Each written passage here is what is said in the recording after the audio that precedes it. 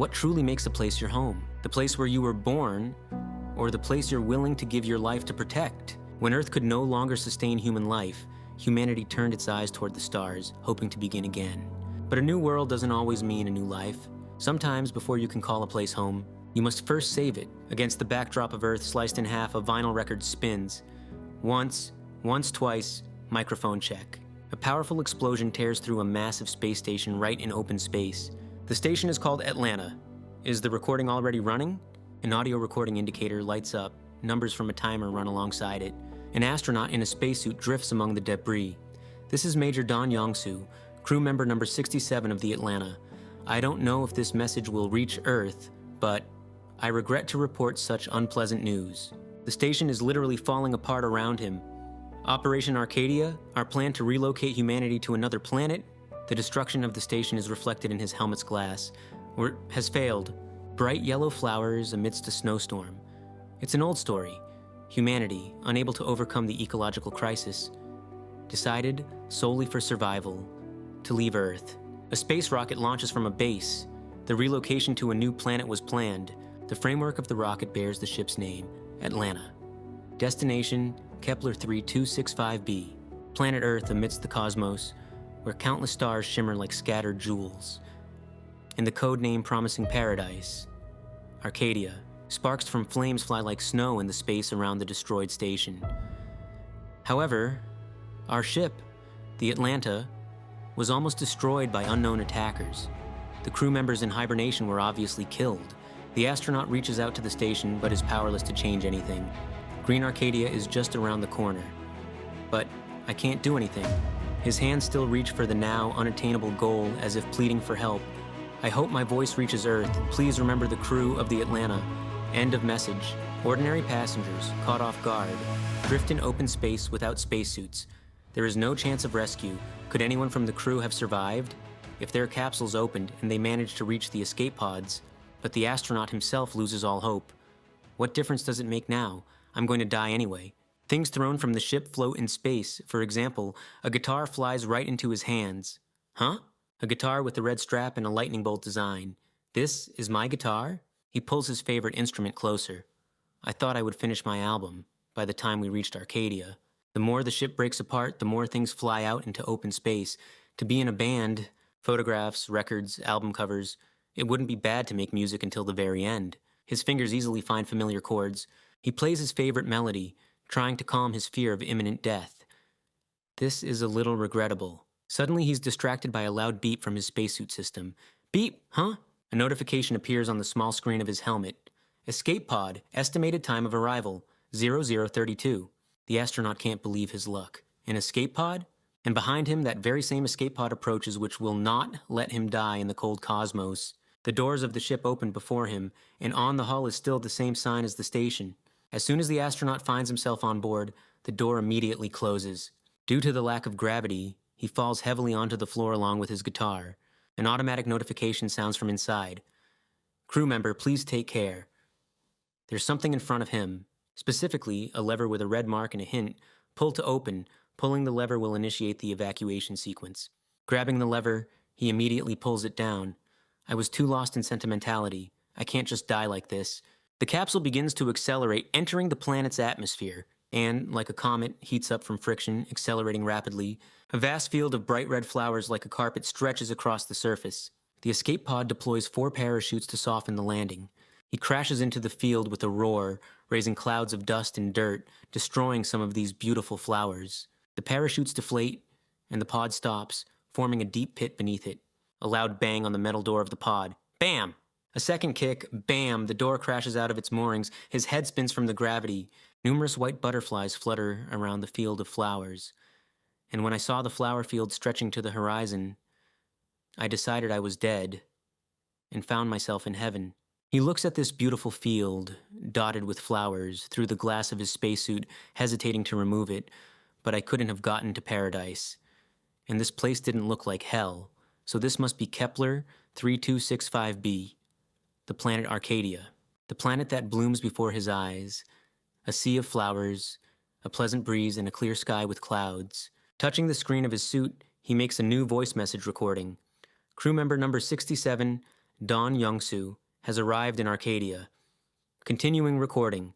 Landing was made on an escape pod. Estimated current time, around noon. Temperature, 23 degrees Celsius. Oxygen concentration in the atmosphere, 12%. Suddenly he notices something else in this field. I see a field of red flowers and a person. Youngsu looks closely. A person? He is wearing a red and white suit and has some kind of weapon behind him. The stranger sat among the flowers. Immediately he exclaims, "Are you crew member? State your name and rank." Suddenly something wet and sticky, like saliva, drips onto his helmet and slowly runs down. Turning around, he sees a cosmic monster. Its body resembles a skeleton with 2 tusks at its mouth and several rows of teeth inside.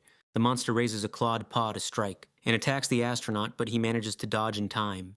He clumsily falls to the ground, having escaped from the rescue ship, and quickly jumps away from the creature, kicking up dust. Youngsu carefully examines the monster. What kind of being is this? Kneeling down, he studies the unknown opponent. Arthropod? No. But can an exoskeleton be so huge? He needs to avoid direct confrontation if possible. The monster stares at him with its red eyes and attacks the astronaut again in a rage while he draws his handheld knife on a cable. However, it seems using it won't be easy. He grabs the knife that has unfolded in the air with one hand and prepares to attack, facing the creature head on. He pushes off the ground powerfully, running forward, and dodges the swipe, leaping aside. He slides, turning to keep the opponent in sight. But then the monster skillfully knocks the astronaut off his feet. Ugh. Youngsu manages to grab onto its tail and hold on. Thanks to the tail, he finds himself high above the creature, in that case, and releases the tail, falling directly onto it. He'll jump onto its head, and, as he intended, the landing occurs right on top of the monster's skull. He immediately twists the knife in his hand and plunges it into its head. He'll aim for the eye. The knife becomes his anchor point to descend towards the eye area. The creature sees him directly in front of it at very close range. Raising his fist, the astronaut aims straight for the eye and delivers a swift blow to the pupil. The monster screams in pain and twitches violently, trying to shake off the opponent. It tries to knock the astronaut off its head with one paw, and manages to pin him to the ground even after that. Now he is pressed by a clawed paw. Damn. Just then, someone takes aim at this monster. That same person in the field of flowers lies down on the ground, sets up his weapon, and aims at the creature. With a single press of a finger on the trigger, he activates his weapon. A swift shot bursts from the barrel. The charge hits the monster directly in the head, delivering a crushing blow. Purple liquid spurts out like a fountain.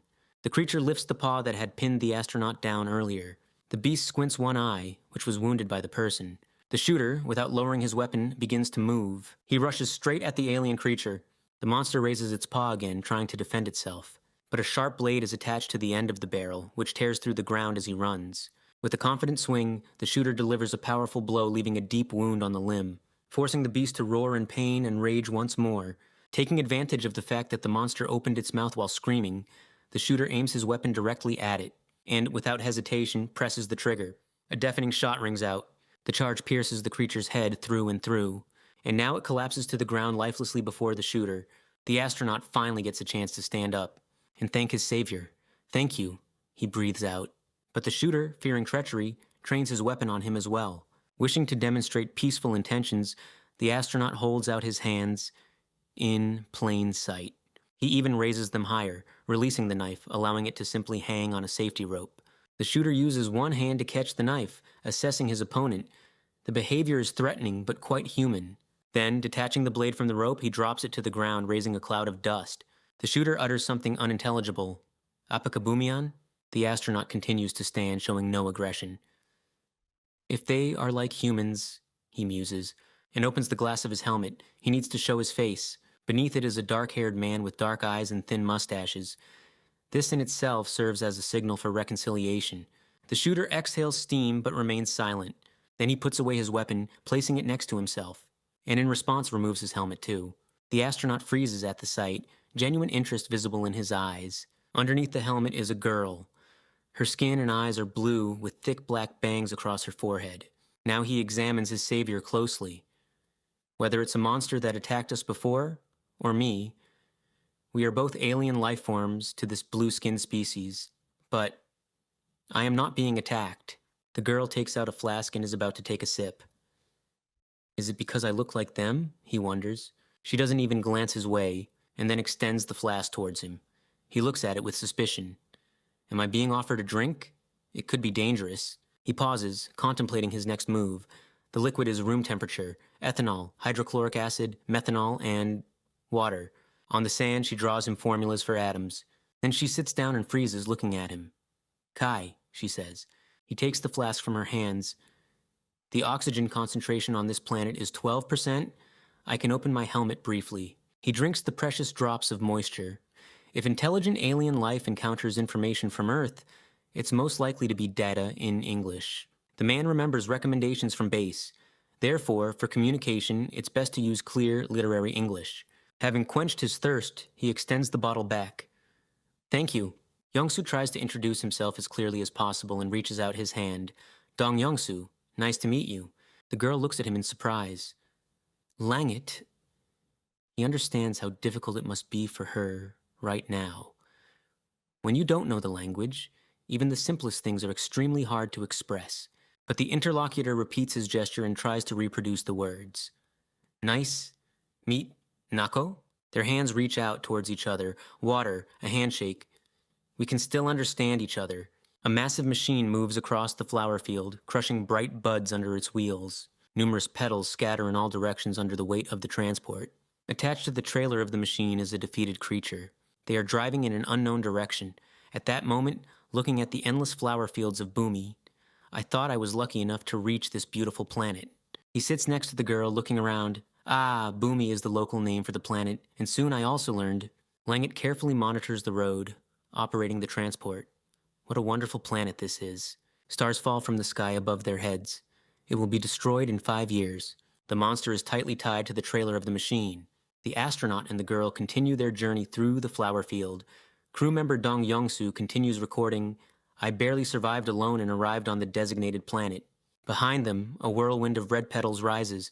On the planet I encountered local humanoids.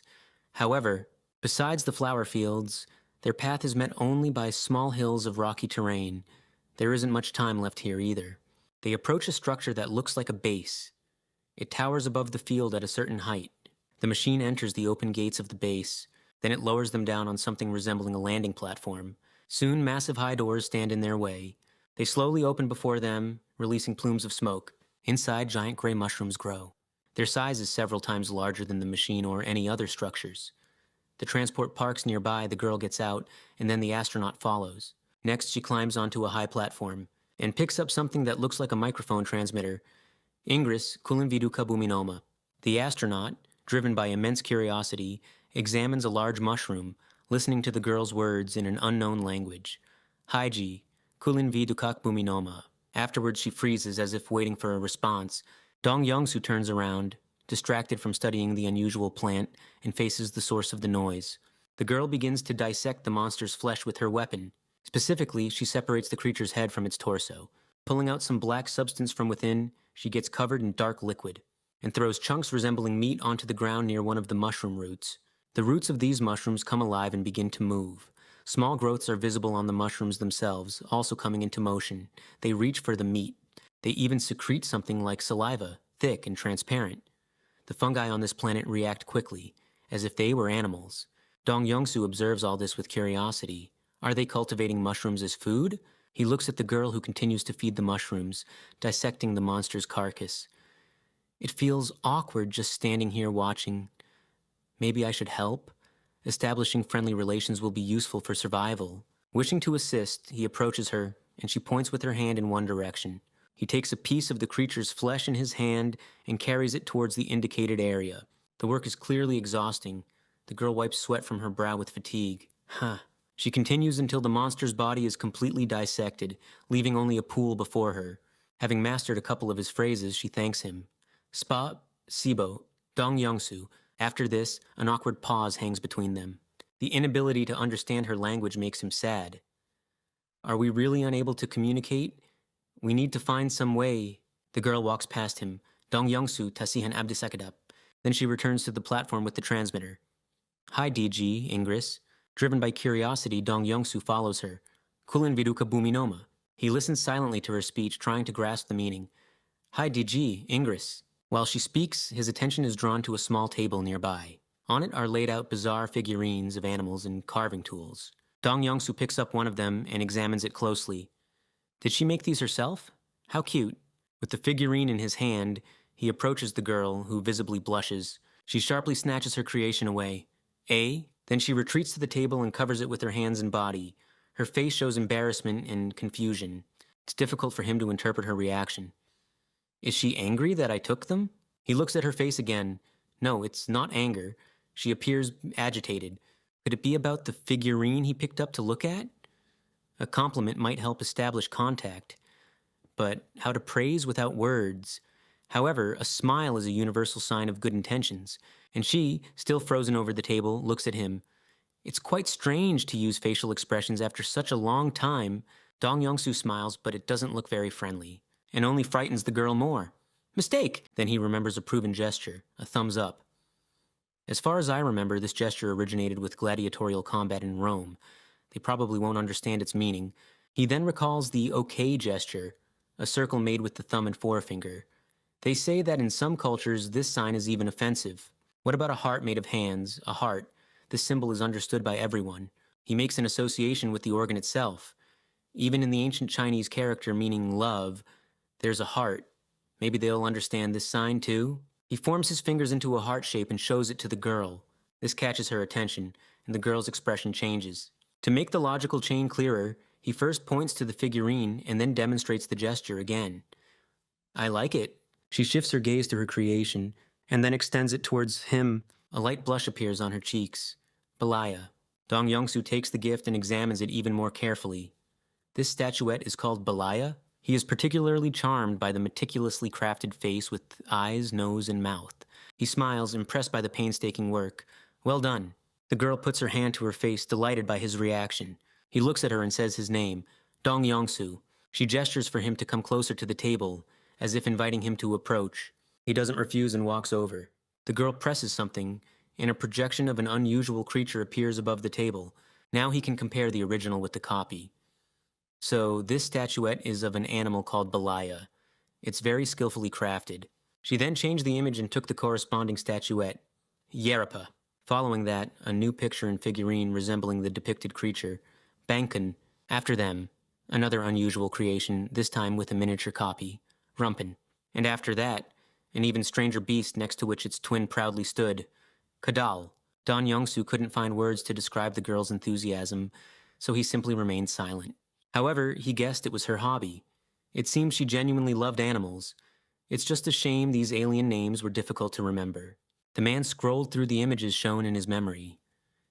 But the animals in the video, they differed drastically from the monster he had to fight. The image of that creature flashed in his mind. It was deadly dangerous, and Don Yongsu really wanted to find out what kind of being it was. Meanwhile, Langet repeated his gesture. She folded her fingers into a heart shape. Don Yongsu. Do you like it? He immediately realized, was she asking who he cared about? Then he activated the holographic screen on his suit. I wonder if I have a photo.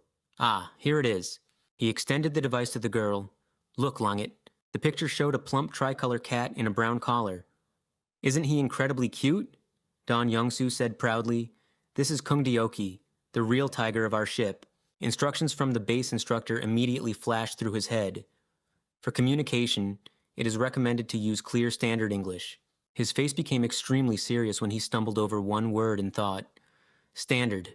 Don Yongsu realized that he had slightly violated protocol. I got excited seeing Kung Dioki. Well, I guess it's not a big deal. Suddenly, Langet tried to repeat what she heard. Offi, Geno? She lovingly glanced from him to the screen. Offi Geno, me, tiger? He quickly corrected her. No, it's a cat, and immediately made a mental note. You need to watch what you say. Nevertheless, he drew one conclusion for himself. She really loves animals. It seems all intelligent beings in the universe react similarly to what they cherish. Langet continued to gaze tenderly at the cat on the screen. This thought evoked memories of his favorite guitar. What I like? He returned the device to the girl and stepped aside. Wait a moment, Langet. The man descended back into the cabin of the machine. From there he retrieved his guitar. Thankfully, the instrument was well preserved. Returning, he called out, Langet. The girl looked at him questioningly. Sitting on the edge of the machine, he took the guitar in his hands. What I like. He prepared to play for her. Music. Langet approached closer, not taking her eyes off him. Don Youngsu gently touched the strings, producing the first sounds. Suddenly, a noise of wheels rushing at high speed sounded. Steam even billowed from under the small wheels. An alarmed cry rang out. Langit! The girl turned sharply. A small white robot with ears was speeding towards her. An anxious face was displayed on its screen. Langit! Ingress Kata! The expression on the screen became even more agitated. Lang! The robot braked right in front of them, creating an awkward pause, and silence fell. Don Youngsu watched the mechanism with curiosity. Later I learned Langit was clearly alarmed by the robot's message. Heiji! Ingress! Kanapa! The robot emitted a piercing squeal in response. Ingress Kata! Don Youngsu wondered what those words meant. The man apparently was also an alien, but his skin was turning red before his eyes, displacing the natural blue hue. He breathed heavily, clenching his fists. Ingress is in danger. The robot's wheels spun furiously. The girl rushed after him, and Don Youngsu hurried along behind her. They are running to where the small robot points. Worry is visible on everyone's faces. The group reaches a red door. The girl reaches for the mechanism to unlock it, and the robot shouts something, pointing at Ingress. Noticing her excitement, Don Youngsu makes assumptions. Has the door jammed? The major remembers the worried look on the girl's face when she was talking over the communicator. Judging by what I've seen, this place isn't exactly welcoming either, he thinks. Gripping the handle, she pulls with all her might, trying to open it by force. Buka! She exclaims. Don Youngsu finally notices the reason for the delay. That's right, the door's warped. He becomes curious about what caused the deformation. Is this a mark from an impact? The girl continues to desperately pull on the handle. Ugh! Escapes her lips. Deep concern can be read in her eyes. Are they hoping to manage only with brute force? Realizing his attempts were futile, the girl kneels beside the robot and gives the command, Hiji, Pinan Kupuin. The robot obediently extracts a capsule containing red liquid with its mechanical hand. Its face expresses alarm as if the contents are extremely dangerous. It extends the capsule to Langit so she can insert it into the compartment on her back. But then Don Youngsu approaches them. He gently pushes the girl aside and takes the metal handle himself. Step aside, says the major. Firmly gripping it, he prepares to wrench the door open. The built-in servo motors of his suit activate, adding to his strength, and with ease he pulls the hatch open, revealing a passage. Behind the door is a dark room. A man lies on the floor, clearly suffering heavy damage. Weapons and broken containers are scattered around him, from which red liquid has spilled. Seeing him, the girl cries out in horror, Ingress! The man breathes heavily, clutching at the edge of his shirt. His body is almost entirely stained crimson. Scattered capsules containing the same red substance lie on the floor, the very one the robot just handed to Langit. The girl rushes to the man lying on the floor, and immediately calls out to the robot, Hiji! The robot opens a backpack on her back, where 2 capsules are secured, one with red contents and another with blue. A mechanical hand reaches for the capsule filled with blue liquid. Receiving the capsule, Langit removes the protective cap, revealing a needle. She lifts Ingress's shirt and administers an injection into his rib area. The girl quickly injects the blue substance. The man's breathing immediately becomes stable. Crimson stains begin to fade and his skin returns to its natural bluish hue. Soon he fully recovers, and obvious relief appears on his face. Langit helps Ingress sit up. Anzuen Damen? She asks. He sits with her help. Damen, he replies. Suddenly his gaze freezes, fixating on something. More precisely, someone. He stares intently at the figure of Don Youngsu, standing some distance away. Ingress sees the aliens and hears snippets of their speech, completely unable to understand what is being said. Then the man finally manages to stand up, leaning on the girl. Finally, Langit turns her gaze towards Don Youngsu. The robot gestures for the major to follow them. Don Youngsu obediently follows, going where the robot leads him on its small wheels. They descend a flight of stairs and emerge from the gloom. The robot stops and raises its arms above its head. A rectangular screen flashes before them. Then the machine points to itself. Hiji! Don Youngsu realizes that the speaker has introduced himself. Pleased to meet you, Hiji. The mechanism flawlessly repeats his words. Pleased to meet you, Don Youngsu. Then it points with its hand at changing images, inviting him to look. A mechanical limb scrolls through the slides one after another. First, the planet itself appears on the screen. Fields dotted with scarlet flowers and rocky peaks. Bumi. The man echoes the name, then on Bumi. The robot switches the picture. Shade. And again scrolls through the image. Now before him is a star. Panon. Looking at the image, Don Youngsu says again, Bumi. The robot shakes its head in displeasure. Nade Panon. Don Youngsu repeats after him, Panon. The machine nods approvingly. Shade. The major draws conclusions. Aha, so shade is the correct answer and nod is incorrect. I see. Bumi is the planet we are on now, and Panon is the local sun. It seems so. The next frame, a comet flying across the sky, Ragbat, and following that, an image of a deceased alien, Maut. Don Yongsu tries to build an associative series. Ragbat, a meteor, Maut, a corpse, death. He is distracted from his thoughts by approaching footsteps. The man turns around. Langwit sees Ingress, whom she rescued. The girl holds his guitar. Ingress lowers himself to one knee, clearly expressing gratitude for being saved. Bumiri tunda suget. Then he places a hand on his chest. Ingress? Dong Yongsu responds by introducing himself, Dong Yongsu. Suddenly the ground beneath their feet begins to tremble. This frightens him. What is that? However, Langit and Ingress remain calm. The man explains, a meteor is falling. Dong Yongsu begins to understand what is being said, relying on the few words he has managed to learn. The robot spreads its arms, switching the image. On the screen appears a huge cloud of dust resembling a mushroom. The Major stares at the picture reflected in his helmet's glass. Ingress looks at him. The meteor is falling on Bumi. Langit approaches and extends the guitar. Mount Bumi, Lima Bera. Dong Yongsu asks again, Lima Bera? The robot tries to explain, gesturing actively. Sun, Bumi. He describes circles with his hands, or Bera Lima. Dong Yongsu falls into thought once more. Bumi orbits the sun. Bera is a year. Then what is Lima? Ingress shows his palm with 5 outstretched fingers. Lima, 5. The Major begins to piece together the puzzle. Lima Bera, 5 years, Maut, death, so. Looking at them, he finally realizes the meaning of Ingress's words. A meteor will fall in 5 years, and everything on Bumi will perish. This revelation shocks the astronaut. What? He freezes, clutching the guitar tightly. Soon all the inhabitants of this planet will disappear. In that case, what is my mission? A memory flashes before his eyes. He's on the ship, and in his hands is the same guitar.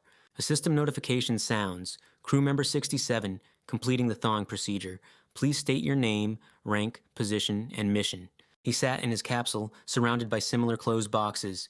Each had its own number. A robot leaned over him. If the data doesn't match, a destruction protocol will be launched. The machine studied him with a camera with a red glow. If you need any mementos, state them now. Dong Yongsu looked at the mechanism and remained silent. Who was I? His gaze fell on the guitar in his hands.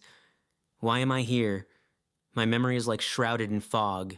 Fingers instinctively landed on the strings, strumming chords. F major, G minor, C major, then C7. He froze, immersed in the rushing memories. I remember this melody, when I played alone at the Space Force base in Houston. Before his eyes appeared a picture. He sits on a stool with a guitar, and Ding brings him song lyrics, assuring him that he will rap.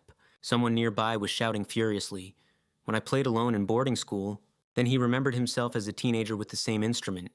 Maria rehearsed a song to this melody for a live performance. The girl in pink headphones with ears sang along with all her might.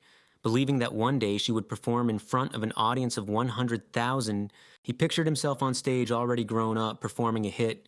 I practiced constantly. Hands skillfully danced across the strings. He was pulled from his reveries by the robot's voice, which continued to watch him intently. Crew member 67, state your name, rank, position, and mission. And then he remembered everything, and clearly said, Major Dong Yongsu, head of the 1st Technical Maintenance Department of Atlanta. To ensure the success of the Arcadia mission, I must keep Atlanta in optimal condition for the safety of the crew. The robot did not avert its camera, analyzing the answer. Very good, Major Dong Yongsu. And finally, please state your assigned code name. With a confident look, he stated, Aro KZVEZDA, and then repeated to himself, Rockstar. Thoughts raced through his head. My mission was to maintain the ship in working order and ensure the safety of the crew. Oppressive thoughts did not give him peace. I am the only survivor, and I am okay. But what happened to Atlanta? This huge spaceship could not have been destroyed so easily. If I find the engine, maybe... His gaze fixed on Langwit and Ingress. The planet Bumi will not die. Now his face glowed with determination to save it. My mission has not yet failed. He took several books out of his suit and began rummaging through them. I need to explain. Flipping through the editions, he decided what would be useful. An English dictionary, a periodic table. He couldn't help but exclaim aloud, Damn, where do I even begin? Hiji opened one of the books he had discarded, Dong Yongsu. He heard his name and turned around. He approached and listened to the robot's voice. Human writing. With a mechanical finger, Hiji pointed to an image of an apple in the book, next to which was written its name. Dong Yongsu correctly pronounced the word, apple. Then the robot moved on to the next picture. Bread. Langit and Ingress silently observed Hiji studying new words of the human language. Cat. The robot then pointed to a picture where a person was eating a sandwich. Sitting down beside him, Dong Yongsu translated, eating food. Then the robot tapped the image where the person pointed to themselves. I. Next, it touched the picture with a boy. Eat. Dong Yongsu mimicked the movement from the drawing, and separately indicated the sandwich in his hand that was being bitten into food. Unexpectedly, the robot gave the result. I understand. He looked at the dictionary again, and began to try reading. Slomutofar. Then he flipped through the pages of the book further. Dong Yongsu didn't take his eyes off Hiji's actions. He flips through the book from beginning to end until he reaches the cover. Analyzing the data, Hiji says, the structure of human grammar has been loaded. What do you want, Dong Yongsu? Now it is much easier for him to convey his thought. I know a way to destroy the meteoroid, but the robot won't even give me a chance. It's impossible. Leave. However, Dong Yongsu honestly admits, I cannot leave. My spaceship crashed. He carefully watches the robot's reaction and continues. But if we can find the wreckage, we can destroy the meteor. Ingress was the first to interrupt them. Hijina, dengarati tamala. The robot immediately translates. They are asking you to explain this method. Then Dong Yongsu takes another book in his hands, a scientific collection. Flipping through the pages, he searches for the necessary section. The chemistry section, there he finds a table, the periodic table of elements, and tears out the needed sheet from the book. He calls out chemical elements one by one, laying out the torn pages in front of him, until he arranges several sheets in the order he needs. Before him is a sheet describing the element, hydrogen, 2, and then a sheet with oxygen, 1. He turns to the robot. Hydrogen 2, oxygen 1, water. Hiji listens attentively. I understand. The Boomian people view elements in exactly the same way. Then the man decides to go further. And do you understand this? He extends the next sheet, which the robot studies carefully. Ton? Before him is a complex diagram that he examines in detail. Humanity discovered. Hiji looks at the astronaut with doubt, raising an eyebrow. First, and reads the main words on the sheet. Dark matter? Dong Yongsu nods in agreement. Yes, a substance that cannot be observed using light, reacting only to gravity. Appleton, dark matter. Hiji's electronic face becomes serious. He frowns. Humanity has discovered the nature of dark matter? Boomian science cannot explain it. But Dong Yongsu emphasizes the main point. It doesn't matter that you don't know this. The important thing is that we can use it. The dark-haired man clarifies, does anyone on board have experience with Appleton particles? 2 others, in yellow t-shirts, look at him with a silent question in their eyes. He folds his arms across his chest, looking at them. Well, I guess there's nothing to be done. The man in glasses nearby gives an order. Conduct a brief introductory lesson. The man begins to explain the intricacies of this topic to the others. Atoms consist of a nucleus and electrons surrounding it, right? Then he cites a diagram that Hiji had examined earlier, an element where positrons, antiparticles of electrons, occupy their place. In other words, an element consisting of a dark nucleus and positrons. And that is what we define as dark matter. He raises his hand. Appleton is currently the only dark matter discovered by humanity, and this... He points to the large engine before them, the Atlanta's engine powered by dark matter, and shifts his gaze to the mechanism. More precisely, it's a full-scale model. He looks at the future passengers again. But with its help, you can understand the structure. On the left side is the maintenance compartment. One of the men in yellow raises his hand. Chief Maintenance Officer Number 1, Dong Yongsu. Then he invites him to come forward. Come up one by one, starting with you. Be careful, it's a steep climb. He points to the emblem. Remember this symbol right at the entrance. Applying some force, he strikes it with his fist. A panel opens behind the emblem. He takes out a small yellow book. The manual is stored here. Follow it. Dong Yongsu asks, what does it say inside? He opens a book. Before his eyes lies a self-destruction protocol. The man's eyes reflect astonishment. Self-destruction? Why would we need that? His companion looks at him with even greater bewilderment. Why do you ask? Because dark matter is an incredibly powerful bomb antimatter. A colleague wearing glasses joins the conversation. Arcadia is a planet of Earth-like type. If there is life and civilization there, then the process of their development is likely similar to that on Earth. He describes evolution, from primates to Neanderthals, and then to intelligent humans, and paints roughly the same picture, only with aliens with blue skin participating. The man's face becomes serious as never before.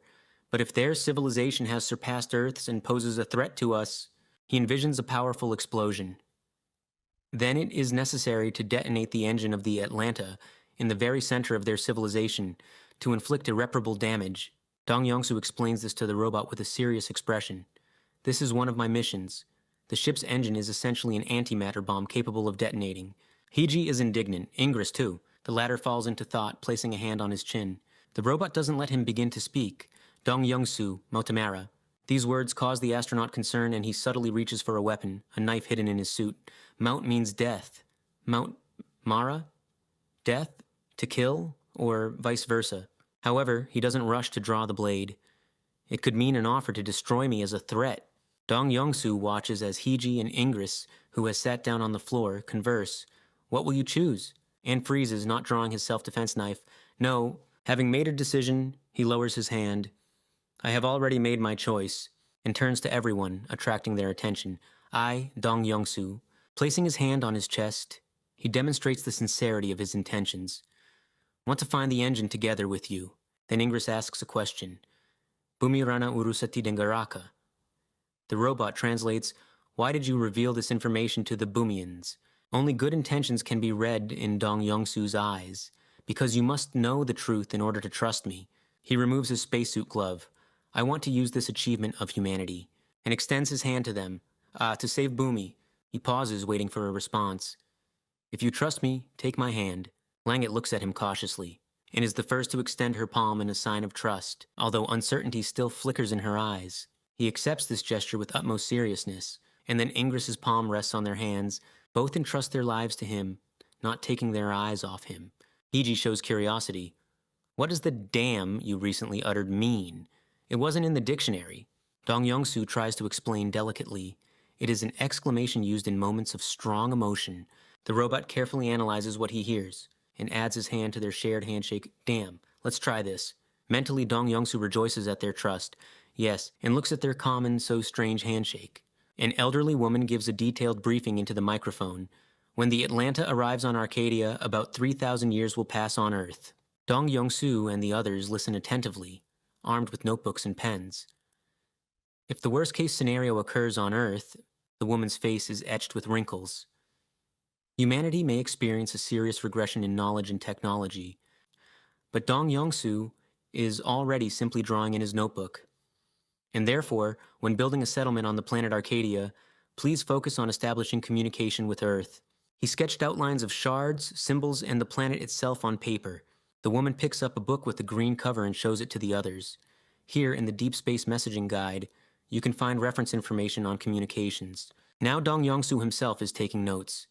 Crew member number 67, Dong Yongsu. Writing report according to the Deep Space Messaging Guide.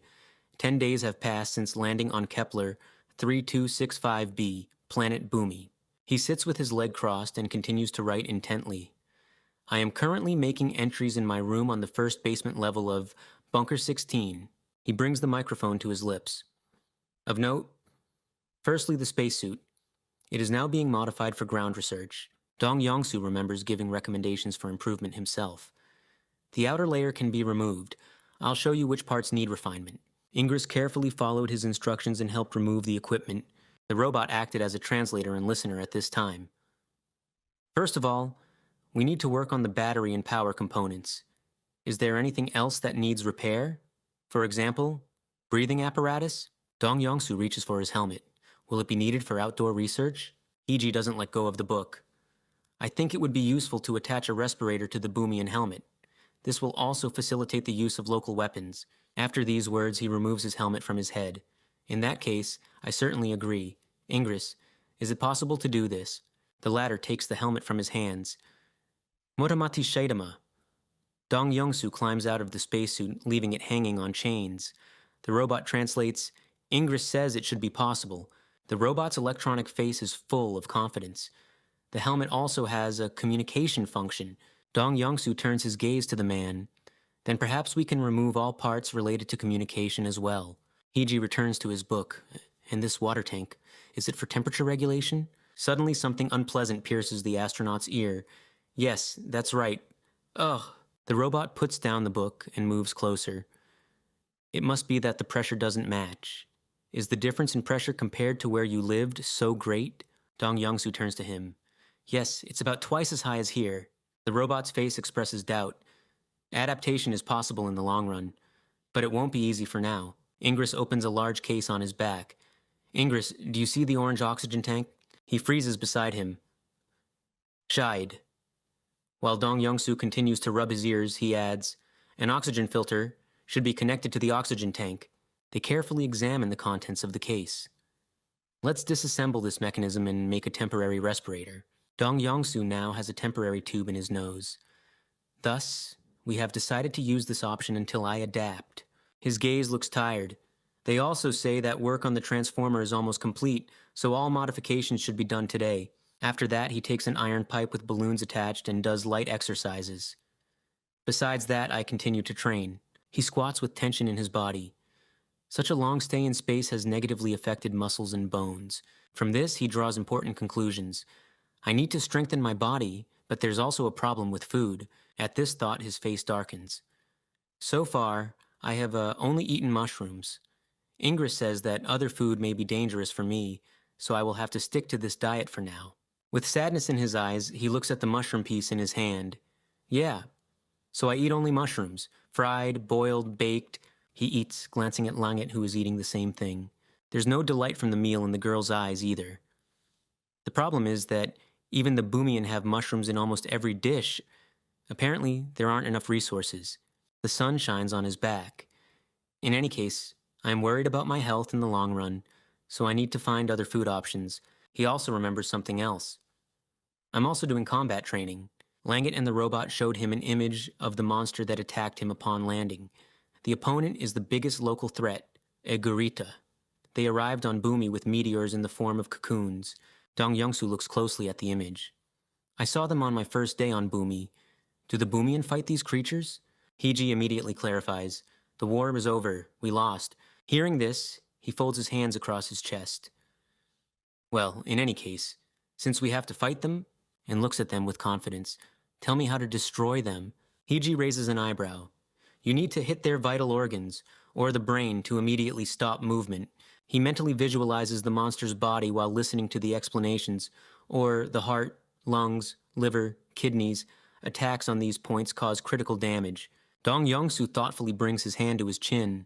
The structure of their bodies is strangely reminiscent of vertebrates. Heiji immediately clarifies, actually they are vertebrates. Dong Yongsu turns his gaze to the weapon lying before him. How to use it. The robot begins instruction. The main means of protection is a naga. Heiji explains.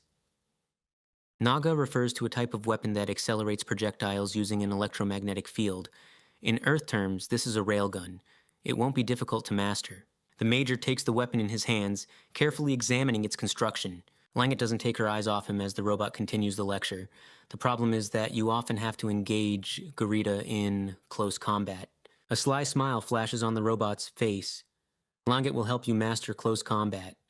The girl presses a mask to her face. She takes several deep breaths, and her skin begins to flush with redness. When the girl's body changes color, she leans towards the weapon. Use the naga at long range, but if you can't eliminate the Gurita immediately, it will instantly close the distance. Heiji points to the next sample. Teranaga is a modification with a 4-chambered rotating drum.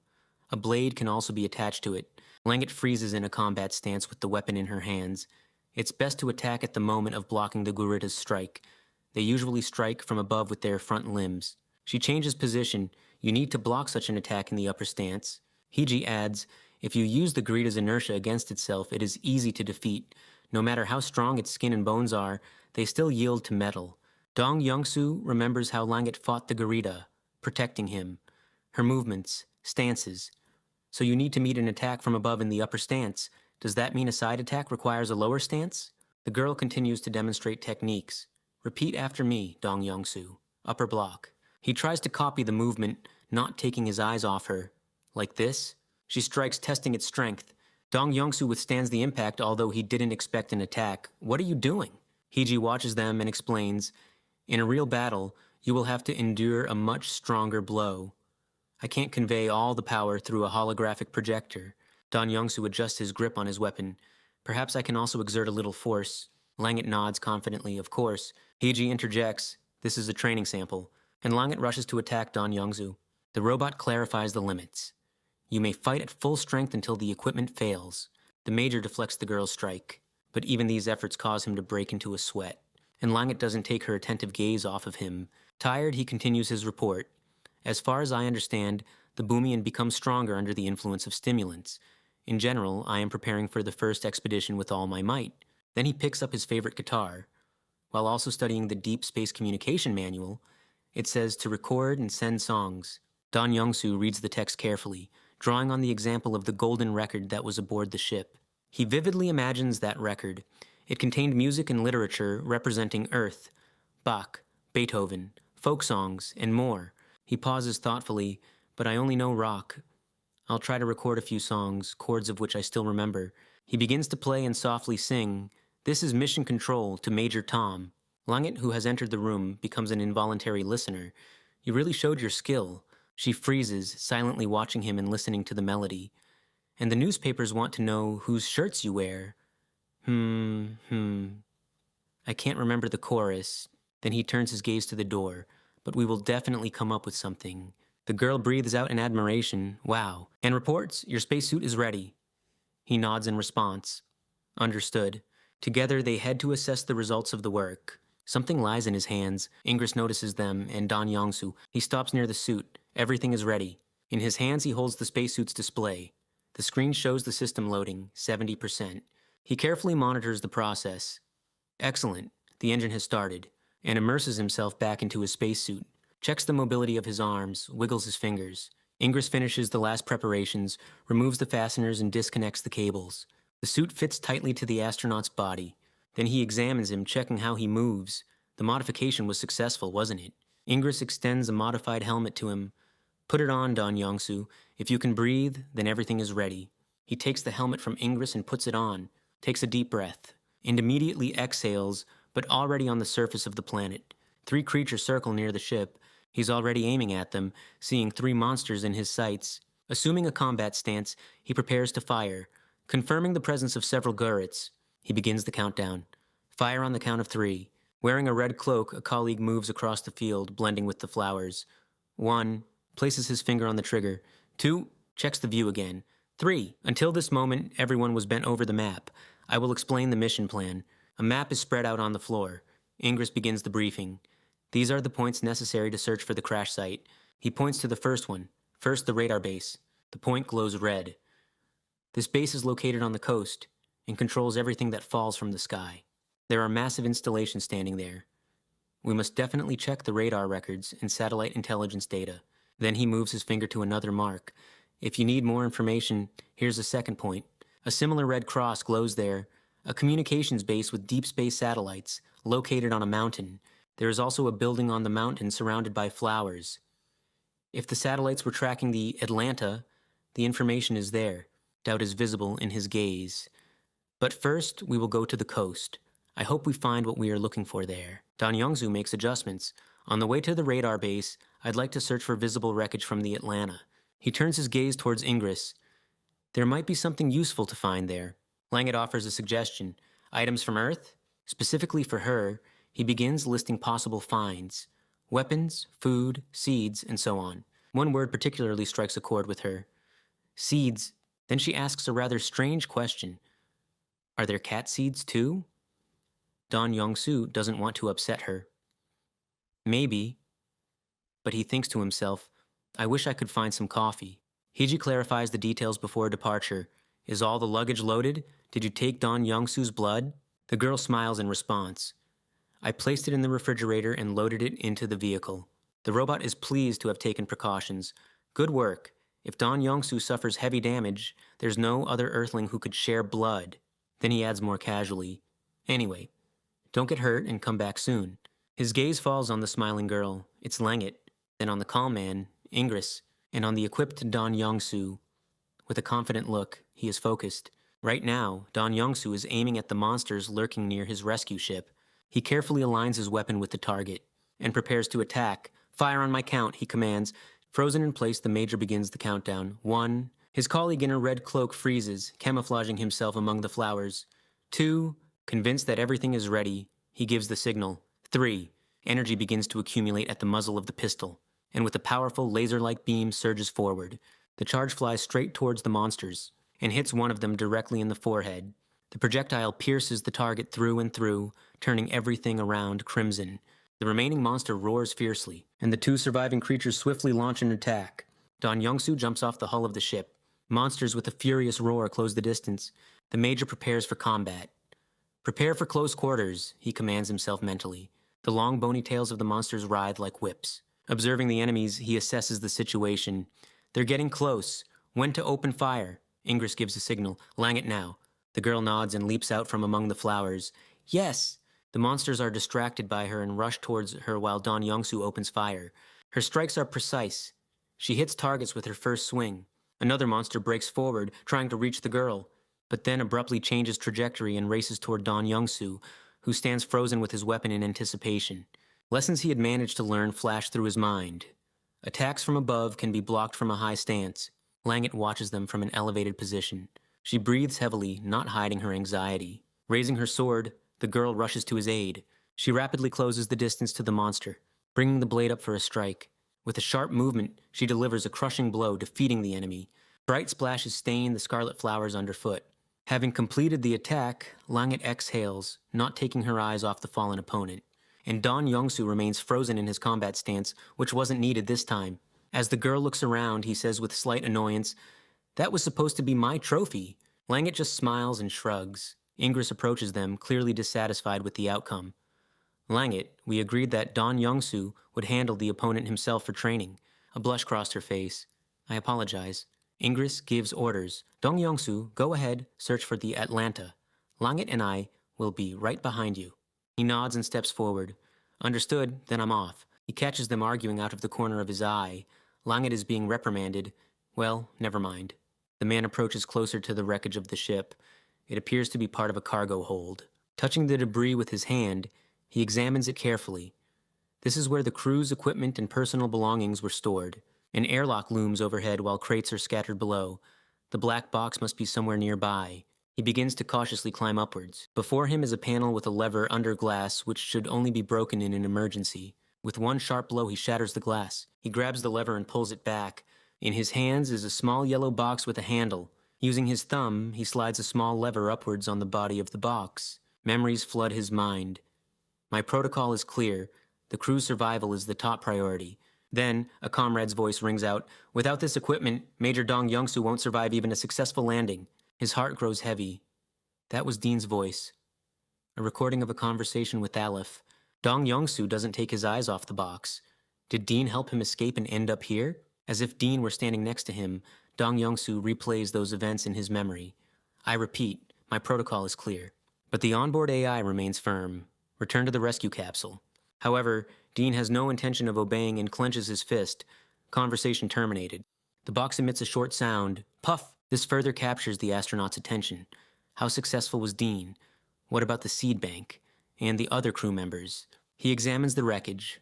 A guitar was also saved thanks to Dean. Suddenly a thought occurs to him. First I'll check the already opened containers. Below stands Langet, looking up at him. "Dong Youngsu, do you need help?" He shakes his head. "No, I'll be down soon. I'll send some things down. Catch them." The girl freezes, staring up at him from below. Dong Youngsu drops the crates to her. Then he climbs down himself. Langet leans over one of the boxes. "Supplies? Useful ones?" He explains. "There are weapons in the dark containers. In his hand is a book with a black cover, and I found some keepsakes. The title is written on the cover in white ink." He lowers the book. "Let me examine everything first, and you rest." Then he sits down on the roof of a car, clutching the book in his hands. He begins to flip through the pages, reading the contents. But now there's even more sadness in his eyes. Memories flash before his eyes. Someone calls him by rank and name. Lieutenant Dong Youngsu? He turns around with a serious expression on his face, and immediately snaps to attention, bringing his palm to his temple. Two men stand before him. One wearing glasses, the same one who gave the briefing on dark matter, and the other is clearly military, as he returns the salute. At ease. Langet approaches from behind and glances at the book. "Dong Youngsu, what are you reading?" He explains. "These are the records of my friend. His name was Dean." She curiously turns her gaze to him. "What's written in there?" He begins to read aloud without looking up. "July 26th. I was selected as a participant in the Arcadia mission. Against the backdrop of a beautiful orange sky, he continues reading. On the plane, heading to base, I met Chief Technical Officer Dong Youngsu. I thought we were of the same rank, so I decided to be friendly. But it turned out he's a major. His gaze fully reflects his feelings. He could have warned me. What a scoundrel. Then he falls silent for a moment, and sighs with annoyance. Wow, that's irritating. The girl doesn't understand. Other items, can I take a look? He nods. Oh, of course, just be careful. And once again remembers how he gave him a salute. The man gave him the command. At ease. A briefcase is in his hand. The man in glasses removes his jacket. Long time no see, Lieutenant Dong Youngsu, and doesn't take his eyes off him, introducing himself again. As you know, I'm Alex Chan, transferred to Space Research Headquarters. He sits down on a chair. His guest does the same. I am Staff Officer Connor Callahan. Pleased to meet you. Books are in their hands. Youngsu Dong introduces himself in response. Logistics Officer of the 23rd Space Brigade, Youngsu Dong. Pleased to meet you. Connor gives him an attentive look. Let's begin.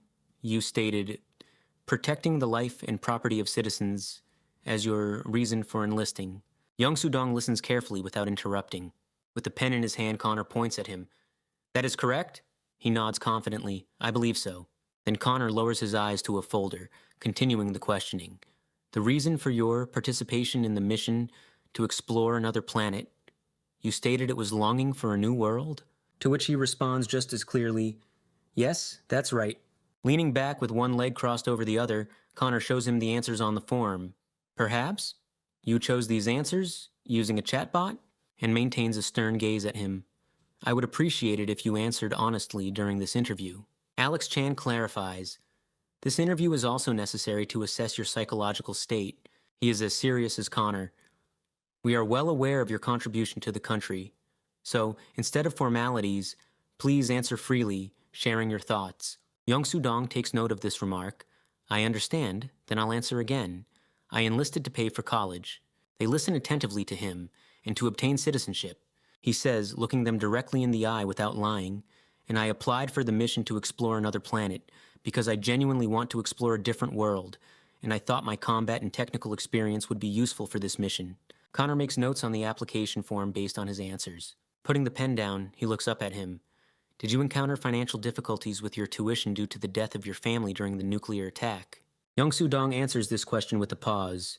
That's correct, but the officer isn't interested in pleasantries. What did you feel then? Understanding this, Youngsu Dong admits, without excessive emotion, I was overwhelmed with thoughts about how to pay for the dormitory. Insurance companies were also affected, so at one point I had no money at all. Connor makes another note. And to earn money, did you associate with juvenile delinquents? The young man's face hardens. Where did you get this information? But Connor doesn't even look at him. Just know that we spoke with people in your circle. After that, Youngsu Dong defends his honesty. I bought and sold smartphones and other electronic devices, but I never stole or threatened anyone with a weapon. A hint of resentment flashes in his eyes for such words. Later, when I started living with the Martinez family, I completely stopped doing that.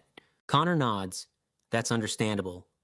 And examines the application form of the woman who took him in. Name, Maria Martinez.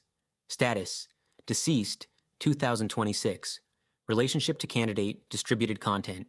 Key points, met candidate Youngsu Dong, actively created content in collaboration with him. Being satisfied with the answers, he moves on to the next topic. Let's talk about your service in Kazakhstan. Did you and Alex Chan experience real combat there? Alex immediately praises his merits. Lieutenant Youngsu Dong handled the sudden attack excellently. However, Connor insists, tell me about your combat experience? To which Youngsu Dong calmly replies, at that time, our mission was to search for a meteorite that fell in the Kazakh steppe. He gestures with his hands for clarity. This meteorite, consisting of rare earth elements, was worth around $60 million. An armed group tried to seize it. I personally drove the transport truck to lure them into where our main forces were located. Memories flash before his eyes. He's at the wheel, and explosions are booming all around him. Connor makes a note in his notebook. Alex Chan had told him about this incident many times, although the story sounded much more interesting in his version. He places the folder on his knee. So, after that incident, you applied for courses to improve your rank. It seems any difficulties ultimately only benefit you. Young Sudong says thoughtfully, I think after serious shocks, courage awakens within me to take on new challenges. Connor's voice sounds rough. Actually, that's exactly what interests us. These challenges, are they your way of escaping trauma? Genuine surprise is reflected on the young man's face. However, he quickly regains his composure and continues listening. From my point of view, you are a lucky fugitive. Your parents died. You joined the army. There isn't a drop of pity for the young officer in the interviewer's eyes. Your comrades died. You are discharged. The earth seems doomed, and you run away again. Is that so? Only after waiting for him to finish does Yongsoo respond softly. There have been many moments in my life when I wanted to give up, to break or endure. They listened to him with a glimmer of respect. Looking at his serious face, Connor added, one way or another, there are only two paths, although pain and longing can be read in Yongsoo Dong's eyes. If you don't give up and continue to endure, eventually the situation will improve. Connor gets down to business. I see that Camila Martinez is listed as your pension recipient. Please confirm the address and contact information. He pushes a sheet forward, pointing with his finger at the relevant field. All information obtained during this mission will be classified and officially documented as deployment. Yongsoo Dong takes the papers and reads them carefully, after which he concludes, so, I passed? Connor rubs his temples. Please understand, sometimes questions cross a line. This is necessary to clarify certain things. Alex remains calm. Psychological vulnerability can actually be your strength. Then he pushes another folder with data on the Arcadia project forward. Inside, a diagram of a spaceship. The code name for the mission to explore another planet, Arcadia. Young Sudong takes the folder in his hands. Study the documents right here. Connor explains the details as they walk. Your position is Chief of the 1st Technical Service Department. Upon arrival at headquarters, you will be promoted to Major. Yongsoo breaks his gaze from the papers and looks at his interlocutor. Connor immediately cools his enthusiasm. However, until you board the ship, consider yourself merely a candidate. Focus on preparation. Yongsoo returns the folder to the table. I thought they would choose someone with experience in space, so I admit I'm surprised. Alex Chan rummages through his bag. Most of the journey will be spent in hibernation. Therefore, our goal was an agent with excellent survival skills in extreme conditions. Connor picks up on the thought, putting the folder back into his bag. Real combat experience also became a significant advantage over other candidates. They all put on their jackets, preparing to leave. Your luggage is already en route. Follow the instructions of management from now on. Alex nods encouragingly. We look forward to the successful completion of your mission. As they turn to go, Connor glances back. By the way, do you happen to drink? Smoke? Yongsoo immediately replies, I've given up alcohol, and I only smoke occasionally after training. Connor hints, I suppose you have time for one cigarette. Pressing his palm to his temple in a gesture of greeting, Yongsoo watches them leave. Someone calls out to him, Lieutenant Dong Yongsoo. 2 men in yellow uniforms stand before him. They wear berets, headphones, and carry weapons. I'll escort you. They lead him out of the building. An airplane stands outside. The weather is wintry, snowy. One of the men searches his pockets for something in his yellow jacket.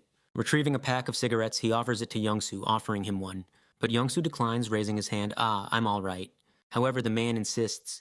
An officer from personnel asked me to give you this. He looks at him intently, as if hinting, this is your last cigarette in life. After these words, Dong Yongsoo reaches for the pack to take a cigarette. The man even brings up a lighter himself, helping him light it.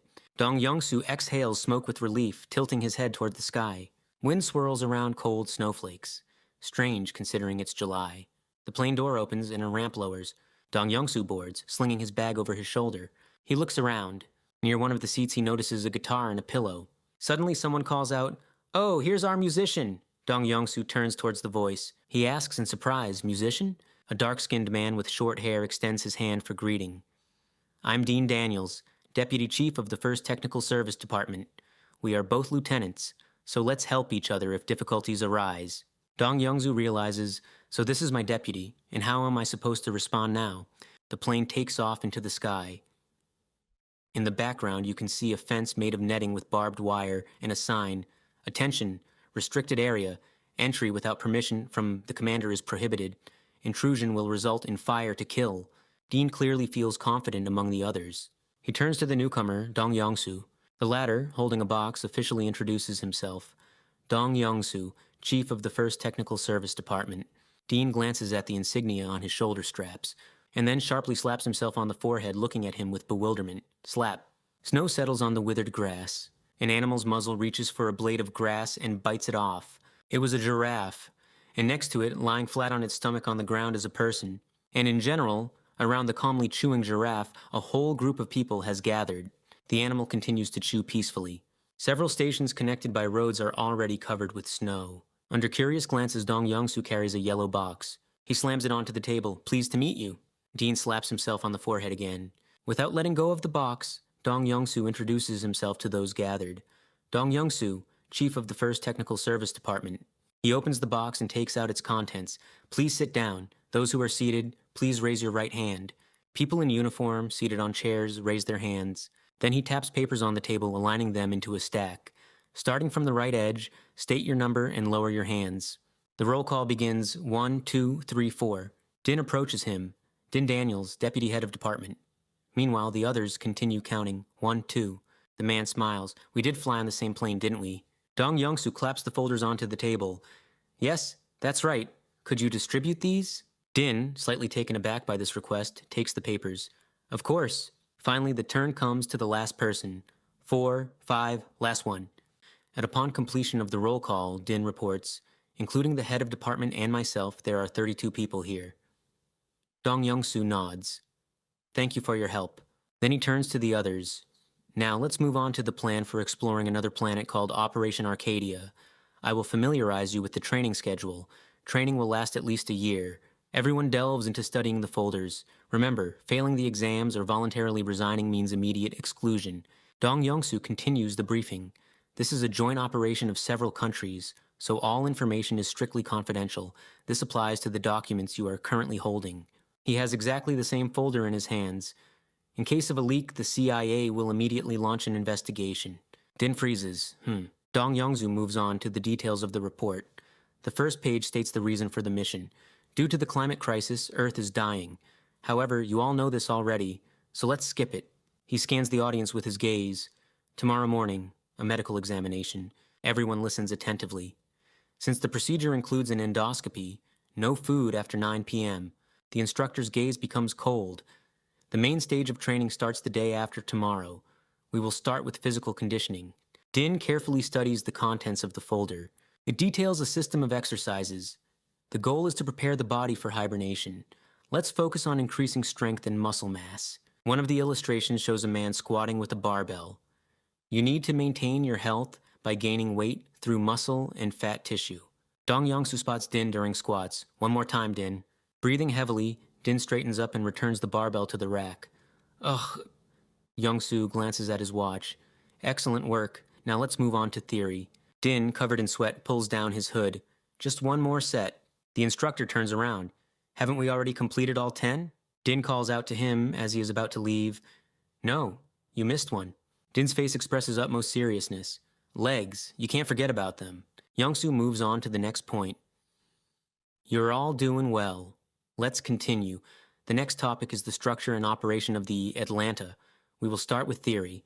An elderly woman stands at the blackboard, her hands clasped behind her back. After each lesson, you will have a test. Everyone bends over their tests, including Young-soo. He rests his head in his hand. Oh. Suddenly, he glances at Din sitting behind him. Din notices this and freezes with a pencil hovering over the sheet. Young-soo signals to Din with his fingers. What's the answer to the third question? In response, Din shows him a rotating motion with his finger.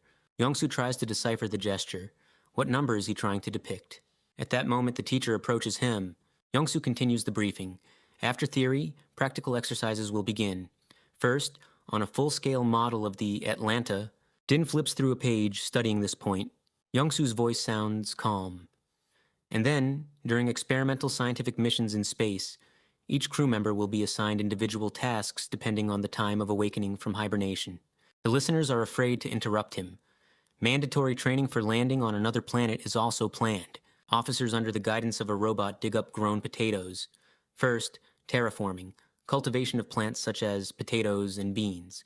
Din looks at the tubers in his hands with admiration. Look what a wonderful harvest, Chief. But Young-soo does not share his enthusiasm. How tiring, standing on your knees and digging potatoes? He sits down on the ground sighing. Why isn't there coffee in the training program? Din, hearing this, smiles.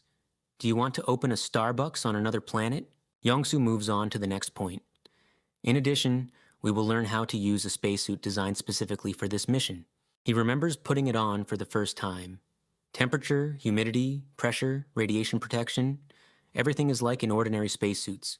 He adjusts the undersuit worn beneath the outer layer, but it also has an exoskeleton that we will use on the surface of the planet.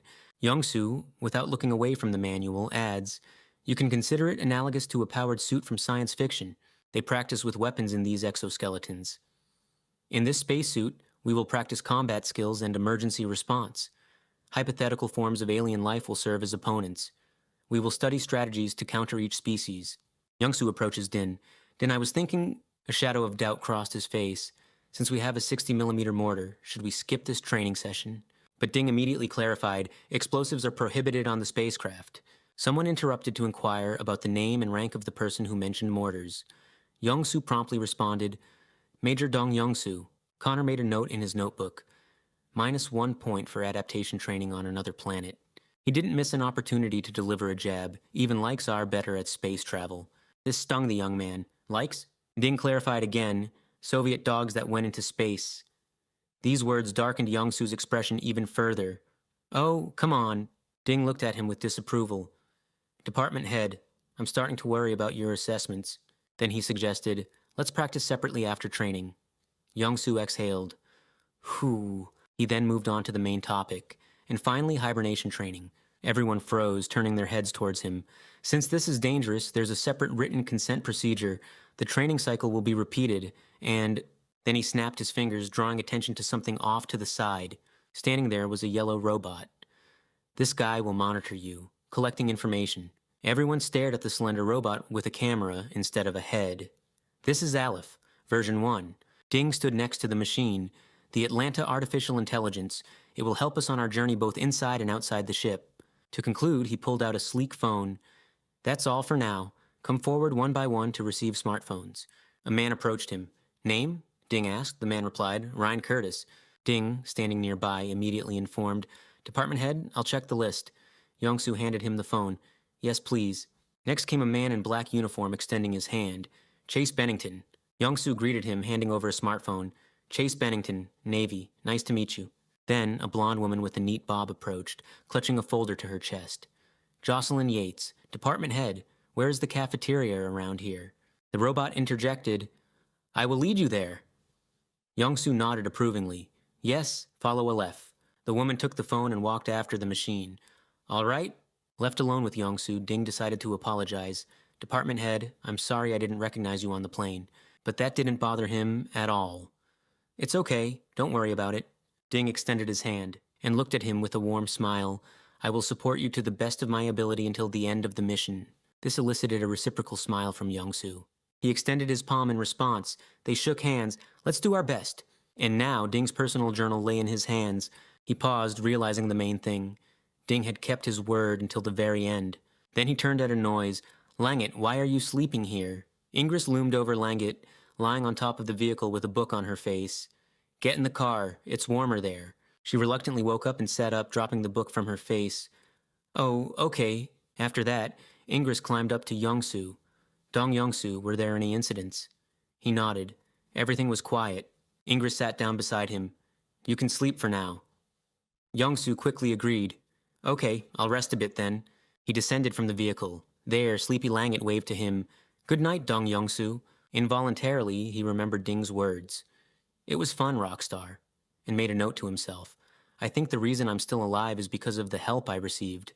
Entering the vehicle, he removed his helmet and sitting down, looked at it. Rest in peace. Ding! A girl with twin tails and cat ear headphones stood turned away. Young Yongsoo reaches out to her with his hand. His eyes show excitement and anxiety. As soon as she turns around, flames erupt around her, scattering sparks into the air. The closer he got, the brighter the fire blazed. And yet, without stopping, he continued to reach for her with his outstretched hand. Meanwhile, Hiji launched a transmitter attached to a weather balloon from the base roof. In his mechanical hand is a radio. Respond if you hear me. Over. It's morning. Is everyone awake? Langet heard him and responded into her helmet. This is Langet. I'm not sleeping. On duty. Hiji asked, and what about the others? The girl replied, I'll check if they've woken up now. As she leaned towards the vehicle door, a voice came. I'm awake? Hiji clarified, who is that speaking? Ingress picked up his helmet. Ingress! The robot's face expressed dissatisfaction. So there's only one left. And he shouted at the top of his lungs, Youngsu Dong, wake up! This cry startled the young man and woke him with fear on his face. Sharply jumping up, Youngsu calmed down a bit. He scared me. Ingress clutched his chest. I almost died of fright myself. Hiji continued. Now that everyone is awake, let's start the quiz. Langit, you're first. Jadi tangannya bersatu mendengarkan utama. Try to translate this into English. The girl moved her helmet closer. Before undertaking anything, team members must gather to discuss the changed situation. The robot praised her. Excellent. The girl laughed. Then the robot turned to Ingress. Next, Modimana Rabumirai Chaidala. With obvious tension on his face, he replied into the helmet. This place needs inspecting again. The robot corrected him, but still praised. Scouting, but still good. And with some uncertainty, switched to the third team member. Now Don Youngsu, serotonin reuptake inhibitors regulate neurotransmitter levels in synapses to manage mood and emotions. Try translating this into the language of Bumian. Sleepy Youngsu lay on the bed, huh? He sat up, holding his head. I'm not fully awake yet, and I think I heard something strange. Hiji tried to cheer him up. Don Youngsu, it's difficult, but you can do it. Although the robot's facial expression wasn't quite as optimistic. It is important to learn more about people. Basic knowledge is needed to start a conversation. Youngsu gathered his thoughts and tried to answer, even pressing a finger to his temple. Serotonin reuptake.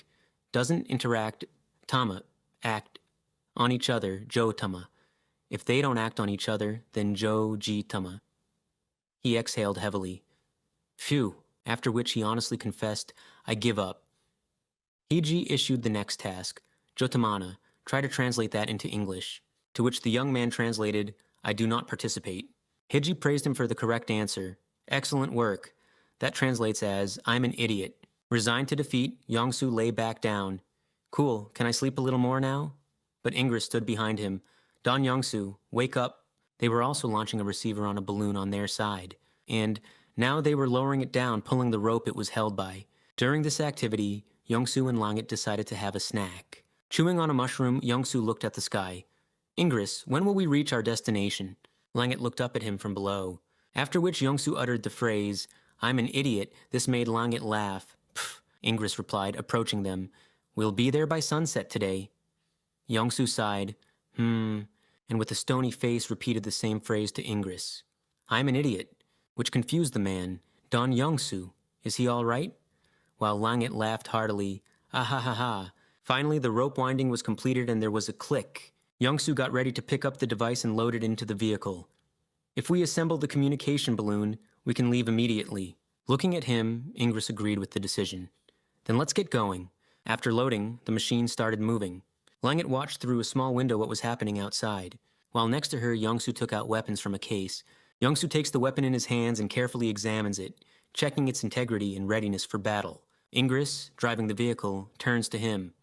What's the condition of the weapon? Youngsu analyzes the find and concludes. It looks good, but we need to insert batteries to check if it works. Ingress shows curiosity. And what kind of weapon is this? Putting everything back in the case, Youngsu explains, railguns, similar to yours but smaller caliber and capable of continuous fire.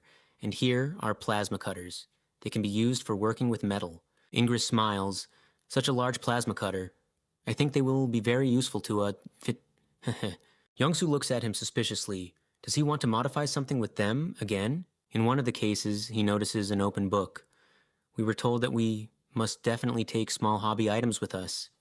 Mine was a guitar. He picks up the book and examines it. There is a girl drawn on the cover. I don't know who she was, but someone from the team apparently packed a comic book with them. Flipping through the pages, he turns to the girl. Langit, did you find this? She nods.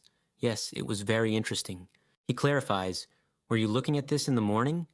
The girl turns away from the window. Aga, but what's written there? It doesn't look like code, but I couldn't read it. On one of the pages, a girl is standing with a bat. Don't worry about that. and another shouts at her, pointing his finger. "You fool!" Youngsu explains. "This is Japanese." The girl asks in surprise. "Japanese?" Then he clarifies. "Yes.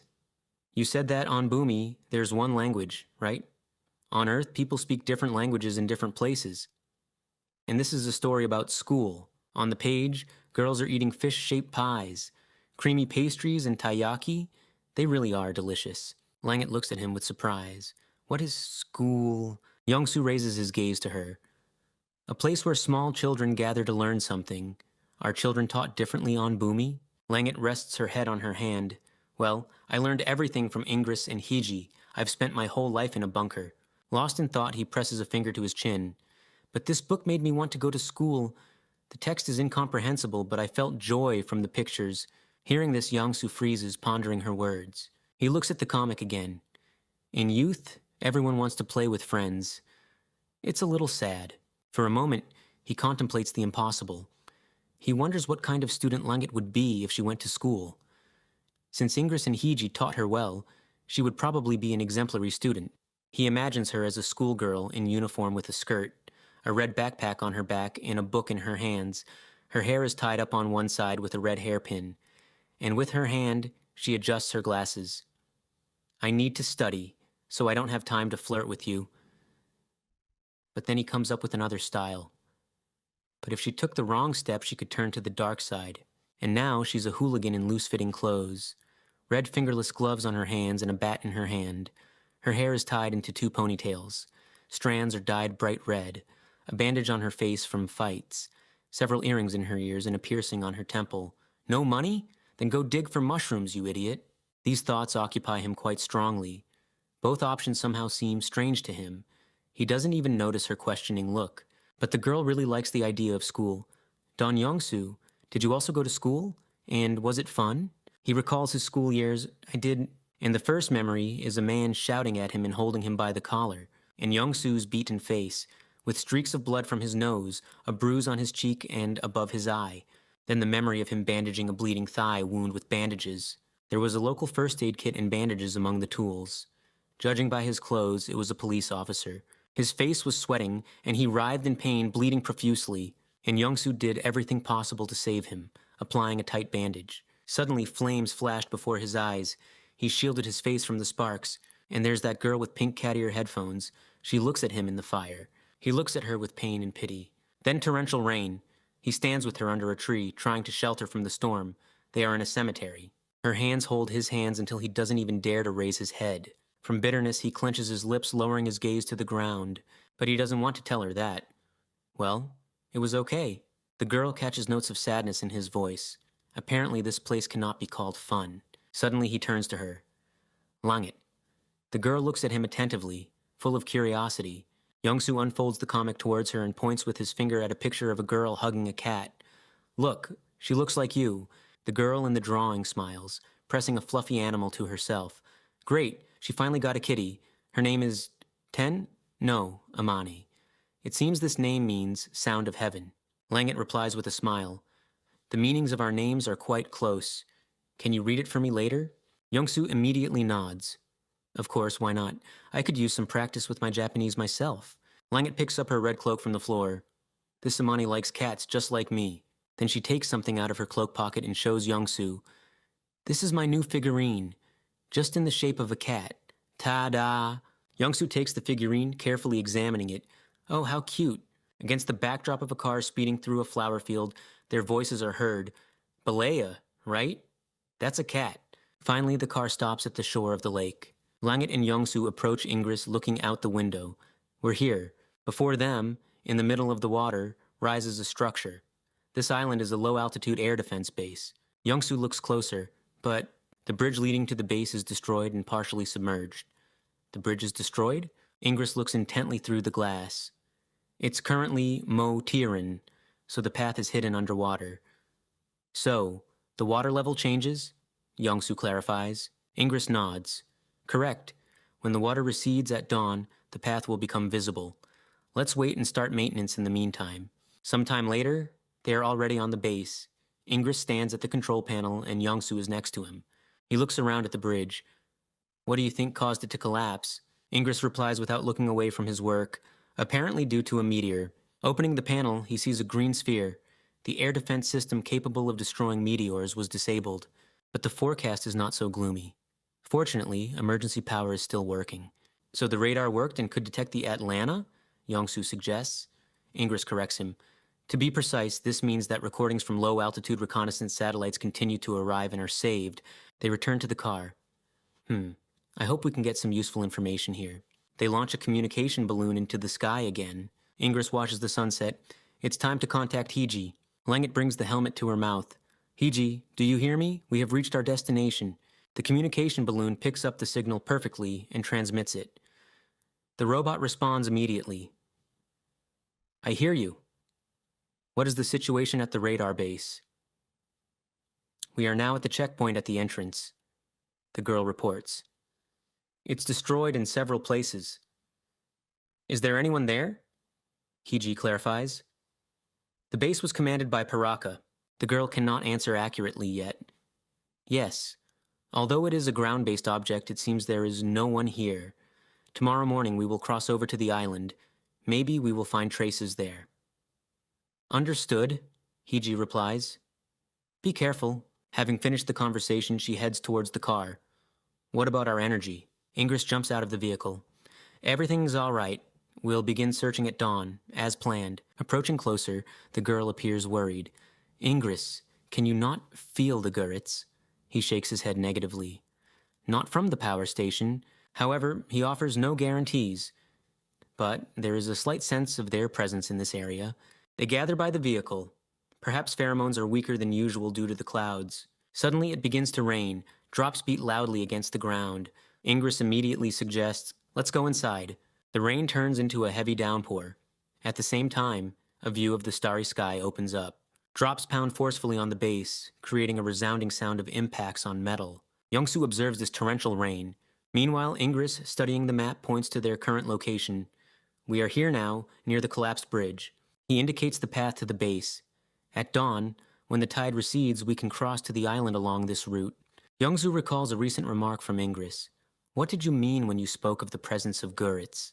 He explains, I detected their pheromones. The scent was faint, so it's likely an old trail. Yongsu crosses his arms, speculating, could the Gurits be on the island? Ingress answers evasively, on the island? I'm not sure. Yongsu freezes. Perhaps a battle awaits us there. Langet approaches them and places a case on the table. I found some food. Opening it, she takes out packages. It looks like ration packs, do you mind? Ingress takes one of them. Ration packs. Brings back memories. Have you come across anything strange in the warehouse? Langet remembers discovering the warehouse and going inside. It was a mess, and I also felt Gurit pheromones there. Her face expresses concern. Yongsu hardly believes what he hears. Did the Gurits manage to get into the warehouse? They are huge. Ingress immediately clarifies. Perhaps they were smaller individuals. He reassures his companion. In any case, they aren't here now, so don't worry. But Yongsu is already trying to stuff food in his mouth. Iga adioga. Ingress advises how to eat it properly. Break them apart and mix with warm water. They light a fire in a small fireplace. After preparing everything carefully, Ingress distributes portions. Well, is it edible? Langet is clearly happy about this dinner. It's so good to eat something other than mushrooms. Agree? Yongsu cools the food, blowing on it vigorously. If you eat them with mushrooms, they turn out pretty well too. Ingress, like a father, gives Yongsu instruction. Eat and rest well. We need to leave before dawn. And the rain continues unabated. A voice rings out, Langet, is Teranaga ready? The girl in gear stands in the rain, clutching her weapon. Yes, charged and prepared. Then the voice turns to Yongsu. What about Shiranaga? Yongsu, standing in a suit under the pouring rain, replies, charged and prepared. Satisfied with this, Ingress commands, then get in the vehicle. The vehicle starts moving, continuing its journey. Let's go. The water has indeed receded, opening the way to the bridge. Now they can drive straight to the base, illuminating the night road with their headlights. Mud splashes under the wheels. As they pass by the collapsed bridge, Yongsu wonders, to think we were able to drive underneath it. I hope the structure doesn't collapse on our heads. Can you sense Gurit pheromones? Ingress drives forward. In this weather, the rain washes everything away, so I can't say. Langet, observing from the roof of the vehicle, illuminates the path with a flashlight. Obstacle ahead. Ahead on the road is a pile of stones. Will it be difficult to drive around in the mud? Ingress assesses the situation. We'll have to clear the road. Langit, take the upper position. While Langit monitors the surroundings, Ingress and Yongsu exit the vehicle. The headlights illuminate the work area. They have a shovel and a sledgehammer in their hands. With a powerful blow of the sledgehammer, they split particularly large boulders. While Yongsu is breaking things up, Ingress uses the shovel to remove debris and small stones. Yongsu becomes alert. Are these fragments from the collapsed bridge? Why are they only in this place? Ingress raises his head and peers into the darkness. Yongsu, look ahead. Under the rumble of thunder, something standing on two legs like a person is visible in the distance. Suddenly, Langit reports, numerous enemies detected behind us. Ingress freezes. What kind of enemies and how many are there, Langit? Clutching her gun, she replies, they look like small gurits. There are dozens of them. She opens fire, preventing them from getting closer to the vehicle. They're approaching quickly. Yongsu decides to speed up his work. Ingress, cover me. I'll clear a path. Not losing a single second, he rushes towards the vehicle. Yongsu glances around, noticing approaching monsters. Will I die at work? This is driving me crazy. Several small gurits are closing in. Yongsu only has a heavy iron sledgehammer in his hands. One of the gurits jumps off the ground and attacks. The creature leaps so high that it almost hangs over him. But before the monster can strike, a precise shot pierces through it. Ingress, sitting in the car, signals through the windshield. Don Yongsu, get over here quickly. Yongsu springs into action, gripping the sledgehammer tightly, and runs away from the pursuers. On the run, he jumps onto the body of the vehicle and clings firmly to the side. Looking around, he exclaims, enemies continue to arrive. Small monsters rush after them in pursuit. He knocks down the gurits that get too close with a precise blow from the sledgehammer. But then something catches his attention. What is that? Peering toward the base, he notices a strange glimmer, as if someone is signaling to them. And then shadows of some creatures flicker past. Then a bright flash appears again, as if from a flashlight beam. He begins mentally picking up a rhythm to transmit a signal. Dit, dit, dit, yes, yes, yes, dit, dit, dit. Then he climbs onto the roof to the girl and asks, Langit, can you tune the radio channel to 70 megahertz? Firing back at the gurets, she commands in response, open the side cover of the headphones. After that, Langit presses against him and reaches for the valve adjusting the radio channels on his helmet. He only hears static. Shh, shh, but soon the static subsides and clear sounds break through. Eki, Aja. And again the flash repeats. Ada, Lan. The ship's robot is operating the flashlight, transmitting a new signal. Due to poor communication quality, I repeat the message. Understanding the words, Yongsu shouts, I hear you, speak. The robot has a female face, much more detailed than earlier models. If you are crew members of the Atlanta... She holds a weapon in her hand. State your position, rank, name, and call sign. Without lowering his head, Yongsu responds, Chief of the 1st Technical Department, Major Don Yongsu, call sign, Rockstar. Verifying the information, the robot confirms. Confirmed. Please give instructions. Crew member number 67 Don Yongsu. Then Yongsu gets straight to the point. Aleph, can you provide fire support?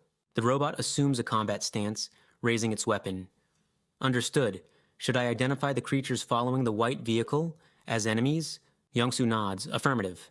The robot begins aiming. Target acquired. The weapon in her hands transforms, opening fire, and begins to deliver precise fire, striking down the pursuing gurits with accurate shots. Yongsu does not hide his joy.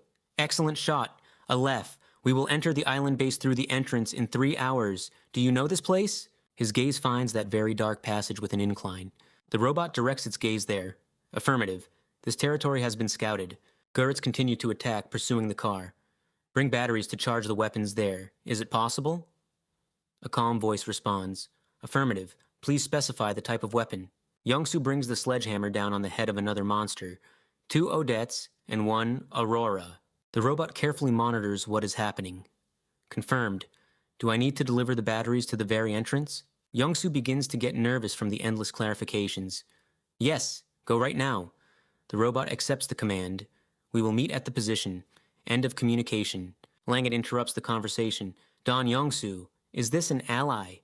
He turns to her. This is Aleph, the Atlanta's onboard robot with artificial intelligence. The car begins to drive up the steep incline.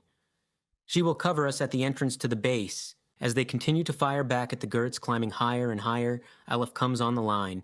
This is Aleph, arrived at position. Can you provide characteristics of hostile creatures?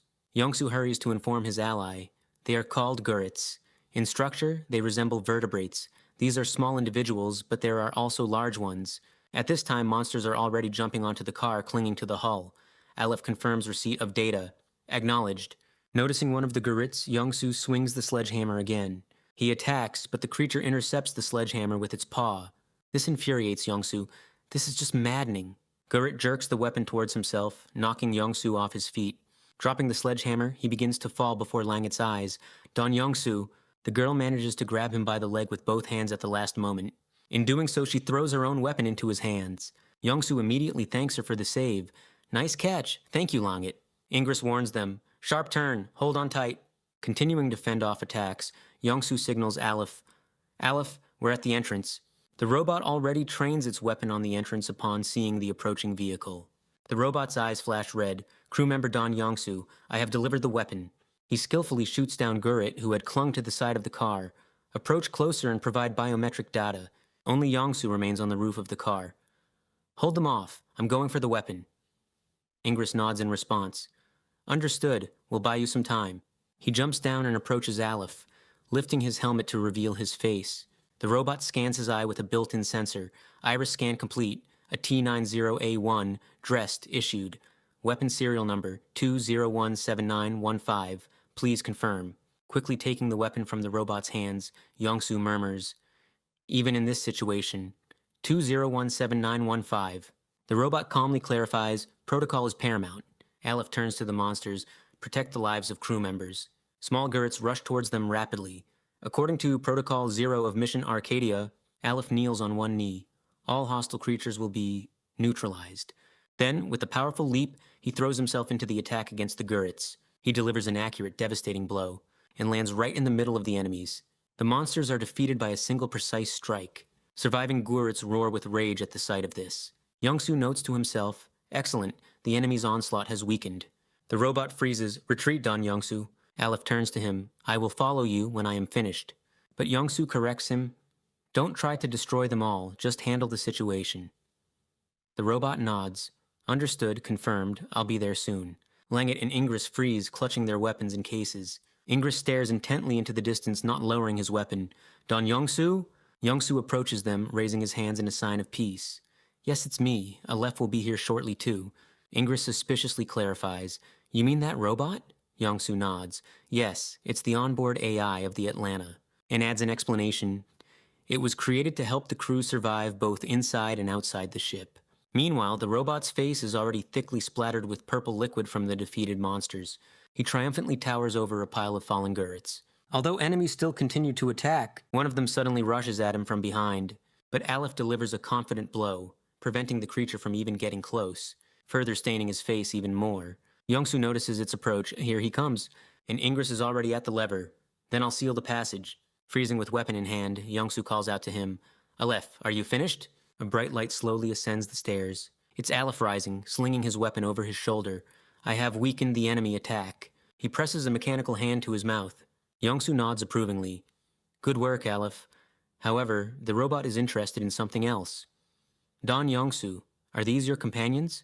Youngsu turns his gaze to his fellow travelers. Yes, this is Langit and Ingress. They are from the local Boomian race. The robot doesn't take its eyes off them. If communication with them is possible, could you relay my words to them? Youngsu is even lost for words. Yes, of course. What do you want to say? But Aleph suddenly aims his weapon at Ingress. Youngsu freezes, completely bewildered. Aleph, what are you doing? Lower your weapon. The robot holds the blade to Ingress's throat. Please translate my words. And falls silent, posing his question. Was it your race that destroyed the Atlanta? Youngsu trails off, furrowing his brow. Ingress hesitates for a moment as well, then replies, Yes. Youngsu turns to him. Ingress, this is Aleph, a robot with artificial intelligence. The robot raises the blade again. Aleph wants to ask something. Ingress widens his eyes in response. The robot repeats its request. Dong Youngsu, please translate my words, and glares threateningly at Ingress. Was it your race that destroyed the Atlanta? Youngsu looks at the robot with disapproval. Ingress, but he cuts him off. I understand, translation isn't necessary. Ingress nods confidently. Yes, that's right. It was our race that destroyed the Atlanta. Aleph turns to Langit, who has trained her weapon on him. Please do not take hostile action, and fixes her with a stern gaze. If I lose control of my weapon, Ingress watches silently as this unfolds. This being will suffer irreparable damage. Youngsu raises his palm in front of Aleph. Lower your weapon, Aleph. But Ingress refuses protection. Langit, Dong Youngsu, it's all right. Ask whatever you want to know. Then the robot continues its interrogation. Since we can communicate, I will ask directly. Why didn't you attempt to make contact with the Atlanta? Ingress looks intently at the robot. It wasn't us who gave the order to attack. The robot clarifies, Are you saying other Boomian did this? Ingress nods. Correct. Or perhaps it was an autonomous decision by a combat satellite. It's impossible to say for sure. The robot doesn't lower its weapon, continuing the interrogation. You have no contact with other Boomian. The attack on an alien starship is an extraordinary event. Ingress frowns. In the current situation, any attempt to contact his tribesmen would be equivalent to suicide. Dong Youngsu doesn't take his eyes off him, listening attentively. Ingress chooses his words very carefully. It seems he has been preparing for this conversation for a long time, and he begins his long story. Long ago, the Gurits were nothing more than ferocious wild beasts. He remembers how the Boomian fought them, piercing the heads of their enemies with spears. Then they would ride on their mounts further afield. These attacks even had a positive side. The Boomian destroyed entire groups of Gurits, and to fight them, Korak was created. As a sign of another victory, warriors raised their spears high. We, the Boomian, worked diligently and developed technology. Ingress himself threw a sword in celebration of the triumph. The blade soared into the sky. A huge ship hung in space, shaped like a sword. And then we learned something astonishing. The Gurits fell to the planet from the depths of space, riding on meteors. Landing, they multiplied, hatching from eggs. Those whom we thought were just wild animals turned out to be alien invaders. Shocked by this discovery, we created a planetary defense system, the central node of the system, to which several aliens connected. Together we managed to build a network to intercept meteors falling on Boomi. At that time, everything was going well. These ships destroyed meteors even in space. The stones on which the Gurits arrived were relatively small. On a large screen, the Boomian observe a cosmic body of impressive size, but when we realized that a giant meteor capable of destroying Boomi was approaching, assessing the scale of the threat on the screen, they clarified its size. A Boomian in white robes addresses the people into a microphone. Then, at a great assembly, it was decided to move to another planet and start over. But at that moment, one of the warriors standing nearby turned around and went down. That's when the problem arose. Drawing their swords, the warriors prepared to attack the speaker. Those who played key roles in the system declared they would go first, taking on the mission of pioneers. One of the warriors pierced the speaker with a sword, and those who were not chosen rebelled. They seized power, threatening others. One of the rebels held a piece of dark cloth with symbols in his hand. Thus, the Boomian split. A girl with light hair fights against the invaders. Some fought to the very end, but all those we could trust. From the crowd engulfed in battle, a man in a dark cloak slowly emerged. In the end, he delivered a crushing blow to the girl. They were all defeated. Several rebels surrounded the wounded woman, watching as she fell to the ground. One of them pressed the point of his sword against her throat. To protect what was most important to me, Ingress stands in the middle of this chaos with a baby in his arms. She is wrapped in white cloth and crying. The girl barely had her first teeth coming through, and that little girl was Langit. She looks at him in pain, and Ingress continues to speak without doubting his actions. I tried to survive no matter what. Then a logical question arises for the robot. Why then did you accept Don Yongsu? And now he admits. Yongsu said that if we find the engine of the Atlanta, we can destroy the approaching giant meteor. Don Yongsu is our only hope. Yongsu listens to his confession in silence. LF clarifies, Major Don Yongsu, do you trust what they are saying? He nods. Yes. The robot asks for clarification. On what grounds? To which the Major immediately replies, their words, their behavior. However, the robot rejects this argument. This is not sufficient basis for trust. But Don Yongsu insists, think about it yourself. If I alone ended up on this planet and didn't trust anyone, his eyebrows furrow. Would I be able to achieve the mission? Ingress and Langit also listen attentively to his words. Without trusting anyone, just building a small hut, growing potatoes alone, and dying in 5 years when the meteor falls, there is sincerity in his voice. To achieve something, you must first trust someone. The robot remains silent for a moment. I understand. According to the crew protection protocol, I was supposed to verify their identities. Ingress doesn't move from his spot. The robot lowers its weapon. I am lowering the threat level for the so-called Boomian. Only then does Ingress exhale, closing his eyes. Phew! Then the machine turns to Yongsu.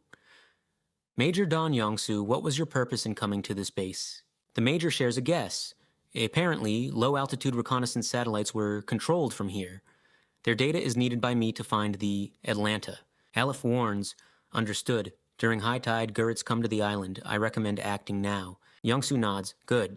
Langet and Ingress respond with nods. Everyone prepares for the search, checking their weapons. Let's get to work. Ingress explains the layout of the base. The right corridor leads to the command center on the 3rd floor of the main tower. Langet tenses up. We need to prepare for battle. I can sense Gurit pheromones. A small Gurit silhouette flashes in the darkness. Yongsu doesn't hesitate and shoots the creature directly in the head. Just to be safe, he fires a couple more shots. But are these Gurits of the same kind? Their size and movements are completely different. Langet approaches closer. These Gurits are at an early stage of development. She explains. In embryonic form, they resemble their ancestors, but after hatching, they take on their current appearance. It is known that as they evolve, they become larger. The girl freezes near the slain creature. It seems these hatched at a different developmental stage than the large individuals. Yongsu lowers his helmet visor. So are these small ones more developed or less? Langet mirrors his movement. Less. The helmets seal with a click. I see. But if you couldn't feel pheromones before due to the rain, then they couldn't feel us either. How did they manage to attack in an organized manner? Langet suggests, perhaps they communicate using electricity. This theory intrigues Yongsu. Electricity? You mean they use radio? The girl shakes her head. No, Gurits generate bioelectricity. It's even more effective than pheromones during rain. They move forward slowly, keeping their weapons ready. So the roadblock was also their doing. Yongsu turns to the robot. Aleph, have you seen other Gurits on the planet? The machine does not give a definite answer. No, I cannot confirm. Suddenly Langet stops and gestures for everyone else to freeze. Stop! I sense strong Gurit pheromones. Yongsu strains his eyes into the darkness, gripping his weapon. Where? I don't see anyone. The Major's attention is heightened to the limit. Behind us? At that moment, something drips onto the elbow of his spacesuit. Drip! A creature jumps directly from the ceiling. Yongsu falls to the floor in surprise. The creature immediately strikes him on the helmet with its paw.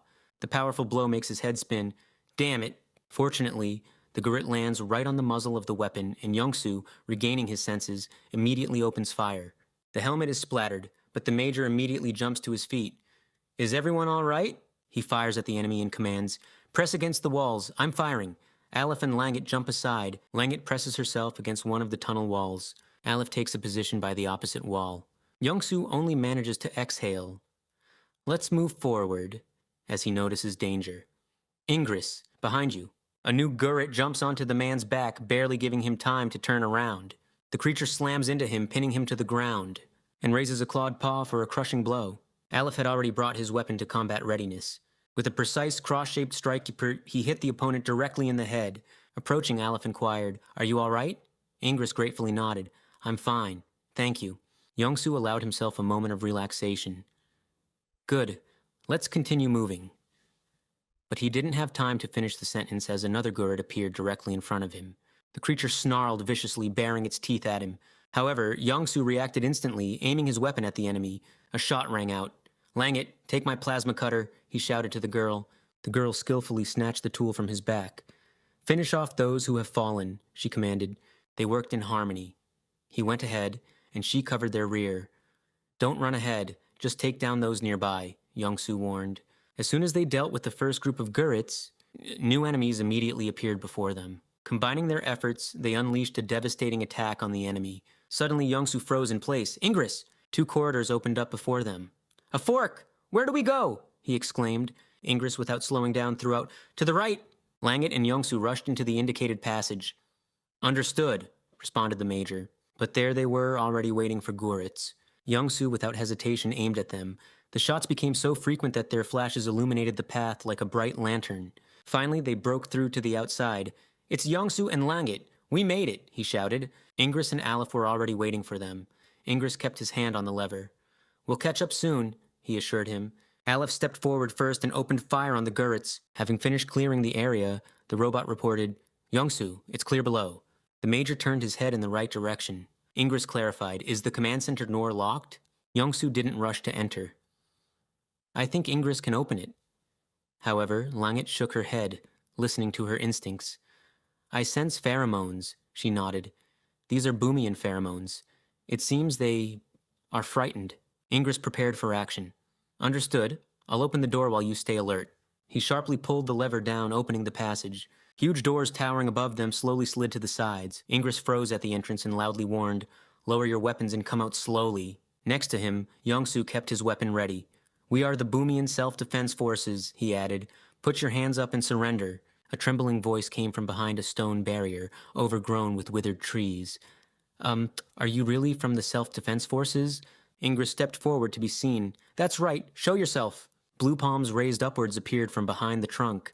I am Tiganoeba 3429-76 from the former Northern Research Group."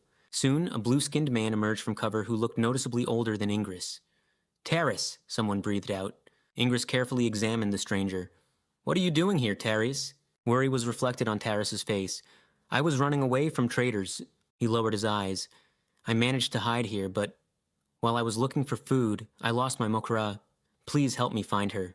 Ingress looked at him with undisguised sympathy. Yongsoo didn't lower his weapon. At that moment, he still didn't know how Mokura translated, but from the desperation in the stranger's voice, he guessed the word meant family. Tears streamed down Taris's cheeks. "I beg you. I will do anything." Yongsoo voices his guess. "You want to save your family?" Ingress confirms his words. "Family? Yes." Then he addresses the stranger. "Taris, state your department and supervisor in the research group." The man, without lowering his hands, replies through tears. "I'm from the Secretariat. My direct supervisor was Mora, who reported directly to Director Paraki." Ingress closed his eyes and breathed a sigh of relief. "Phew!" They all proceed inside. "Lower your weapons, and you, come forward." He looks intently at the man. "Tiganoaba 2185-42, Ingress. You can lower your hands." The man collapses to the floor and bows his head. "Ingress, technical advisor of the Eight-Way Path. I heard your name when you visited our research group." He cannot calm down, dropping tears onto the floor. "Please, I implore you to save my Nuva and Nubella." Aleph reasons practically. "If this individual requests that I save his family, I must inform him that the primary priority is the mission to locate the wreckage of the Atlanta. Saving civilians is not within the parameters." Taris raises his head, looking at Aleph. "Who is this?" But Yongsoo answers instead of the robot. "Think of him as an outsider. His mission is to save planet Boomian." Suddenly, Taris remembers something. "The aircraft that crashed near the research team. Did it belong to you?" Yongsoo's gaze becomes serious. "Tell me more details." Taris begins to recall. "It was white, huge, with something like solar panels. And there was a figure painted on the side." The Atlanta symbol flashes in his memory. Yongsoo doesn't rush to believe him. "So that's how it is." But Taris immediately offers, "And I know where it is." His words sound more like blackmail. "If you are looking for it, save my family, and I will lead you there." Yongsoo asks the robot's opinion. "Aleph, what do you say? Is this information useful?" The robot conducts an analysis. "If we obtain information in exchange for assistance, the chance of mission success will increase by 36.4%. Then Yongsoo makes a decision. "Aleph and I will go to find Taris's family." Ingress turns to Taris. "Do you have any ideas about how to get out of this base?" Taris remembers. "There's a bare langet in the upper hangar, but I don't know how to operate it." Ingress nods. "I do." Then he addresses Yongsoo. "Don Yongsoo, while I prepare the bare langet for takeoff, find Taris's family. The bare langet is a flying machine. If it's operational, we can easily escape." Yongsoo nods. "Aleph and I will find them. Since your arm is injured, it would be best if Langet took care of your protection." Ingress looks at his trembling hand. "Okay." A grateful Taris trembles. "Thank you very much." Yongsoo turns to Langet. Langet help Ingress, but notices tears in her eyes. "Are you all right?" Langet wipes away her tears. "Yes, I'm fine. It seems I had an emotional synchronization with Taris. Either way, I will protect Ingress." Ingress looks at him with trust. "I rely on you, Don Yongsoo." Dividing into two groups, Yongsoo nods. "I'll be back." Thin water flows underfoot. They walk through a dark room, the floor of which is flooded with water. Yongsoo assesses the situation. "It seems we've descended quite deep," Taris explains. "There was a submarine hangar on the lower level of the base." Ingress contacts Yongsoo via radio. "This is Ingress. Don Yongsoo, have you arrived at the location?" He reports, "He's talking about a submarine hangar, so I think we're almost there." Have you fixed your bare langet? Ingress is just finishing repairs. Almost done. Langet helps him with it. Suddenly, Ingress hears hissing. Taris! This makes him alert. Is something wrong? But Youngsu reassures him. Not exactly. We found his family. Before them, in a family embrace, sit Taris, his wife, and child. Taris, Ingress gives the order. Good. Return as soon as possible. Youngsu nods. Acknowledged. Taris introduces Youngsu and Aleph to his loved ones. Saren, Nova, these are beings from a planet called Earth. Youngsu tries to be friendly. Pleased to meet you, Saren, Nova. I am Don Youngsu, and this is Aleph. Let's get out of here quickly. Suddenly, strong vibrations are felt underfoot. I feel shaking. Is some kind of device operating? He asks curiously. Ingress makes a suggestion. Since you're in the submarine hangar, it means that the locks may have opened. Youngsu clarifies. Taris, is this a submarine? Something enormous approaches them underwater, appearing only partially. The water at their feet begins to churn, washing ashore with waves. Taris reassures them, I'll lead us another way, not the one we came from. Youngsu agrees, okay, let's hurry, because something is rapidly approaching them. Ingress urges, Don Youngsu, how soon will you be here? He already breaks into a run. We are taking a different route, and shouts to Taris, Taris, where does this passage lead? Taris runs, holding his child tightly, straight to the eastern marshes. He immediately relays the information to Ingress. Ingress, we are heading for an exit from the base in the eastern marshes. Something large is following us. I'm not sure what it is. Ingress is already sitting in the ship and fastening his seatbelt. Understood. We're taking off. Youngsu sends a signal. Acknowledged. A sharp turn lies ahead. The exit is around that corner, he exclaims. Youngsu immediately runs behind it. So we're almost out. But suddenly freezes. Oh, there really is an exit, but it's blocked by a grate. Damn, it's a dead end. However, Taris does not lose hope. The exit can be opened manually. He points to the levers nearby. Over there, on the left, are the levers. Holding the child with one hand, he reaches for the mechanism. We need to get them up. Meanwhile, the waves are getting stronger, clearly indicating an approaching unknown threat. The water rises higher and higher, literally starting to wash them away. Youngsu extends his hand towards Taris with the child. Taris! Aleph helps the woman to her feet. There's electricity in the water. Be careful not to get electrocuted. Youngsu checks on Taris with the child. Aleph, pull the lever. Taris, crouching down, looks at his family. Saren, Nova, go. His wife begins to cry. You must return to us. Grasping the lever on both sides, Aleph and Youngsu put their weight into it. The gears of the mechanism begin to rotate, making a grinding sound. The grate slowly slides upwards, opening a passage. Youngsu waits for it to rise all the way. The gate is open. Let's go, Aleph. But he immediately freezes with disappointment. Oh, don't tell me. The grate descends back down right before his eyes. If you don't hold the levers, does it close again? Just then, the grate slides upwards once more and a cry is heard. Go. Taris holds onto the lever and shouts to them, I'm holding it, so hurry up. Youngsu stops looking at him. But Aleph pushes Youngsu forward. Run, Dong Youngsu. He isn't pleased with this outcome either. Damn. Before him is the very exit from the hangar. He hears Taris's farewell. The Sulfur Stone Zone is southwest of the research team headquarters, thus fulfilling their agreement. Your spaceship crashed there. A giant Gurren rises beside him. Saren and Nova, please protect them. Youngsu glances back as he runs, and notices a huge Gurren charging after them. He pushes them forward with all his might, and they soar into the air.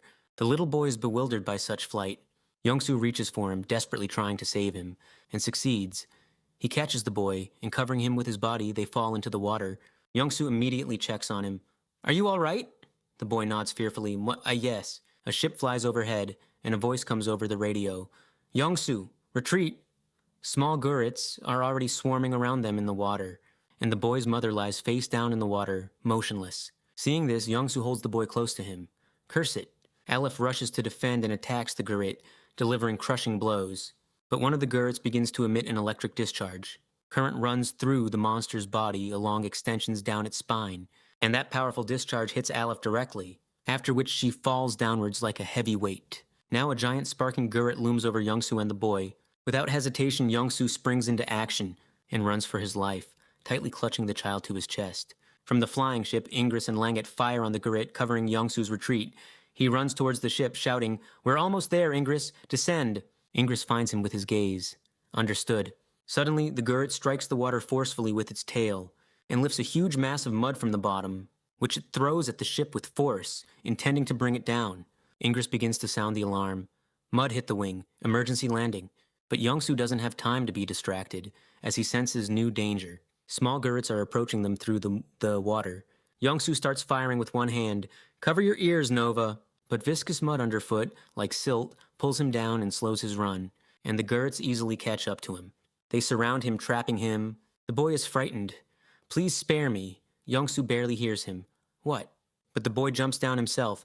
Nova! Folding his hands together, the boy begins to exhale blue smoke, and two gurrets rush towards him, preparing to attack.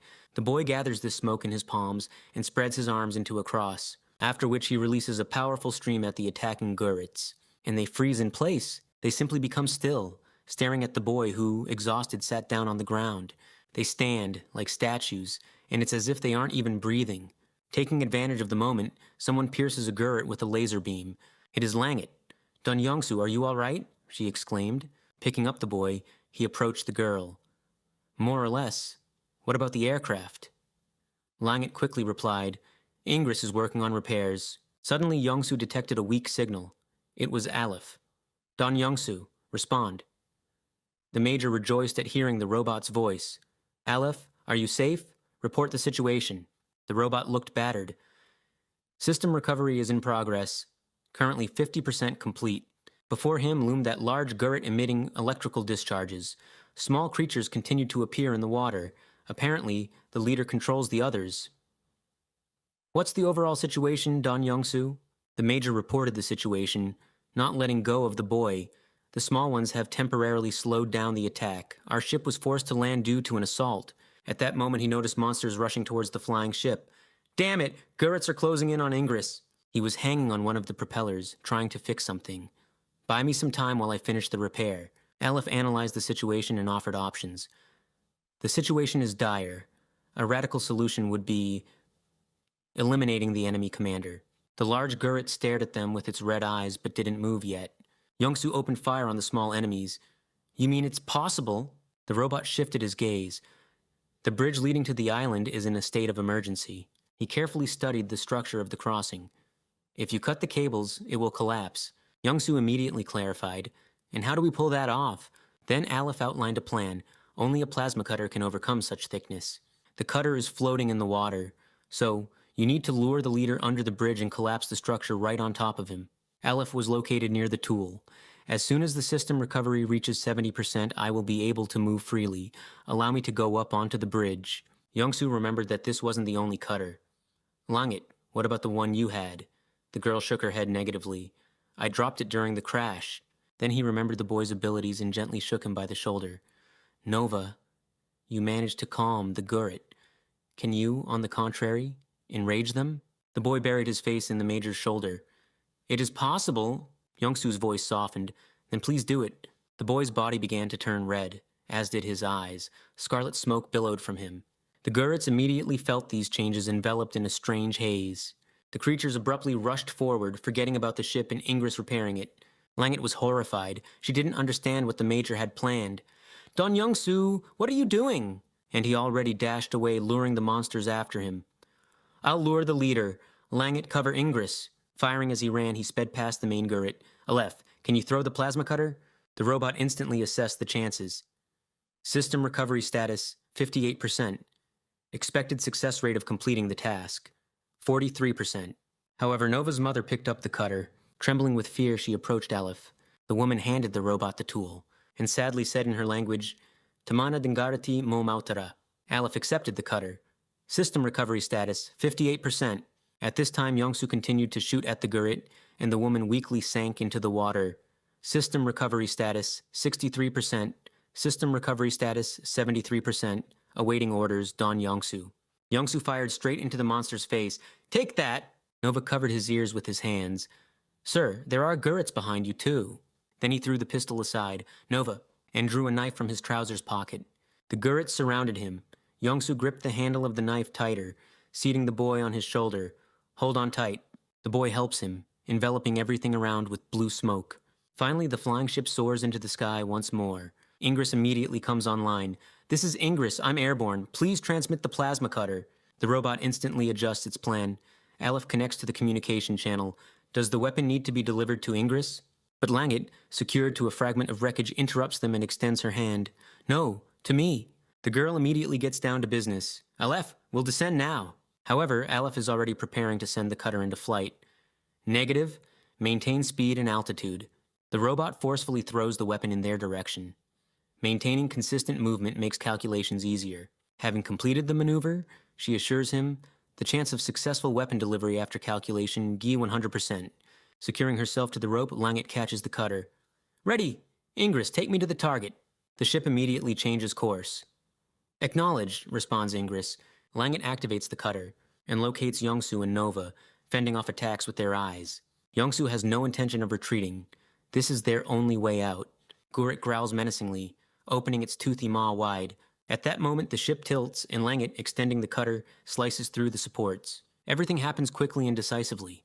The edges of the rope begin to ignite and blaze. With a crash, the bridge collapses onto the main Gurrit, while Youngsu and the boy run further away. The ship immediately heads towards them, and Langit reaches out. Don Youngsu. Dust rises into the air. They grasp each other's hands, after which they easily climb onto the ship's platform. The heavy bridge crushes the large Gurrit's body, while smaller individuals gather around it and begin to devour their commander. Youngsu silently watches this as the ship moves away. Shortly after, he sits on a stone near the shore.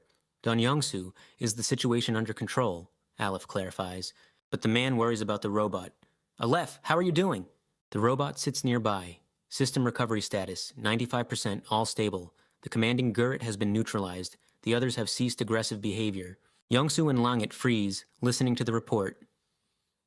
The transport you arrived on has been disabled by water. However, some of the equipment can be restored.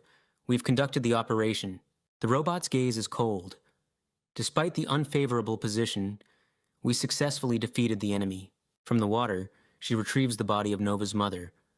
However, if the calculations had been performed more accurately, I would like to know if a better result was possible. Reporting losses. Bitterness can be read in Youngsu and Langit's eyes. Saren is dead. Aleph brings the body to Youngsu and gently lowers it onto the flowers. Saren and Taris are dead. The robot also analyzed the remains of Taris. The body is too severely damaged to be buried. Ingress and the boy observe them. He pats the child on the back. Don't look, Nova.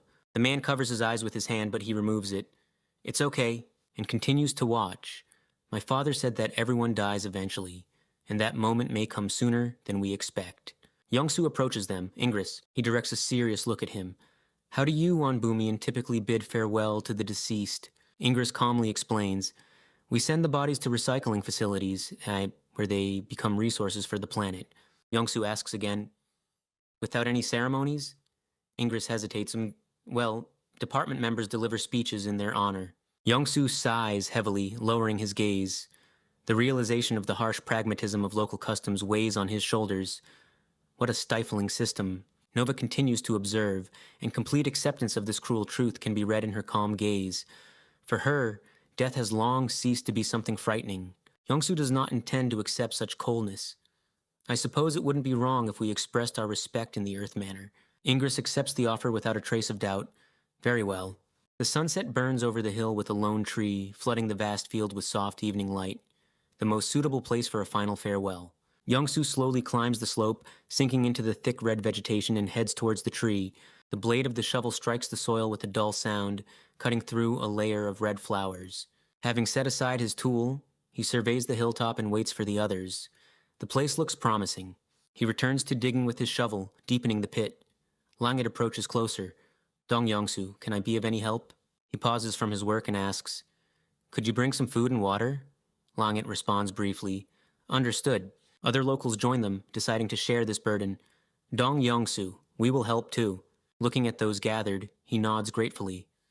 Well, perhaps you could find something to write with. And it would be great if someone helped me dig. The shovel plunges into the hard ground again, then forcefully pries up and throws aside clumps of earth. Steel rhythmically cuts through the soil, repeatedly throwing heavy layers onto the surface. Youngsu wipes sweat from his brow, breathing heavily after the exhausting work. Phew! Nova watches them intently from a distance, and Youngsu, continuing to work, murmurs with his lips, we must persevere. Nova approaches closer, carrying a bundle in her hands, and breaks the silence. I am here, but I do not belong to Arcadia. He reaches up, accepting the bundle directly from Nova's hands. Together, they carefully lower the bundle into the excavated pit. A dull thud echoes around them. Nova leans over the edge of the pit and offers, "Oh, won't you look for a flat stone?" Youngsu simply replies shortly, "Understood." Youngsu scans the ground around him and notices a suitable object. This branch will do. Without wasting time, he begins to trim the find. A knife with a dry sack easily cuts off unnecessary twigs. Interrupting his work, he listens to the question, "Dong Youngsu, where should I put the stone?" He briefly points in a direction. "In front of the tree, please." Pale hands gently touch the tips of the branches, and they begin to glow softly, as if ignited by the touch. Youngsu transfers the inscriptions onto paper strips. Ink lays down evenly while a small bonfire quietly burns nearby. At that moment, a question is heard. "Aleph, did you bring food and water?" Without being distracted from his writing, he briefly replies, "Yes." Aleph silently places a rectangular brick on the surface. A light tapping sound rings out. Joining his palms together, he stands in solemn silence before the burial site. The other members of the group respectfully follow each of his movements without breaking the prevailing quiet. With a soft rustle, he kneels down, bowing low to the ground. Aleph slowly straightens up, clasping his hands in front of his chest in a gesture of deep reverence. An expression of sincere respect is frozen on his face. Following him, Youngsu kneels before the tombstone. In the ensuing silence, only the light rustle of falling petals can be heard. Turning around, the child looks intently at the woman and calls out, "Nova." Aleph thoughtfully gazes at the burial site. "Where I come from, this is how we say goodbye to those who have passed." Then, turning to Youngsu, Aleph asks, "Don't you want to try?" He, without looking away from the place of farewell, briefly responded, "Yes, I would like to." Langet curiously looks at the papers left by Youngsu and quietly asks, "What did you write?" Youngsu shrugs slightly, explaining, "Oh yes, I don't know Bumion's writing yet, so I wrote in my own language." On the paper strips that now rest on the memorial signs, inscriptions are clearly visible, "To my beloved father Taris." On a neighboring one, slightly further away, it reads, "To my beloved mother Saren." Aleph thoughtfully peers at the written lines and quietly repeats, "Beloved." Aleph demonstrates by clasping his hands in front of his chest and instructs the child, "Fold your hands like this, kneel down, and bow." Twice. Imitating the instructor, the boy obediently folds his hands and bows. He freezes in silence, bowing before the memorial sign. Aleph gently says, "Now you can stand up." The boy only quietly sobs in response. Unable to hold back any longer, the child collapses onto the ground, shaking with heavy crying. Tears stream down his cheeks. Youngsu watches what is happening with a heavy heart.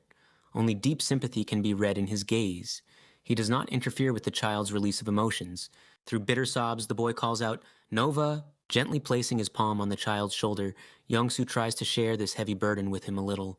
The boy only presses closer to himself, breathing through sobs. "I miss my mother and father." Youngsu gently wipes tears from the boy's face, trying to comfort him. "They haven't disappeared. They will always live in your heart." He brings the lighter to the paper strip and it begins to slowly catch fire. "But now, let them go to heaven." Watching as flames engulf the paper, the man softly offers, "You can take my hand." Youngsu raises his hand upwards, watching as the burning paper strip scatters into ashes in the night sky. "If we meet in heaven?" Suddenly, the sound of wind drowns everything out. Taris and Saren materialize beside the boy. They look at their son with tenderness, as if answering his heartfelt wish. The ash from the burnt strip, carried by the gust of air, turns into tiny sparks, soaring straight into the night sky. Taris asks Youngsu if anyone told him where to find the Atlanta, and upon receiving an answer, clarifies the direction. The Sulfur Stone Zone is located southwest of the research group headquarters. Taris looks thoughtfully into the distance, then summarizes the plan. "When morning comes, we will take Bear, Longet, and head there." He turns his gaze to Youngsu and advises, "Get some good rest tonight." He only throws out at the end, "Until tomorrow." Left alone, Youngsu thoughtfully gazes at the night horizon. Should I have lied? Youngsu gently wipes away the boy's tears, looking at him with deep sympathy. "They haven't disappeared. They will always live on in your heart." He gazes sadly at his reflection in the dark, still water, lost in heavy thought. "When I was young, I believed that good people went to heaven, and bad ones went to hell. But now I know. Even good people." These thoughts are cut short as Longet and the boy appear beside him, their presence here and now seeming far more important than any musings about the heavens. And the bad memories surface while before his eyes appears that same scene again. a lifeless body on the asphalt and figures in masks approaching it, their heavy footsteps echoing in the silence. Before his eyes flash fragments of the past, comrades, their carefree smiles, and that same eternally frozen horror on the asphalt. They don't leave. They live on in dreams, tormenting me. A man in a white coat, standing against a backdrop of bookshelves, continues his reflections as if delivering a lecture. When water freezes, its volume expands. The same is true with blood. Continuing his thought, the lecturer explains, during hibernation, as much fluid as possible is removed from the body, including blood. People in the hall watch the broadcast intently, absorbing every word. After that, a special antifreeze solution is introduced. You could say that at this point, the body enters a low-power consumption mode.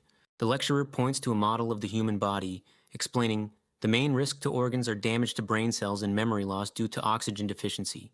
He adds to the list of dangers cardiac arrhythmia, when blood flow is restored, as well as pulmonary edema during thawing.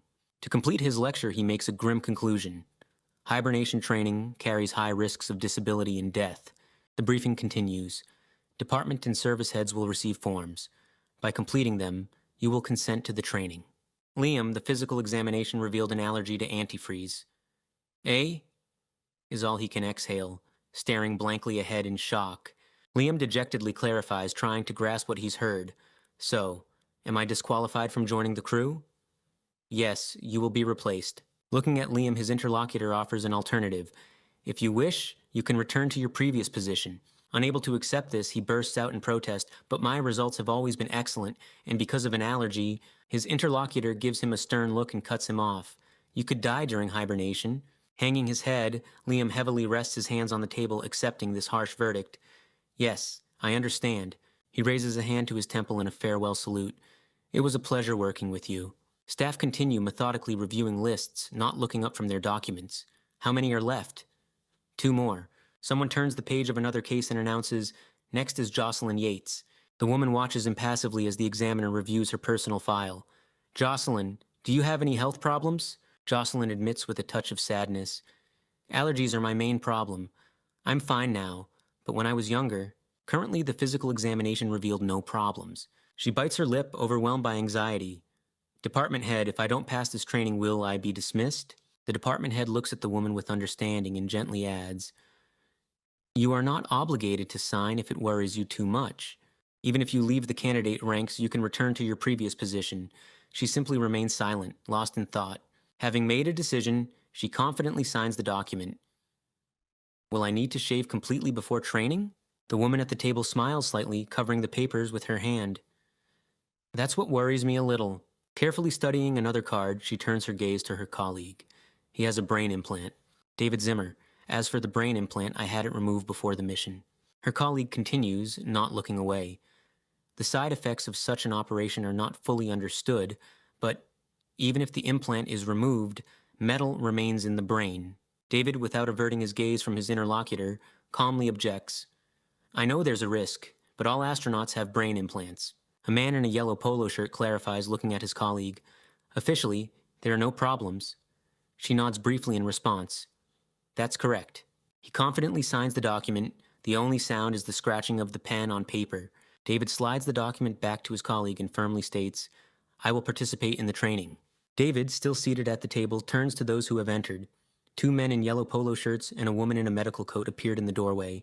It seems that the next stage of verification has arrived. One of the men in yellow polo shirts exclaims in surprise, Department head? One of the men in yellow polo shirts, not taking his eyes off those present, anxiously asks, which candidates were dismissed? His colleague calmly lists them, Ray, Jess, and Liam. Jess refused to participate and returned to Alaska. The man in a yellow polo shirt looks around, noticing that there are more people than he thought. Department head, have you ever undergone such training yourself? The department head shakes his head negatively and thoughtfully adds, no, technically I was listed with the Space Forces, but in reality, I served in the Army. One of the men in yellow polo shirts lowers his gaze pensively and interrupts the department head. And I did, but the man in a yellow polo shirt, continuing his interrupted thought, seriously adds, during hibernation, whatever happens, it will be considered permissible, he concludes dryly. One of the men in yellow polo shirts puts his hand on his comrade's shoulder and doubtfully adds, I hope nothing happens. His interlocutor, still with anxiety on his face, silently turns around and slowly walks away. Only echoing footsteps resound in the corridor. Behind the departing figure, doors slide open, revealing a group of focused candidates who watch the proceedings in silence. Heavy footsteps echo in the long, dim corridor. Along rows of mysterious equipment marked with red lights stand people in blue uniforms, and ahead, deeper into the room, a figure in gray gear walks confidently. All personnel enter hibernation chambers.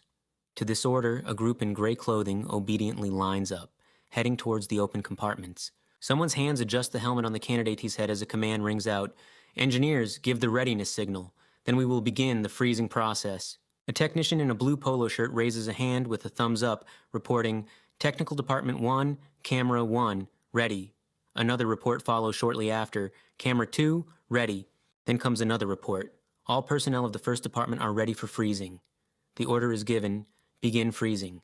The system starts up, plunging everything around into an unnatural cold. Good night. The worst thing about hibernation is that even if you have nightmares, you won't be able to wake up. He looks grimly into the distance, as if horrified by what he said himself. Suddenly, a sharp sound rings out, and two armed men in masks rush out of the shadows, heading towards the lifeless body lying in a crimson stain. The man watching this freezes in silent shock. One of the masked attackers, ignoring the stunned witness, calmly approaches the body lying on the floor. A car is engulfed in raging flames. Before the burning vehicle stands a tall rectangular panel, reflecting the bright flashes of fire. A man in a crew uniform slowly walks straight towards the blazing car, past screens displaying fragments of recent events. The measured beat of his footsteps makes the reality around him seem unstable and frightening. He is reflected in the mirrored surface. The man in the yellow polo shirt, frozen amidst this fiery chaos, like a miraculously surviving witness to the disaster. Suddenly someone touches his shoulder, making him startle in surprise. Turning around, he notices Saren nearby. A girl with cat ear headphones, anxiously peering in the same direction, her hand still on his shoulder. Saren doesn't take her eyes off the fire, still holding his shoulder. Both freeze, as if afraid to miss even the slightest movement in this chaos. Young-soo breathes heavily through an oxygen tube, lying on a hospital bed. Someone's hand gently touches his forehead, as if checking if he has regained consciousness. Doctors lean over the bed, carefully monitoring the patient's condition. First Maintenance Department, Major Dong Young-soo, consciousness restored. Young-soo struggles to focus his gaze, trying to understand what is happening. The department personnel, are they all safe? His voice reveals undisguised concern for his comrades. A patient in a hospital gown suddenly peeks into the room and, beaming with joy, shows a victory sign. I'm alive. Two patients in hospital pajamas wave their hands cheerfully, as if oblivious to the seriousness of the situation. They say 2 weeks have passed, but it felt like a short dream. Young-soo exhales with relief, looking at the ceiling. Thank goodness. A faint but genuine smile spreads across his face. The tension of the past few weeks finally subsides. Suddenly, a sharp, vibrating sound rings out in his mind, causing Young-soo to freeze with wide-open eyes. With a dull thud, one of the medics suddenly collapses to the floor. Those present in the room freeze, silently turning their gaze to the fallen man. Panic instantly grips the ward. Crew member emerging from hibernation has collapsed. The doctors rush to their colleague, interrupting the noise with orders. Check consciousness, monitor heart and breathing. He stares blankly ahead, trying to grasp the frightening truth. I know too. I'm on planet Boomian now, and this is just a nightmare. Young-soo's gaze is fixed on the dark silhouette frozen opposite his hospital bed. Perhaps yesterday's battle was too exhausting. Young-soo stands in the middle of emptiness, watching fragments of reality flash before his eyes like screens in a movie theater. Why won't this dream end? Suddenly, strange, drawn-out sounds break the silence. Peculiar white creatures with pink faces appear nearby, filling the surroundings with their cry. A girl with bright blue skin excitedly points into the distance, clutching a staff. Look, it's Europa! And what's so special about that? Saren clearly doesn't share his surprise. The companion in the mask just shrugs. Well, I haven't seen them before either. The companion tightly hugs a frightened Saren. She is trembling all over with undisguised fear. The creatures emit their strange, drawn-out cry again, filling the surrounding space. Ku-eh-eh-eh. A mechanism with rotating blades hovers in the air, rapidly descending directly towards Saren and her companion. Aleph, do you know what condition Atlanta was in at the very end? And what happened to the rest of the crew? As this question is asked, the descending device hangs over the field where artillery is booming. The landing craft descends rapidly as an excuse rings out. I don't know. In emergency situations, my module is thrown into the destination first. Youngsu simply replies, I see. The landing craft descends rapidly as a warning sounds. Battery almost depleted. Prepare for landing. The travelers continue their journey through the endless flower field, moving away from the recent landing site.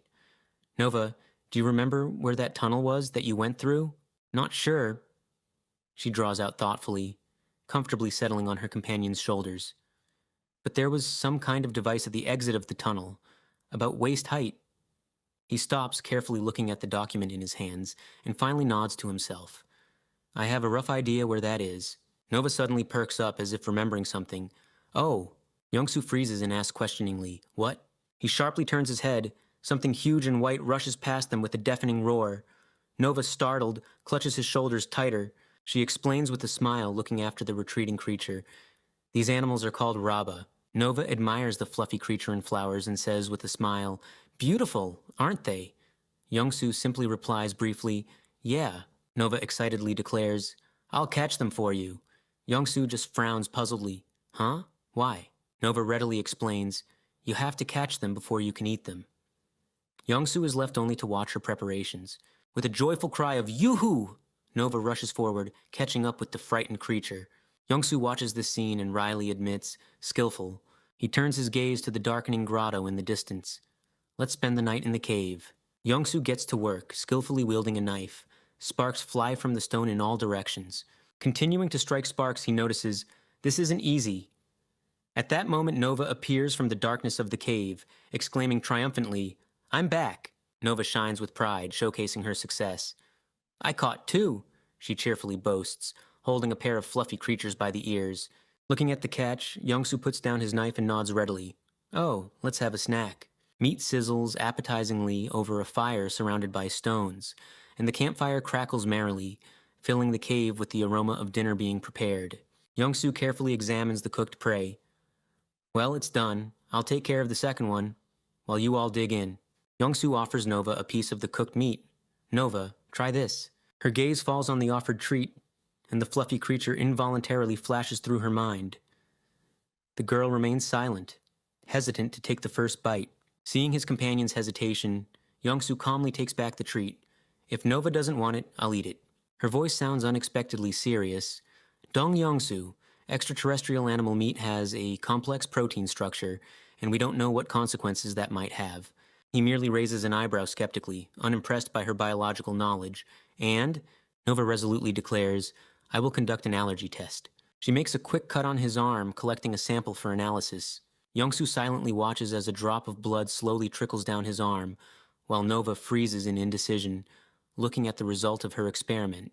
The object slips from her fingers and falls to the ground with a dull thud, right by Youngsu's hand, where redness has already begun to appear on his skin. Nova examines the sample and warns, strong immune reaction, you shouldn't eat this. Youngsu asks disappointedly, so, I have to live on mushrooms alone? He extends a small mushroom to his companion. Nova, do you want some mushrooms? She merely wrinkles her nose in disgust. Ugh. Nova, despite her words, still begins to eat, actively chewing. Right, you need to eat meat to grow big and strong, Youngsu encourages with a smirk.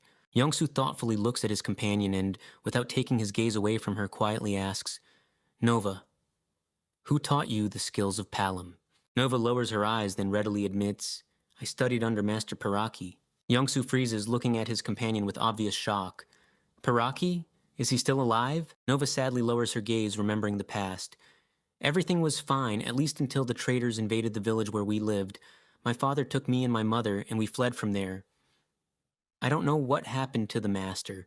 Youngsu falls into heavy silence, finding no words after hearing the story. A heavy silence descends upon the cave, and even during the meal, each of them is lost in their own thoughts. There's no end to the anxiety. The man calmly chews, breaking the prolonged silence. We could use some rest. If only I had a guitar. A question is directed at Aleph. By the way, Aleph, is the plasma cutter completely broken? Aleph responds with technical precision. The compression device needs repair, but the magnetic field control device is working. The man's gaze shifts to the device in his hands. Is it possible to create sound with it? He extends the device, offering to test the assumption in practice. Want to try? An unexpected sound emanates from the device, causing everyone present to freeze in amazement. Oh, a is all they can exhale, staring dumbfounded at the device. Youngsu adjusts the settings, giving instructions. Lower the tone a little. Aleph emits a long ah sound, after which he nods approvingly. Good, record that as me. His interlocutor looks at him in amazement and clarifies. Dong Youngsu, are you going to create sound using a magnetic field? Correct, he replies briefly. Concentrating on manipulating the device, Youngsu explains, I converted the frequency of electromagnetic interference into sound with Aleph's help. Listening to the low hum, he thoughtfully adds, Interesting, his companion exclaims excitedly, pointing at the man. The pose is just like when Dong Youngsu played the guitar. Youngsu freezes for a moment, as if lost in distant memories, and quietly exhales. Guitar! Extending the device, he turns his gaze to Ingress. Ingress, do you want to try? Ingress freezes, looking at the device. Deep amazement mixed with trepidation is visible in his eyes. Youngsu instructs Ingress, showing him how to work with the device. Place your hands like this. The speed is like this. 1, 2, 1, 2. Saren watches the process excitedly and exclaims, I want to try too. He turns his gaze to her. Okay, now you, Nova. Youngsu sets the tempo. 1, 2, 3, 4, 1, 2, 3, 4. Try hitting the box in that rhythm. Nova responds enthusiastically, I want to do it too. He turns his gaze to Langit and announces with a smile. And Langit has the most important part. The girl looks at him curiously and clarifies, What is it? Youngsu suggests, try repeating after me, I'm going on a journey. She obediently responds, I'm going on a journey. He gently corrects her. No, you need to pronounce it exactly like this. Langit enthusiastically repeats, trying to copy the intonation accurately. I'm going on a journey? Langit picks up the rhythm, and her voice rings out in the night air, because the world tells me go. Ingress diligently taps the beat on the box, while Nova watches their first joint performance with fascination, because the world tells me go. Langit shines with delight and curiously turns to Youngsu. Is this so exciting? Is this music? He nods warmly. Yes, and people who perform music are called a band. Ooh! They exclaim excitedly, fully immersed in the atmosphere of the spontaneous performance. Youngsu looks around at the company, and a slight shadow of nostalgia flickers in his gaze. It's a shame we don't have a guitar. He bends over the device, frowning in concentration. The sound is simple. It needs something extra. Youngsu thoughtfully fiddles with the diary and suggests, maybe rap to the verses of Dean? Let's try adding words to the rhythm we set. Saren readily responds, I'll repeat. Saren suddenly interrupts training and coquettishly asks, Is my clothing brand interesting? He thoughtfully examines her outfit and replies, it is interesting. Youngsu shifts his attention to the notes in his notebook and poses a philosophical question. What's more important, the big or the small? He pauses for a moment, thoughtfully repeating, What's more important? He smiles, and musical notes begin to swirl around him.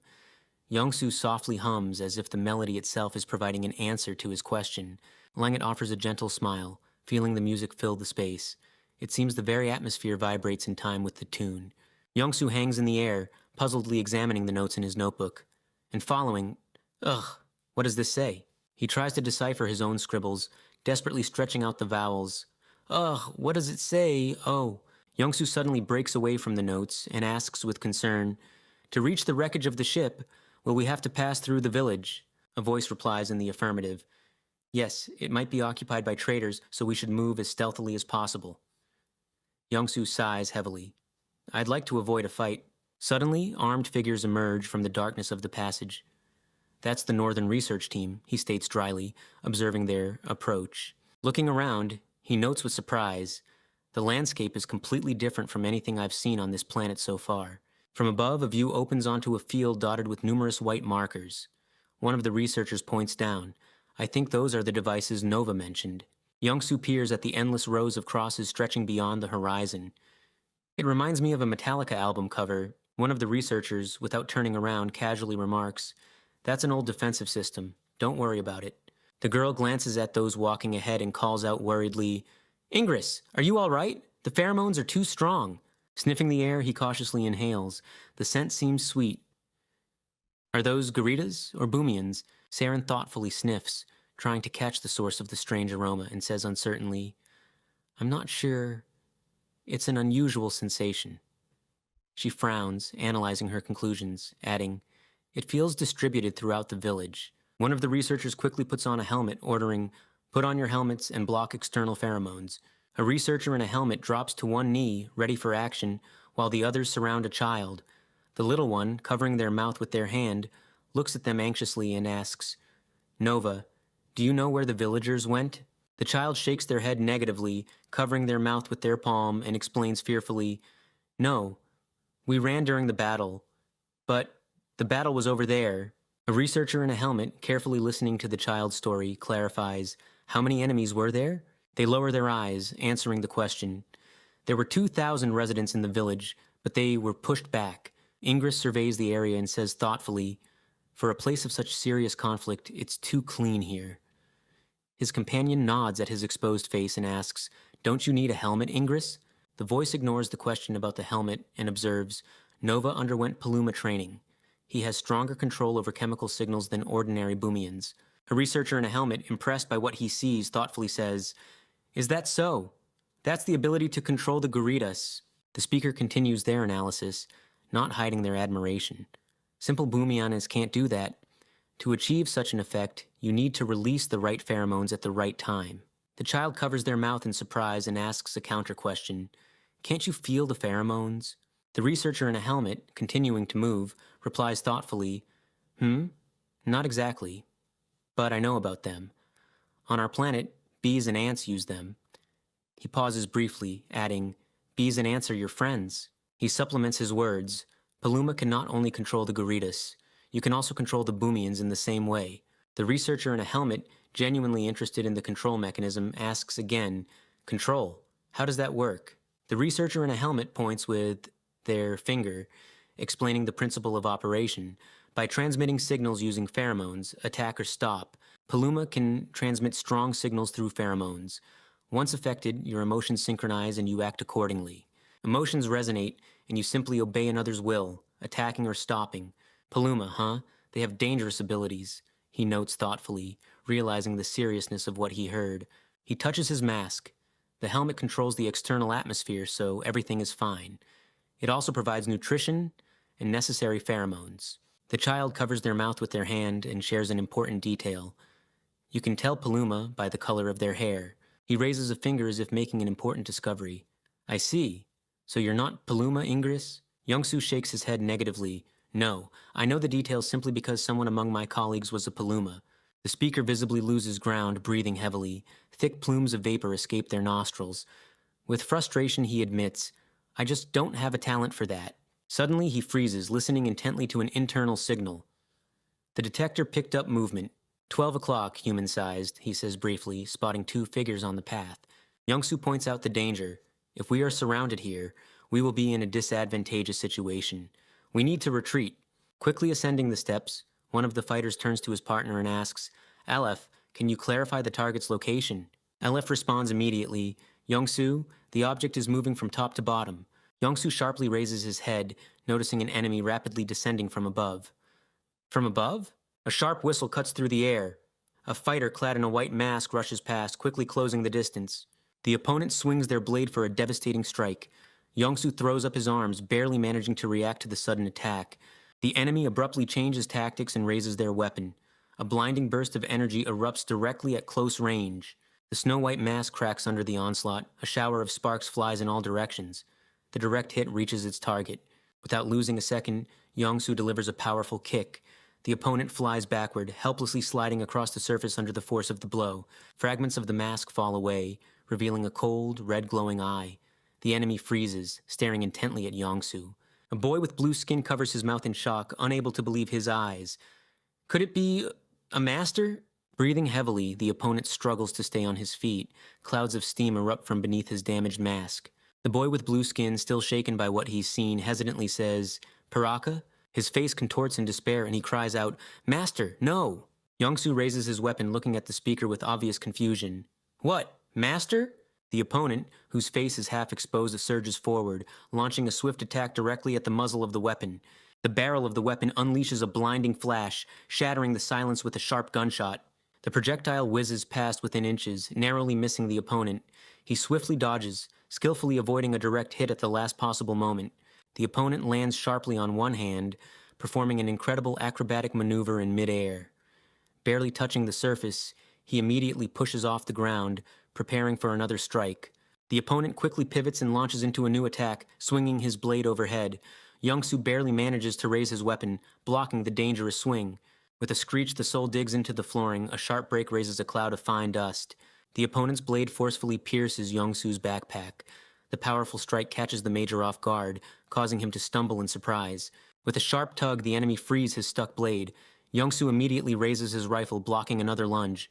The opponent feels his shoulder with confusion, realizing that the hit was ineffective. Damn, what? It seems I wasn't touched. The boy with blue skin shouts in fury on Young-soo. Dense steam hisses from the damaged helmet of the opponent. Young-soo, pressed to the ground, gasps for air. I can't breathe. Gathering his remaining strength, he raises his rifle. The sights fall upon the crouching opponent on the floor. He looks at the weapon with frustration, realizing it failed him at the most critical moment. I can't use this. His breathing becomes heavy and ragged. A stifled growl escapes his chest, and thick steam billows from his mouth. The opponent in a white suit sharply blocks the attack, crossing his blade with the major's rifle. The opponent in the white suit freezes, piercing Young-soo with a heavy, scrutinizing gaze. A harsh grinding sound echoes. The enemy unexpectedly crouches down, digging his soles into the floor. The blade in his hand pauses for only a moment, ready to launch another attack at any second. A powerful lunge, and the opponent is already airborne. Like an arrow released from a bow, he streaks downwards towards the major, raising his blade for a devastating blow. A loud shout interrupted the attack. Stop! The momentum faltered. The opponent in the white helmet froze abruptly, startled by someone's voice. Piraka, stop and retreat, came a cold command, causing him to turn around in confusion. A stranger with long blonde hair slowly approached the masked figure. That's what his name was, Piraka. I apologize that he harmed our guests, the newcomer said calmly. Piraka, clad in a helmet, heavily slumped to the floor. A stifled gasp escaped from beneath the mask. I can't breathe. Noticing the damage, his comrade quickly removed his own helmet and offered it to the gasping fighter. The helmet tube is severed. Use mine for now. Piraka clutched his head, trying to alleviate the dizziness after the choking fit. Ugh, damn, he exclaimed, while his partner, also holding a helmet in his hands, heavily gasped for air. The girl with blue skin, still clutching the removed helmet, leaned over him anxiously. Young-soo, your face... She breathed out, horrified as she examined the bloody streaks on his skin. Young-soo struggled to catch his breath, his breathing erratic. Ha! Ha! He tried to recover from the recent strain. It's an immune response, likely due to the abundance of pheromones in the air, stated his partner, carefully examining the major. What are we going to do? She added with worry. The stranger with blonde hair watched the scene intently, giving clear instructions. First, put your helmet on him so he can get fresh oxygen. Then, we need to find and give him some medicine. Straightening up resolutely, she accepted the stranger's suggestion. If the problem is pheromones, I will try to take control of them. The problem might be the pheromones themselves. We need earth medicines. The blond man turned his gaze towards the corridor, adding, A spaceship crashed nearby. Are you its owners? Young-soo, leaning heavily on his elbows, sat up from the floor as the others listened intently. There was a lot of new and interesting technology there, he explained, trying to regulate his breathing. She headed toward the exit, throwing a glance over her shoulder. I'm willing to help if you need it. Measured steps echoed in the silence. The man with blonde hair and the girl with blue skin froze, watching cautiously in the direction of the sound. A tall woman with long white hair and blue skin appeared in the doorway, dressed in dark clothing, followed by a masked figure. She stopped and, surveying those present, asked a logical question. But why aren't you asking for help? The masked figure accompanying the stranger looked at Don Young-soo with concern. The rash is worsening. He struggled to catch his breath, frantically pressing his hand to his face. New red spots appeared on his skin. We need to secure the airways and cut off external air access, came a dry statement of fact as he desperately fought for air. Without hesitation, she grabbed protective gear, rushing to help the major. I'll give you my helmet, she exclaimed, trying to block the dangerous pheromones as quickly as possible. The masked figure turned to Langit. The concentration of pheromones in the air is high. Will you be all right? Then clarified, a spaceship crashed nearby. She glanced at those present and inquired, Are you its owners? The woman with white hair carefully looked around, adding with a slight smile, "It seems you need help." The masked figure, ignoring the commotion around him, looked intently at Don Yongsu and directly asked, "Do you know about the Atlanta?" "The Atlanta? Of course. I was looking for it, expecting that guests from another planet have amazing technology," replied the woman calmly as Yongsu continued to breathe heavily, struggling with the choking fit. She smiled gently, as if the question had already been answered, and offered, "Let's talk on our way to my laboratory." Without waiting for an answer, the woman turned around, gesturing for the others to follow her. They approached a huge, sterile building, whose massive gates opened hospitably towards them. "So, what brought you here?" came a question, echoing from the smooth walls of the laboratory. She confidently walked up the stairs, not looking back. "To this remote research group?" The others, supporting the weakened Yongsu, trudged after her with difficulty. The figure in the mask, addressing those around him, began to explain. "The habitat on our home planet, Earth, has become unfavorable for life, so we were searching for a new place for our race."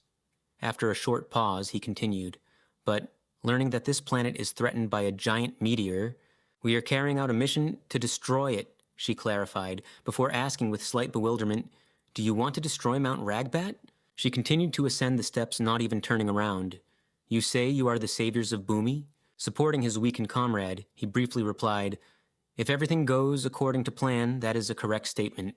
The woman in the mask thoughtfully tilted her head, as if considering what she had heard, and said, "And truly," she turned sharply, giving them a broad smile, "a very impressive story."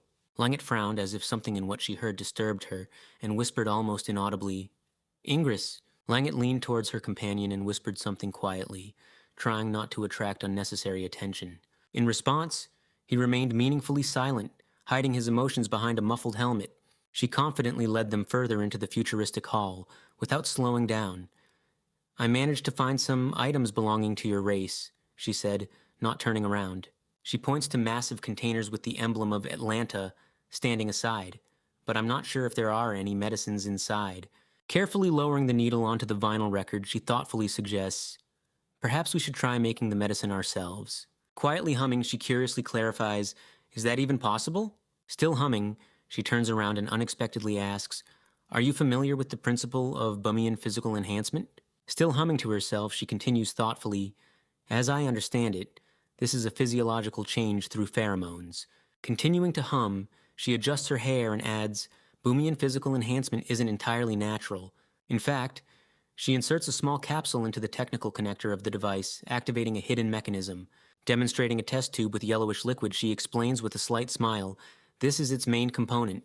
A bright red light ignites in her eye, as if some kind of hidden optical mechanism is activated.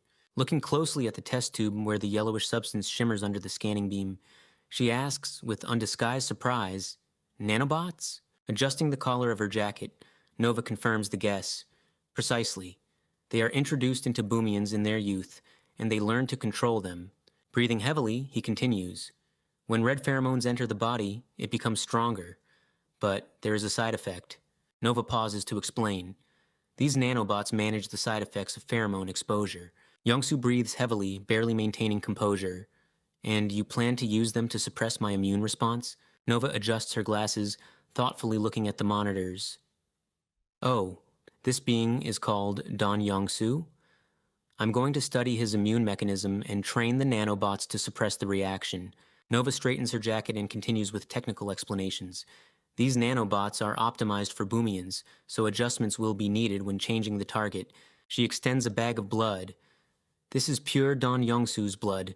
Is it possible to use it as a control group for the experiment?" With a satisfied smile, she examines the bag. "Good. Do you trust my skills?" On the microscope screen, two cells appear, one smooth and the other with a characteristic bumpy structure. She carefully adds a drop with a pipette into a petri dish, where next to the red sample now appears a bright blue one. Concentrating on the eyepieces, Nova begins to observe how these two elements react. Nova silently observes the process while her companion, leaning over the eyepiece, makes only quiet, unintelligible sounds. Without looking away from her work, Nova turns to her partner and unexpectedly asks, "What was your affiliation?" Hearing the question, Nova asks with slight bewilderment, "Priestess?" And then, looking at the interlocutor, thoughtfully adds, "I wanted to become one." Turning sharply, Nova throws with a smirk, And you're still asking about affiliation in this ruined world? The helmeted companion, carefully listening to her words, objects. Your knowledge is what only priests possessed. But if you were a priestess, I couldn't have failed to know you. In his voice, slightly distorted by the helmet, there is genuine suspicion. Who are you? Panora, without looking away from the laboratory test tube, calmly answers the suspicions. I am Panora. And yes, I tried to become a priestess, but high positions are occupied only by nobles, aren't they? She slightly raises the test tube as if emphasizing her words. I was Talana in the Northeastern Council. She sinks heavily onto her knees, clutching her head with her hands. Talana, she repeats, echoing, as if the word itself weighs on her like a heavy burden of memories. Panora adjusts her headdress and continues with a light smile. I portrayed legendary heroes on stage, making others laugh or cry. Isn't that similar to how priests enchant people? Looking through the transparent lenses of protective glasses, she looks straight ahead. With my ordinary background, I could not become a priestess. Carefully listening to her, the helmeted companion coldly cuts off. Words about origin influencing the distribution of positions are denial and direct insult to the Boomian federal system. Panora, without interrupting her work, lightly points at him with an instrument. I don't know what your origin is, but hypocrisy is just as bad as that of nobles. In response to accusations of hypocrisy, she sharply stabs a needle into his arm. A short, oops. Looking at the device screen, the companion impassively reports, body temperature is dropping. Looking at the instruments, Panora asks with slight concern, Major Don Youngsu, how is your breathing? He takes a deep breath, feeling his condition stabilize, and replies briefly, now, much better. Youngsu nods, and the masked companion, carefully studying the instrument readings, says shortly, it works, thank you. Panora adjusts her hair, replying with a light smile, I should thank you for your devotion to Boomy. Panora's gaze becomes heavy and serious. If Boomians treated this world as you do, we wouldn't have gotten into such a mess. He slowly turns his head, clearly hurt by her words. What you just said? Panora adjusts the collar of her protective suit and interrupts him, suggesting he get straight to the point. If you want to ask something, ask it. Her gaze becomes piercing as she directly adds, Are you curious whether I'm a traitor? In response, only silence. He doesn't rush, carefully studying her face. She smiles mysteriously as if she has long awaited this question. My answer? Yes. Youngsu, lying on the couch, shifts his gaze to his companions and asks directly, Looking at our suits, you must have realized we are from the defense forces, so why did you help us? Panora adjusts her clothing and with a light smile explains her actions. Your story touched me more than Raja's plan. That's why I'm interested in what you will do next. Youngsu freezes. It seems such disarmingly honest answer took him by surprise. Without averting her gaze, Panora seemingly tests the Major's resolve. A strange, frightening determination can be read in her eyes. She tosses a strand of hair back, playing with her glasses, and continues with a sly smile. Tell me in detail. What role can I play in this story? The Major heavily sinks into his seat, exhaling forcefully through the mask. Panora's question hangs in the air, forcing him to fall into deep thought. Supporting his face with his hand, she leans forward. So you came here to kill Gurits one by one. He doesn't look away, responding to her direct jab. They attack, so I kill them. Or is there a way to deal with them that I'm unaware of? Panora smiles slyly, as if pointing out an obvious trap. You did see the courtyard of this research group? There are nerve gas sprayers installed there. Don Youngsu, breathing heavily, admits, but of course I also think killing them with weapons and swords like heroes of the past is much cooler. He looks at his interlocutor distrustfully, trying to decipher her true motives. If you're on the side of the traitors, why did you betray them now? She calmly supports her cheek with her hand and parries his suspicions with a light smile. Didn't I say so? I also want to save this planet. After that, slightly narrowing her eyes, she adds, but there is a problem with your plan. At the same time, she assures him that she can fix everything. The problem? He asks again, expecting specifics. The interlocutor carefully looks at the Major without changing her pose and continues her thought. You say you will destroy Mao Ragbot, but you are conducting searches right here on the planet. She points upwards with a finger, as if clearly illustrating her words. Shouldn't you destroy it in space, or at least change the trajectory of the meteor? She pauses briefly and adds with slight bewilderment, However, I haven't heard anything about going into space. Youngsu breathes heavily, looking at her through the mask. The realization of how cornered they are weighs on him more than any weapon. Panora merely sighs heavily, without changing her pose. The nearest spaceport from here is occupied by Raja. Don Yongsu listens silently as his interlocutor continues to develop her thought. To recapture the spaceport and launch a ship into the sky, you need far more fighters than you have. Yongsu stares intently at her through the helmet visor. And can you alone change that? Panora raises her hand, stopping him, and throws with a slight squint. You don't think I'm completely foolish, do you? Heavy footsteps echo around the room as 4 armed fighters emerge from the shadows. They silently surround the man sitting in the chair, cutting off all escape routes. Panora, without changing her pose, coldly observes as the ring closes around him. Standing surrounded by loyal fighters, she calmly explains, After mental synchronization, I found many talented warriors in this research group. I think we might be able to achieve something with their help. Yongsu frowns distrustfully, looking at her through the helmet visor. You synchronized with everyone. She slightly tilts her head, looking at him with cold composure. Of course, that's Raja's plan. And then, continuing her thought, she adds, at the end of planet Boomi. In response to his interlocutor's unfinished phrase, one of her fighters, a massive warrior in a white helmet, exhales heavily, releasing a cloud of steam. A cold, almost emotionless voice comes through the mask, allow all the Boomians to die dreaming happy dreams. The interlocutor barely smiles, continuing with a touch of disdain. Raja doesn't understand emotions, so he wrote this childish order. The fighter in the white helmet shifts his gaze, cuttingly saying, Release them, and then we can discuss everything in more detail. The interlocutor, whose gaze remains calm, ironically clarifies with a light smile, Do you want them to wake up and kill me? The fighter in the white helmet doesn't back down, dryly throwing, Release them and leave. In response comes a calm, resolute objection. I will continue to carry out the mission with them, because if we save the planet, wouldn't that be good for you too? She looks intently at her interlocutors. A challenge can be read in her eyes as she parries with bitter irony. You'll save the planet and live beautifully while I tremble in the corner. She shifts her gaze to the fighter in the helmet, throwing defiantly, Think again. Who will be more useful for saving the planet, you or me? The fighter in the white helmet merely smirks briefly. He falls silent, simply looking heavily at his interlocutor in response. The fighter in the white helmet turns his gaze to the opponent, and, as if weighing her words thoughtfully, says, Ingress is right, but what's wrong with Panora's plan in this situation? His gaze becomes harsher. If Ingress retreats and agrees, won't we get conveniently usable fighters? Heaving a heavy sigh, he touches the edge of his helmet with his fingers, acknowledging to himself, Damn. But if I remain neutral, I will lose both. Yongsu, bursting out in a shout, spits out, Damn it, do you even understand what you're saying? In response, only oppressive silence. 2 people press close to each other in tight embrace, weeping silently, and only tears quietly stream down their cheeks. Yongsu leans anxiously towards his comrade who has panicked and clasps his head with his hands, as if trying to shut out reality. Only unbearable fear can be read in the latter's wide-open eyes. Don Yongsu thoughtfully bends over the board, examining the arrangement of figures. He says briefly, touching the white king with his finger as if calculating another move. His interlocutor looks at him puzzled and asks, Chief of Department, what are you doing?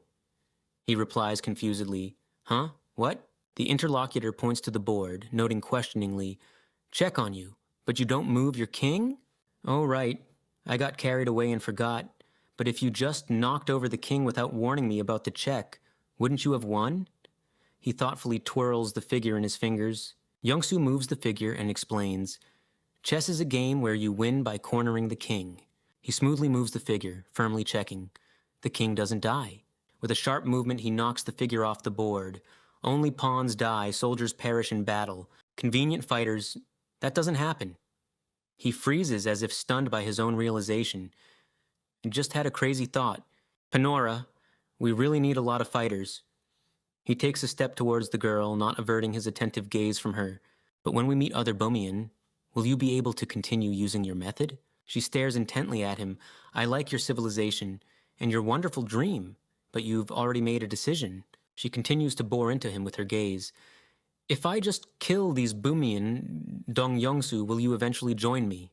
He narrows his eyes, considering tactics. If it's all the same as in the last battle, then I only need to kill the commander. Yongsu abruptly turns around, noticing a figure in a mask nearby who flinches in surprise. He sharply grabs his weapon, leaping into action. The soles of his boots screech as they dig into the ground, making an instantaneous stop. With momentum, he delivers a crushing blow, but the cayenne-skinned girl doesn't even flinch. A powerful flash illuminates the space as the weapon collides with her, as if hitting an impenetrable barrier. She simply raises her index finger, as if dismissing all his efforts with a single gesture. A dull thud rings out. The fighter in yellow doesn't have time to react and takes a powerful hit, flying back under the onslaught of the masked opponent. Aleph and I will hold them off. Run! A decisive shout sounds, covering their retreat. The cayenne-skinned fighter grabs his companion's hand without hesitation. Come on, Langit. The figure in the mask swiftly draws a blade from its waist mount. A short scrape echoes as the opponent is immediately ready for another attack. Rapid footsteps echo around. The masked figure surges forward, instantly closing the distance. The attacker abruptly stops and stunned by her composure. What?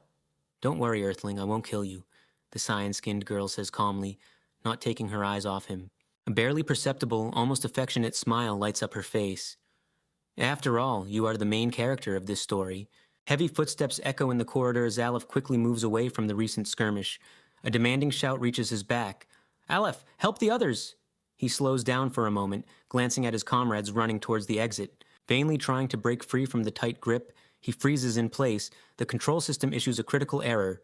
Unable to fulfill order, movement locked, a mechanical response rings out as a ring of opponents closes around him. The figure in the mask sharply turns around, carefully surveying the space. His attention is drawn to a discarded hiking backpack leaning against the wall, with a rifle tightly secured to it. Someone apparently left their gear behind, preparing to act lightly. Without losing a second, the masked figure takes a quick step forward and grabs the abandoned equipment, returning to a combat stance. A disturbing, crimson-veined eye flashes in the mechanical visor concealing his face. The machine focuses intently on its target. A powerful blow to the head catches the opponent off guard. The masked fighter doesn't have time to react and takes a sharp strike. His head snaps back as the echo of the impact reverberates through the room. Without losing a moment, he responds to the aggression with a devastating attack. A fist slams into his opponent's jaw with a dull thud, sending him reeling backwards. Enemies instantly surround him, raising their weapons, but he simply coldly states, "Get out of my way." One of the enemies sharply raises his rifle, as if signaling to his comrades who immediately tense up in unison, preparing to attack. Enemy weapons whistle through the air, heading straight for the opponent, while the group of attackers synchronously changes position. Suddenly, someone among the opponents cries out, attracting attention, "Dong Yongsu, Panora is leaving." Yongsu freezes, realizing what he heard, and turns his gaze to the warriors blocking his path. There's no time to think. The opponents are already ready to attack. The opponents close ranks, forming a dense wall. They stand still, waiting, resolutely blocking the way. Panora swiftly surges forward, ignoring demands to stop. "Panora, wait," sounds from behind, but the runaway only increases her speed, disappearing into the labyrinth of passages. Without waiting for an answer, he rushes forward and bursts through the dense formation. A powerful lunge catches the enemies off guard. A swift attack sweeps through their ranks, leaving no time to defend. A blurred silhouette in a mask swiftly races through the battle formations, not giving the opponents a single chance to track his movements. His gaze behind the visor is focused to the extreme. It seems he sees every action of the enemy, as if in slow motion. Someone among the allies sharply points in a direction. "Langit, over there." Rapid footsteps stop at the very hatch. An opening appears below. Langit crouches down, peering into the darkness while Dong Yongsu kneels beside her. Pursuers are already rushing after them. Armed warriors in masks rapidly close the distance, not giving them a second to breathe. They find themselves in a protected passage. Yongsu collapses at the foot of the ladder, breathing heavily. Let's catch our breath for a moment. Yongsu, panting, looks at his companions and says in amazement, "She's capable of controlling so many simultaneously." His gaze falls on devices towering over the field. Colorful clouds stretch out from them in all directions. Is she releasing pheromones using those sprayers? The figure in the mask, who had been silent until now, decisively states, "If that's the case, we need to get to the control room." Plans change abruptly. A deafening roar sounds behind him, and a bright glow floods everything around, making him turn around in astonishment. A blinding light reveals a familiar silhouette. Langit? Genuine shock is heard in his voice as his eyes widen with realization. Langit clenches her jaw, her face contorted by inhuman tension. She literally trembles, trying to suppress something inside while drops of sweat run down her skin. Someone rushes forward, grabbing her to stop her. Langit, no! A desperate cry rings out as a figure in a white coat tries with all his might to hold the girl in place. Langit abruptly lunges forward, breaking free from the firm grip. Her entire body is tense to the limit, and desperation is visible in her eyes. Langit! Someone's alarmed shout sounds, but she doesn't turn around, only grips a massive weapon on her shoulder tighter. Her gaze is filled with cold fury, and her whole body is tense, ready for battle. Someone in a white coat rushes towards her, trying to intercept the heavy weapon and stop her. But she just lets out a desperate cry. No! Screaming, she throws herself forward, putting all her rage into the surge. Someone desperately tries to reach her through the haze of madness. Langit, snap out of it. She makes a sharp swing, and a huge red blade cuts through the air with a deafening whistle, narrowly missing the person trying to stop her. He suddenly freezes, unable to move from the shock that overwhelmed him. The deadly blade whistled past. He miraculously avoided the strike. Langit is still shaking from tension, leaning heavily on her weapon, which she has thrust into the ground directly in front of her defeated opponent. Observing what's happening, he frowns thoughtfully. Could it be because she isn't wearing a helmet? The fingers gripping the handle are visibly trembling. Rage still hasn't released its hold on her, but her body is clearly at its limit. Clenching her teeth against unbearable pain, she groans softly, barely suppressing a scream that threatens to burst forth. Langit frantically touches the latch on her armor. A sharp click, and the mechanism finally gives way. The man gently cups her face with his hands, looking directly into her eyes. Run, Langit. He points in one direction and says curtly, "The operation has failed, so run that way." Langit whispers almost inaudibly, "Ingress." Ingress's gaze is full of grim determination, despite the bloody streaks on his face. "Don't look back." Ingress clutches his head as if trying to quell an unbearable ringing in his ears and adds with a strained voice, "And hurry." A barely audible whisper escapes Ingress's lips, filled with bitterness and awareness of the inevitable. Nova. "We are returning to the original plan. Tell me where the control center is located." Nova simply nods briefly in response. "Okay, follow me." She turns, ready to show the way. Nova swiftly breaks into a run, pulling her companion along with her. Behind them, in the darkness of the corridor, Ingress remains. He's still trying to ease his unbearable pain, unable to follow. Through the interference on the comms, a voice comes from under the helmet. "Dong Youngsu, Nova and I are heading to the control center." A short, doubtful question is heard in response at the other end. "Langit?" Anxiety seems to thicken around them, and one of the fighters, huddled tightly together, grips his blade tighter, exhaling hopefully, "I'll help you. But how do I find you?" While running, she turns to clarify the route details. "Nova, can you explain the path to the control center from where we were?" Nova doesn't slow down and explains on the move. "Going straight from there will lead you to an elevator, and from there, descend to the lower floor." "Aleph, get these guys away from me!" Youngsu shouted his demand, then, receiving a reply, briefly said, "Understood." One of the masked fighters, pressed against the others, firmly stated that it was possible if the restrictions on the use of weapons and force against Boomian were lifted. A face resembling an android appeared on the screen, with cold red eyes and white hair. She waited attentively for a response, clarifying, "Do you confirm?" The screen flickered, and the android's voice sounded cold and resolute. "Confirmed.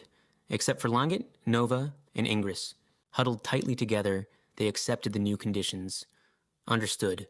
A sharp rustling sound occurred, and she was suddenly pulled close, surrounded tightly on all sides. The android's gaze flashed crimson. Thin laser beams shot out of her eyes, streaking upwards. She froze, piercing everything around with a cold, scanning light. A dull impact sounded. The heads of the opponents collided with incredible force, causing sparks to fly in different directions. Another sharp lunge, and the opponent flew away, not even having time to react to the lightning-fast attack. A crushing knee strike hit the opponent. The enemy didn't have time to react when the solid impact landed directly on his head. A powerful spin jump, and the enemy was swept away by a sharp blow thrown aside. The opponent was caught in a tight grip. A swift throw sent him crashing into the ground. A dull sound of impact echoed, accompanied by a harsh grating noise. The opponent was slammed into the floor with a deafening crash, and in the next moment, another, no less powerful strike rained down on top of him. Firmly holding the enemy in his grip, the fighter raised his weapon-bearing arm, preparing to deliver the decisive blow. A fighter in yellow armor made a sharp lunge. The cable cracked through the air, knocking attackers off their feet. The hand in yellow armor sharply gripped the handle of the weapon. Cutting off unnecessary movements, a characteristic click sound was heard. A sharp swing, and a thin blade whistled through the air, leaving behind an almost invisible trail. A sharp chua echoed in the air. The blade in yellow armor traced an arc digging into the opponent's defenses. He didn't have time to dodge and let out a short, hoarse cry of "ack" as the attack hit its mark, throwing him aside. A sharp "sick" sounded. The hand in armor swiftly closed the distance, locking the opponent in a tight, suffocating grip. The mechanical palm pressed his face firmly into the ground, not allowing even the slightest movement. A silent challenge froze in his eyes as steel mercilessly pressed against the helmet. With a dull "pyok," a fist in white armor smashed into the opponent, knocking him off his feet with a powerful blow to the head. His comrade in yellow armor shouted, "Aleph, let's go to the elevator." They broke into a run, leaving the defeated enemy behind amidst the resounding footsteps. The blade whistled through the air, making a sharp "tsk" sound. The opponent emitted a short scream of "ack" as the attack reached its target, finally slamming him onto the floor. They quickly reached the corridor where the elevator doors were visible ahead. "Excellent, I see it," Yongsu responded. "Ta-da-da!" Resounding footsteps suddenly cut off their retreat. A squad of armed opponents burst out of the passage, forming a dense wall blocking the path to the elevator. The opponent in the white helmet froze, stunned by the sudden appearance of reinforcements, and mumbled, "This is madness." They stopped before the pulsating organic structure hidden deep within the passageway. "Nova, do you know what that is?" Yongsu inquired. Nova carefully studied the intricate network of tubes on the pulsating organism. "It looks like a device for converting Gurrit pheromones and spreading a huge amount of pheromones," added Nova, completing her analysis. Yongsu nodded. "I see. Nova, hide somewhere for now." "Tadek!" She swiftly fell to the floor and, raising her weapon, took aim down the corridor. While her partner hid in the darkness, she remained to cover their retreat. The Kael Gyok, the bolt was engaged. The barrel froze, aiming at the pulsating flesh deep within the corridor. A pale figure with long blonde hair emerged from the organic growths, a sinister smile playing on their lips. "Do you think it will all end if you destroy it?"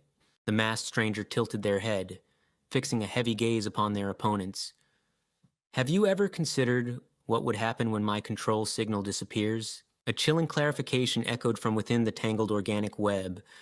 "If the Boomian in combat mode lose their target, wouldn't they kill each other?" Wrapped in red organic growth, the blonde-haired girl looked sadly ahead. "I still want to save as many of my people as possible." Chalk, a sharp sound of footsteps. Nova, without lifting her aim, tracked every movement of the enemy while an armed swordsman froze nearby, ready to strike at any moment. The ringing of metal echoed through the corridor. The opponent brought their blade down, but Nova quickly raised her rifle, taking the crushing blow herself. She forcefully pushed back the attacker, preventing the blade from getting closer.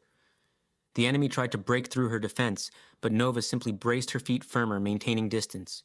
The opponent in a white helmet widened their eyes in horror, realizing that their plan was spiraling out of control.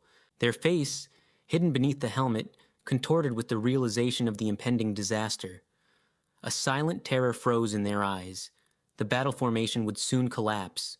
Puk, a sharp sound, fingers and gloves gripped the crossbar, blocking the passage. Nova raised her weapon and opened fire. The flash of the shot illuminated the corridor, casting harsh shadows. "Taya-ya!" The opponent in a white helmet didn't have time to react and crashed to the floor, barely dodging the sweeping blade. The enemy, taking advantage of the moment, brought down a heavy blade directly onto Nova lying on the ground, but she managed to brace her rifle against the crushing blow, sending sparks flying from the collision of metal. Gritting their teeth, the opponent put all their strength into pressing forward, trying to break through the defense. Towering over the defeated enemy, the warrior gripped their blade and coldly stated, "To be honest, I don't want to kill you either." Zh! With a swift movement, Nova kicked out, delivering a powerful blow directly to the opponent's torso. They didn't have time to react and were sent flying by the force of the impact. The enemy flew backward, right into the jaws of a hideous creature that immediately snapped its jaws shut, dragging them into the abyss. The girl didn't relax, remaining in a semi-sitting position with her weapon ready. Nova's attentive gaze swept across the corridor. The battle wasn't over yet. Whack! A sharp impact slammed her against the railing, depriving her of any chance to defend herself. Amazement flickered in Nova's eyes. The powerful attack had caught her off guard. From within the hideous creature came a calm question. "Is the younger generation, like you, to blame for what happened to the world?" The creature holding her simply replied coldly, "No, it's the greed of the old men." Nova trembled with tension, struggling to overcome the numbness that had gripped her body. Her gaze changed sharply. The numbness receded, giving way to a cold, piercing determination. The hero urgently shouted, pointing at the equipment, "The tank in the middle, it's for mixing." The creature wrapping around his head tightened slightly, causing him to listen to the alarming shout. Another fighter appeared in the corridor and confidently reported, "I'm in position." The fighter who just arrived in the corridor stepped towards the pulsating violet mass and calmly clarified, "They say you introduced something into my blood to neutralize a dangerous reaction. A mechanical arm sharply injects a drug. The hiss of escaping steam drowns out everything around." The creature holding the hero smirked, watching the effect of the injected drug. "Impressive, Don Yong-soo. That's how to use it." The man in the white armor forcefully pressed a lever into the pulsating mass. "Judging by your expression, the result turned out to be far more interesting than expected." Quick! A sharp sound, fresh blood wells up on his arm, slowly flowing down. Despite the injury received, he confidently stated, "We did everything right." He exhaled heavily, releasing steam. A satisfied grin played on his blood-stained face.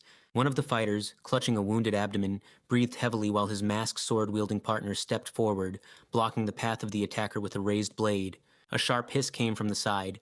The fighter with blue skin and crimson patterns on their face tensed up, not taking their heavy, focused gaze off the opponent. Tuck, a single drop hit the surface, spreading across the dark liquid in even circles. A sudden burst of scarlet liquid splashed everything around, scattering into a myriad of droplets in swift motion. The field filled with thick steam. Spraying devices synchronously released clouds of gas, enveloping everything around. The devices continued to release dense clouds of gas, filling all the space around with a thick, impenetrable haze. A tense gaze pierced through the thick mist.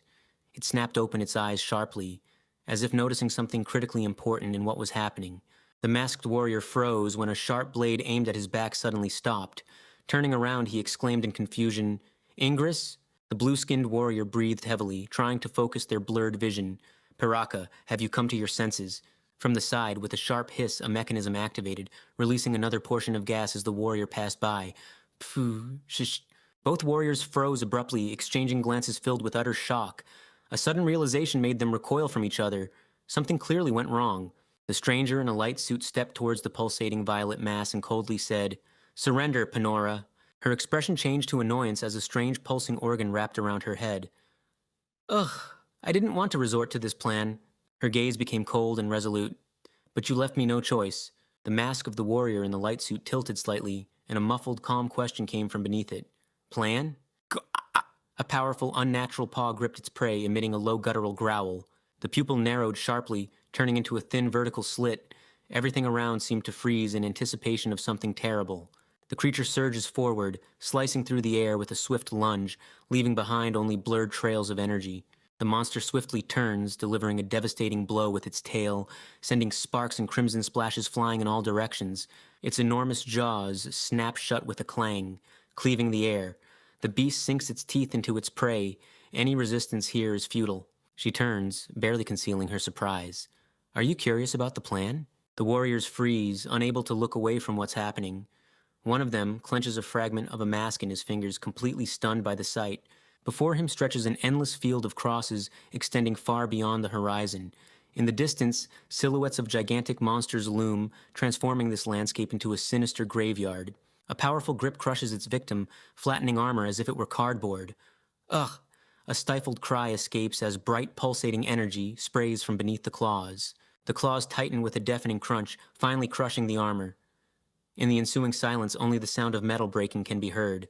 A blue-skinned figure remains icily calm, coldly issuing an order. "Kill everyone here, Boomian." The warrior's mask tilts slightly, expressing silent surprise, then a counter-question rings out. "Are you going to kill everyone, Boomian?" She merely scans those present, as if delivering a final verdict. Those who are here are the ones who chose personal safety over the survival of their race.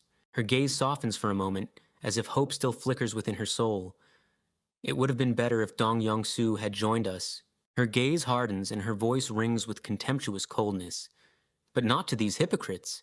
A swift rush breaks the silence. The creature lunges forward, catching its target with a lightning-fast movement. Powerful claws close, leaving the victim no chance of escape. A sword clatters to the floor with a dull thud, leaving a distinct mark on the surface. She turns sharply, startled by the sudden sound. In an instant, Young-soo bursts into motion, swiftly dodging the attack of the enormous monster. The sword in his hand glints as he strikes back. A quick run across the metal surface is accompanied by loud footsteps as a figure in a mask races forward, firmly gripping a blade in their hand. An immense limb slams the warrior into the surface with crushing force. Metal groans under the unimaginable pressure, pinning the victim to the spot. The blade pierces the monster's flesh, causing it to stagger. Yongsoo delivers a precise strike, tearing through the enemy's defenses. A sweeping blow cuts through the air, plunging deep into the enemy's armor. Sparks and dark energy fly in all directions as the monster convulses from the force of the devastating attack. "Langit, are you all right?" A worried voice calls out from above.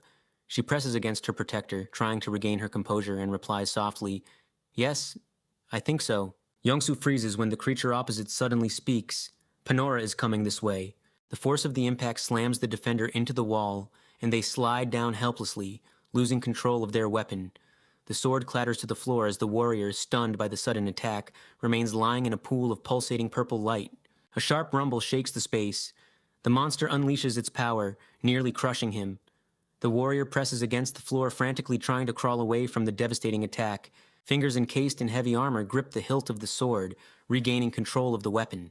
With a swift swing, Dong Yongsoo directs the blade toward the threat. A blinding streak of light cuts through the air, forcefully colliding with the approaching limb. "Aleph, requesting fire support!" the warrior shouts, not retreating in the face of the looming danger. In response to Yongsoo's call, a clear voice rings out, accompanied by an order. "Understood. Stay at a safe distance from Garita." A sharp click sounds. A fighter in a yellow uniform opens fire. The projectile streaks towards its target as Yongsoo continues to hold off the monster in close combat. A dazzling flash engulfs the monster. The projectile hits it directly in the center, causing the creature to convulse from the powerful impact. With a heavy crash, the opponent freezes right before him. "Surrender, Panora!" Dong Yongsoo shouts, never taking his eyes off the enemy. The enormous adversary stops, but instead of triumph, there is confusion in its voice. "Her?" The figure in the mask turns sharply, as if reacting to this strange question. Yongsoo notices a figure towering over the defeated opponent and immediately exclaims, "Aleph, Panora is on the monster." Aleph freezes. Strange pulsating energy suddenly envelops him, distorting the space around him. "A what?" he utters in confusion, losing his footing amidst the chaos. The helmeted figure leans forward, their gaze filled with anxiety as they cry out, "Dong Yongsoo, be careful." Aleph clutches at long strands of purple energy, hovering in the air, and confidently parries, "I'm all right." A steel hand tightly grips the purple streams, and they suddenly begin to crack. A sharp cracking sound rings out. The energy cannot withstand the pressure. The purple streams scatter with a deafening clang. Aleph loses his footing and falls helplessly to the ground, engulfed in remnants of unstable energy. Aleph struggles to regain his composure, brushing off the remaining purple haze. "Lucky I fell on solid ground, but getting back will be difficult." "Aleph, Panora is breaking out. I'm pursuing her. Finish up here and move towards me." The fighter swiftly bursts into motion. "Understood. Avoid unnecessary risks. Affirmative." Before him, in the opening of a dark airlock, appears a lone figure in a light spacesuit. The path to retreat is cut off. "Oh," escapes his lips as it becomes clear that the enemy is already here. A powerful stream of purple energy roars down upon the one standing in the doorway. Space around distorts from the force of the impact. "Ah, ah," a stifled cry rings out as the figure in the light spacesuit is thrown backwards. The creature doesn't give the opponent time to recover, clamping onto the spacesuit with powerful limbs. "Argh," echoes across the battlefield as purple energy flashes with each new strike. A masked figure observing the fight dryly states the obvious. "They are destroying Boomy in here. The situation isn't great." The gaze slides over the chaotic space, noticing new targets. There are Garita here too. Weapons clash with monster claws in a desperate attempt to hold the line. The Boomians are suffering heavy losses. One of the fighters, seeing the danger, cries out, "Langit!" Ingress exclaims anxiously, "Langit, are you hurt?" The girl wearing a protective helmet turns and rushes to reassure her father. "I'm okay, Ingress." Leaning against the heavy container, two warriors strain to push it forward. "I'm so glad." As the heavy container moves, one of the participants, noticing something strange, asks his comrade, "Ingress, what is that?" They struggle with the heavy crate when a short answer rings out, "Weapons!" The lid crashes open, revealing its contents. An entire arsenal spills onto the ground. He freezes, staring silently at the rows of deadly rifles. Without losing a second, one of the warriors calls to those around him, "Citizens, distribute the weapons, near the main staircase." One of the fighters glances at Langit with undisguised anxiety. "Langit, where is Dong Yongsoo?" She replies immediately, "He's downstairs, pursuing Panora." One of the warriors, his gaze fixed in the distance, sighs heavily and says, "Paraka, we need to help Dong Yongsoo. I think they are on the field now." A masked fighter, without changing his expression, clarifies, "You mean that outworlder?" His gaze is focused on the corridor where a fierce battle rages. "Before we go there, we need to clear everything in the fortress." He cuts off, not taking his eyes off the battlefield. The tension reaches its peak when an emergency call breaks through the air. "This is the director of the Paraka Northern Research Group. Commander of the 1st Mobile Detachment, respond." A chilling message rings out in response. The commander of the 1st Mobile Unit is dead. His face contorts with horror as he cries into the void. Is the commander of the 2nd Mobile Unit also gone? Through the interference, a new voice breaks through. "Commander of the 3rd Mobile Detachment, Barta, is in the hangar. Awaiting orders, Director." An urgent order bursts through the air. "Barta, gather your fighters and help Dong Yongsu. He's in white armor of an unusual design." Clenching his jaw, he responds briefly, "Understood, moving out." A huge hostile creature appears within sight, and the fighter, not taking his eyes off it, urgently warns his ally. "Aleph, Panora is moving." Powerlessly watching what's happening, a masked fighter grits his teeth. "Curse! I can't do anything." A deafening roar erupts. A cannon spews fire and smoke, launching a projectile directly into the thick of battle. Massive sharp spikes descend from the sky, piercing straight into the heart of the enemy swarm. A low hum shakes the battlefield. The attack reaches its target. A thick cloud of dust rises instantly, obscuring visibility. He strains to see through the haze, confused. Smoke grenade? Through the dissipating dust, allies on motorcycles and armored vehicles burst forth.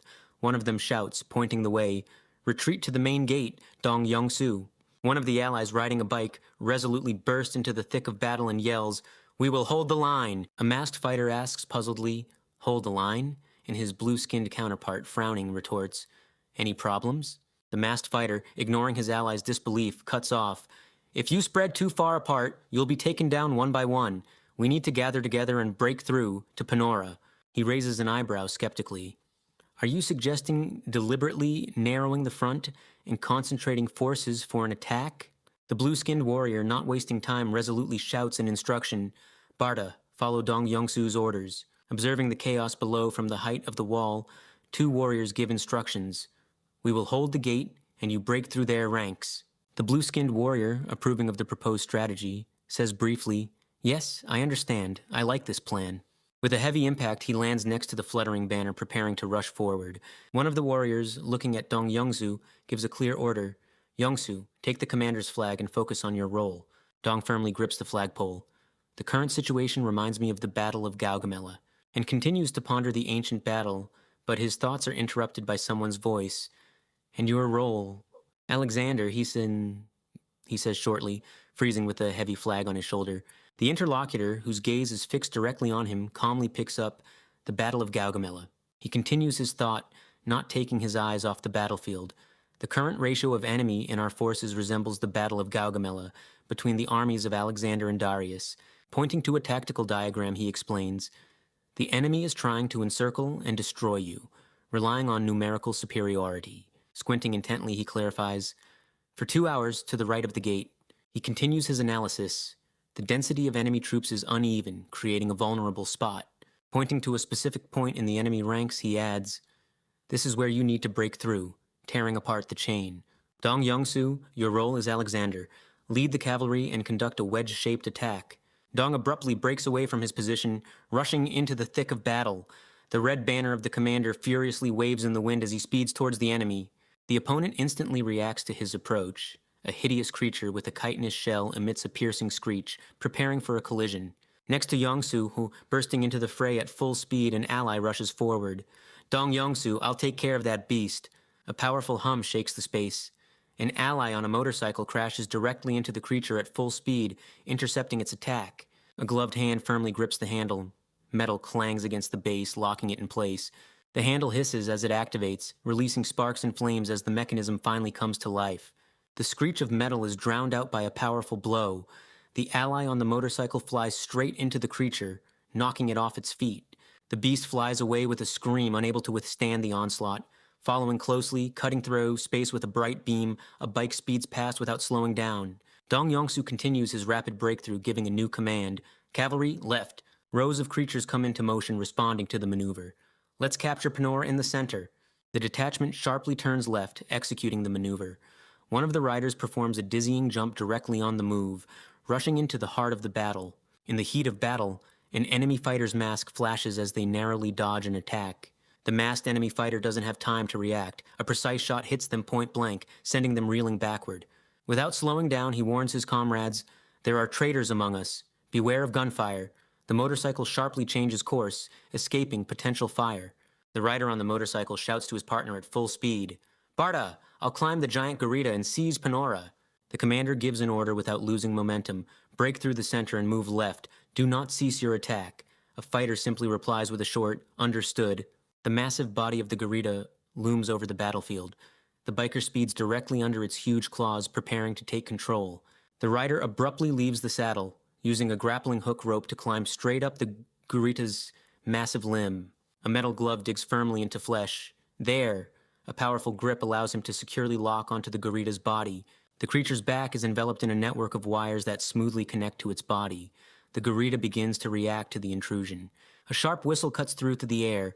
Nova swiftly turns, sensing alien interference in the system.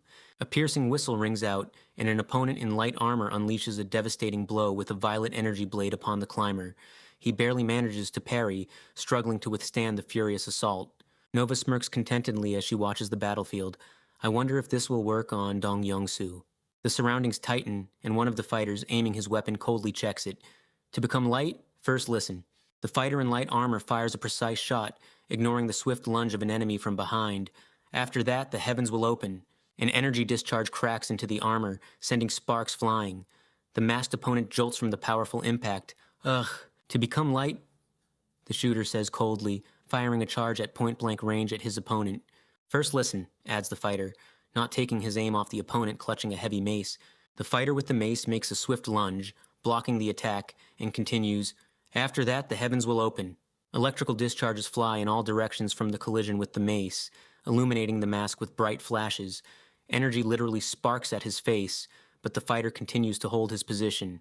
The enemy with the mace makes a swift jump, bringing the weapon down from above, but his opponent reacts instantly. A curved energy blade slices through the air, meeting the blow mid-flight. His jaw clenches and everything before his eyes swims with piercing pain. Is this due to an electric shock? The fighter in light armor touches his helmet, trying to focus, and breathes out faintly. My vision. Electrical discharges dance around the weapon, and the warrior, not lowering it, repeats, to become light, first listen. He tightens his grip on the weapon handle, echoing the enemy's words. After that, the heavens will open. A gaze from under the mask becomes piercingly confused as a strange, unexpected name surfaces in his mind. Jocelyn? The girl sharply turns around, peering into space with an expression of deep bewilderment. The look from under the helmet becomes fierce, and a demanding shout rings out, "Why are you hesitating? Fire!" A sharp ta sounds, and a point-blank shot hits its target. An opponent in a yellow shirt flies backward, struck by a powerful hit. An anxious ally in a yellow shirt rushes to his comrade who just fired, grabbing him by the shoulder and exclaims, "Are you all right?" He looks at his comrade's face, trying to grasp what is happening, and asks with obvious surprise, "Dean, you're alive?" With a face contorted from tension, he shouts, "Dengara Jotama, Dong Yongsu, Langatara." Yongsu abruptly opens his eyes. They reflect silent shock at the words he heard. A blue-skinned warrior shakes his stunned comrade, trying to bring him back to reality. "Barta, pull yourself together and focus on getting to Panora." Ignoring calls for retreat, the fighter in white armor freezes at the edge of a pit filled with strange organic matter and sharply throws, "Where is she?" He detaches from the cables woven into the organic surface and states, "It seems she has left the battlefield. We must follow her." The warrior in white armor looks at his partner skeptically. "What are you doing?" Barta, barely standing and clutching his head, breathes out, "Mental synchronization." He squints skeptically, clearly not trusting his partner's words. "You mean that technique they brainwashed you with?" "But what does this have to do with the Gurita?" Mental synchronization neutralizes the mind through pheromones and forces certain actions using electrical signals. Panora controlled the Guritas precisely because she synchronized with these creatures. The ground trembles under the heavy footsteps of a giant creature. Dean wastes no time and opens fire directly at the approaching Gurita.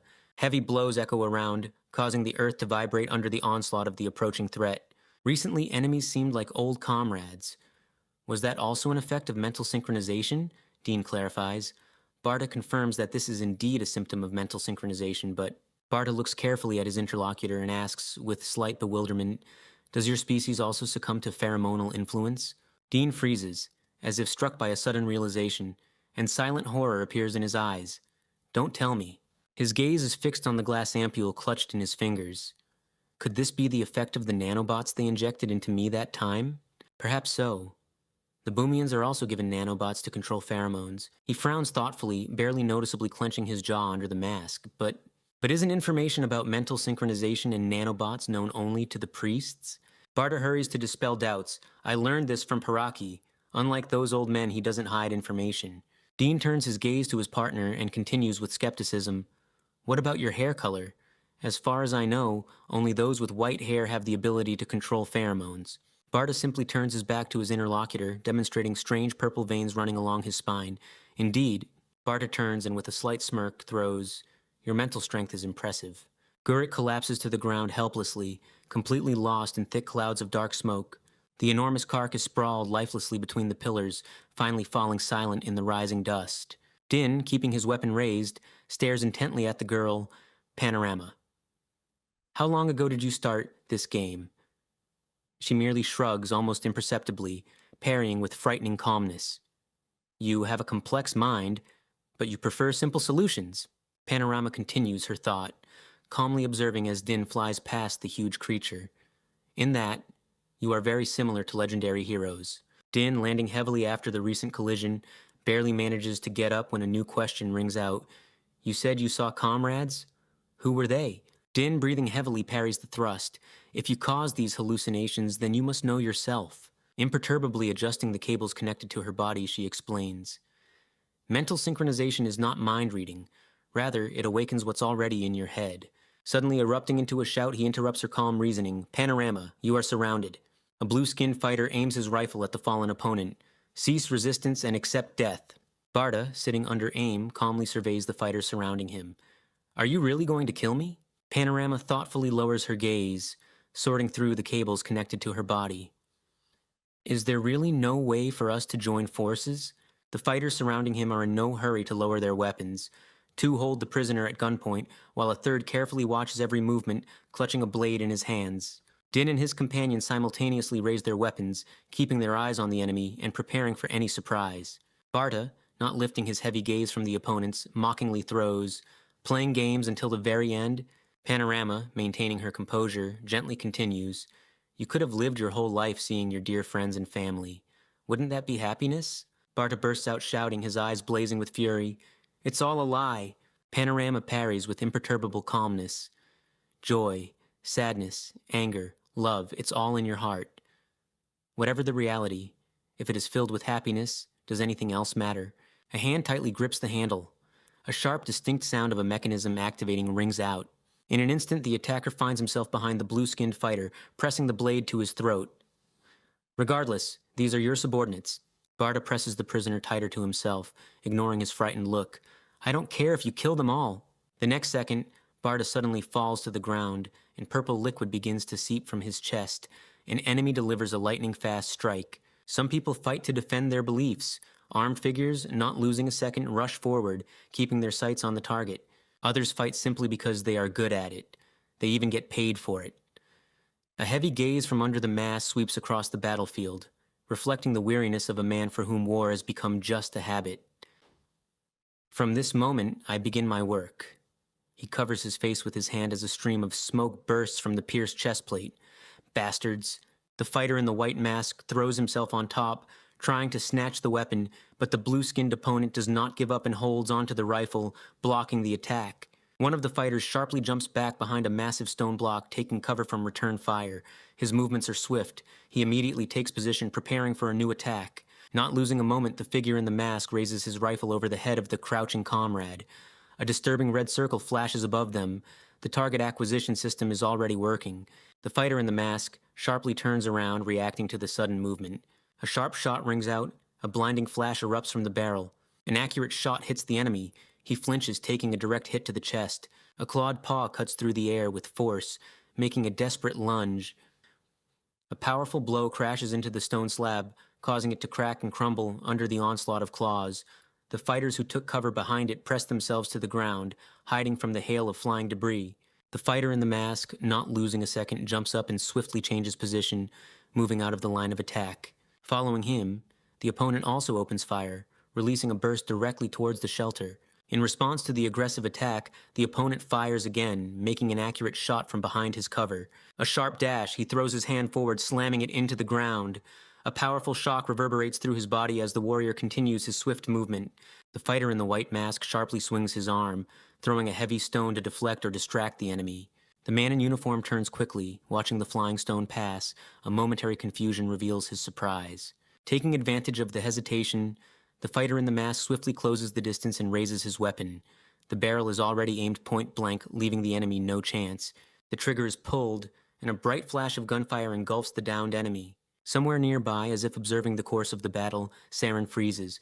Her gaze remains cold and detached as a sharp, abrupt sound of impact rings through the air. Admiration for the opponent's resilience can be read in her eyes. Don Youngsu, it seems you never give up. A powerful blow shakes the shelter, sparking a shower of sparks. He crouches lower, weathering this barrage of attacks. A gaze from under the mask sweeps across the devastated room. There are no shelters left on the first floor. He must move to the second. The opponent on the roof suddenly freezes, noticing movement below. An alarm flashes in his eyes. A sharp click. Don Yongsu slams the weapon's magazine into place with a clang, preparing for the next stage of battle. A sharp, stifled exhale. He is completely focused on the target. A moment of utmost concentration before the decisive shot. A deafening roar. A heavy piece of wall crashes to the floor, raising a thick cloud of dust. Breaking through the dense veil of dust and debris, he rushes forward, continuing to fire accurately.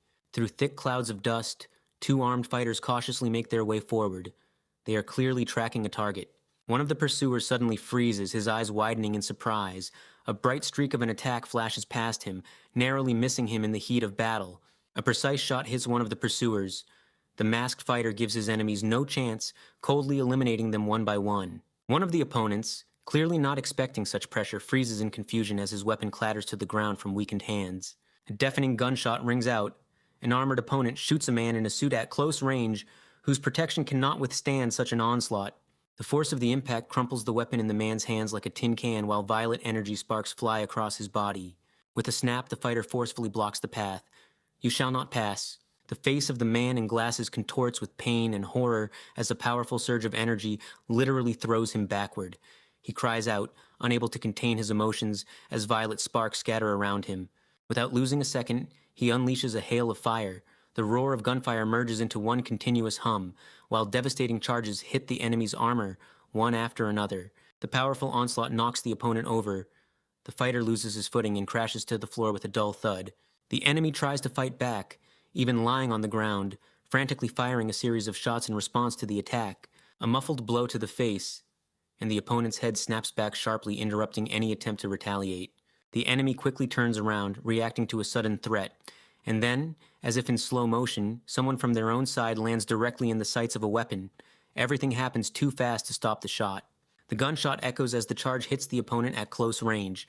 A huge, clawed paw descends rapidly from above. The fighter, without losing a second, unleashes a series of return volleys, trying to stop the crushing blow. With a deafening roar, the attack reaches its target, raising a thick cloud of dust into the air. Barely perceptible movement, and he swiftly slips out of the dust cloud, narrowly avoiding a deadly threat at the last moment. Pushing off from the surface with force, the fighter makes a sharp dash forward, leaving behind only a cloud of dust and fragments of stone. Without slowing down, Yongsu rapidly races straight across the body of the giant creature. Each step echoes with a sharp, dry thud. At that very moment, a huge clawed paw slices through the air with a furious whistle, trying to intercept the fleeing man. Seizing the opportunity, Youngsu plunges his weapon directly into the pulsating flesh of the giant. A large violet symbol shatters into pieces, exposing the vulnerable interior of the creature. In response to the wound, the monster flies into a rage. A huge clawed paw crashes down with a devastating roar, shaking the space from the furious impact. Under the immense pressure, the surface beneath the claws cracks, revealing a deep fissure from which thick violet light emanates. Amidst the pulsing mechanisms, entangled in dozens of wires, Nova freezes. With deep sadness in her eyes, she quietly adds, I didn't want to kill you like this. Ignoring the confession, Yongsu rapidly climbs up the massive surface, digging his gloves into every protrusion. Suddenly, Yongsu stops on a ledge, noticing someone ahead. In response to the unexpected appearance, only a surprised exclamation filled with confusion is heard. The stranger in a helmet sharply swings a blade directly at the opponent's neck. Sharp steel pierces the flesh with a wet sound, leaving a violet trail. A gunshot echoes as the helmeted enemy fires a charge point blank. A burning flash engulfs Yongsu. The iron grip of the opponent prevents Yongsu from even moving, pressing him close after the recent hit. Nearby, a girl observes the scene intently, focusing on a glowing device in her hands. A sharp, cutting blow pierces through him. Sharp violet blades enter his body with a dull thud. Yongsu convulses from the sudden burst of pain as the blades pass right through him. Acute pain pierces his consciousness as the opponent presses close to him, and a sharp, dry sound of impact is heard. Suddenly, Nova freezes, staring in horror at her own wounds. Sharp violet blades pierce through her body. Nova collapses helplessly to the ground, finally losing control of her body as violet wires lifelessly wrap around her figure. A heavy hand firmly grips Nova's shoulder. A sharp click sounds as if the last contact is being switched on. She only twitches weakly under this touch. Behind him, the figure in the helmet freezes without loosening his grip, pressing the muzzle of his pistol directly to her head. Nova simply raises her hands helplessly, finally accepting defeat. Cold metal presses against her temple, and a gloved hand squeezes her shoulder forcefully, completely suppressing any resistance. The muzzle is pressed tightly against her temple. The slightest movement, and it will all be over. Nova doesn't dare even breathe, meekly accepting this inevitable finale. The gaze beneath the helmet becomes detached, as if he is trying to look beyond reality. How do I get rid of this illusion? She explains without turning around. The hallucinations will disappear on their own when the effect of the pheromones wears off. So don't worry and finish your job. The gaze from under the helmet becomes icy, piercing the opponent. If you surrender, I will spare your life. Nova's eyes widen. They reflect a mixture of shock and sudden realization of what she heard. Nova gently closes her eyes, a faint, sad smile appearing on her face. You've managed to surprise me many times during this time. You are very generous. He simply shrugs, not lowering his weapon. I'm just following the Geneva Convention. Nova's gaze becomes serious. Kind people live on your planet, but even if you leave me alive, other Boomians will still tear me to pieces. She only lowers her head, looking directly into the muzzle of the pistol. So, please, kill me yourself. Yongsu, without changing his expression, briefly throws out, turn around. The Major sharply turns around, activating an energy blade, and rushes into battle against the huge monster blocking his path. His partner nods shortly, surveying the battlefield. This is the last one. Good work, Lungit. Tensely gripping her weapon, she tries to contact via radio. It's not over yet. We need to find Dong Yongsu. Do you hear me? Aleph appears against the backdrop of a rocky canyon. He found Yongsu. Let's return. Langit brings her hand to her helmet, contacting him over the radio. Yongsu, are you all right? There are no serious injuries, comes the calm reply. Two figures in masks freeze amidst the field, continuing their conversation.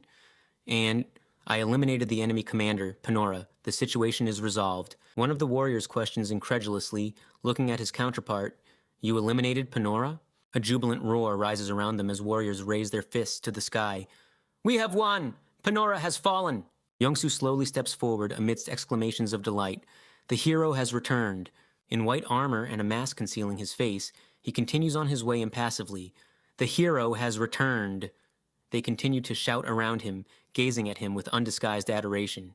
The enthusiastic cries gradually subside. On the ground, thickly strewn with petals, lies the lifeless body of Panora. Warriors raise their swords, swept up in universal celebration. A hero from another planet has freed us. He is our savior. One of the local warriors looks at him with a deep gratitude. Thank you for fighting for us. Yongsu Dong merely smiles wearily as he removes his helmet. I was just doing my job. A girl in a mask trustingly leans against him, looking into his eyes. Aleph simply inclines her head and quietly adds, I will examine the items Panora collected. Dong Yongsu raises his palm, stopping the others. For now, I need to rest alone for a bit. Aleph, you don't need to accompany me. He turns around and walks away at a leisurely pace, leaving everyone behind. The Major departs, while Langit watches him with a long gaze. Silence descends around them. None of the warriors dare break it. A solitary journey along deserted staircases evokes strange, unsettling thoughts. It feels like I've woken from that cursed dream I keep having, memories surface of his days in service. When he received the assignment to go to another planet, he felt a genuine sense of liberation. A man who lives for battles and conflicts was tasked with creating a new world. Slowly ascending the steps, he realizes it's all the same here. Dong Youngsu stops and exhales heavily. Huh. His gaze falls upon a chessboard where black pawns are lined up, as if ready for a new move, a new scene, an old roll. A hand reaches for a vinyl record, carefully placing it on the turntable. An old melody starts again, endlessly repeating a familiar motif. The needle drops onto the vinyl, and a familiar, slightly crackling sound fills the room. The pleasant atmosphere created by the old record is suddenly disrupted by someone's presence. Halef? I told you not to follow me. Instead of an expected reply, only a quiet remark sounds. The music you played in the cave was cheerful. She listens intently to the melody. But this music is sad. The vinyl continues to spin, filling the space with the same melancholic, sorrowful tune. Youngsu remains silent, lost in his own thoughts, only his heavy gaze betraying his inner state. Langet stands beside the major and, looking away, sadly admits, I thought it would be wonderful to meet other Boomien. But I didn't know we hated each other, fought, and caused pain. Youngsu listens silently, and only the grim expression on his face reveals how deeply these words wound him. Langet lowers her gaze, a bare bitterness in her voice. Piraka and Ingris say it was inevitable, so it's okay. But still. The girl trails off mid-sentence, lost in heavy thought, while Youngsu simply looks into the distance. Her bitter words echo in the silence. You are a great warrior. You remain calm even in such a situation. He merely sighs heavily, for the reason behind his composure is frighteningly simple. I did this every day on Earth. Langet turns her gaze to him, as if trying to distract herself from heavy thoughts. And I like it when Dong Youngsu plays music.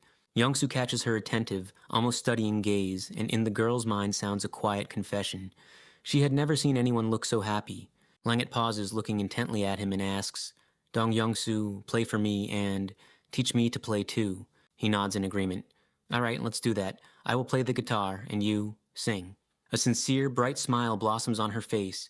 Her eyes reveal undisguised joy at this moment finally arriving. Langet suddenly changes expression.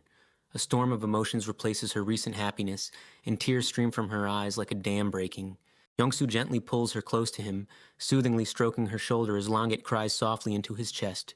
Dong resolutely runs his fingers over the strings, interrupting the oppressive silence with a ringing chord.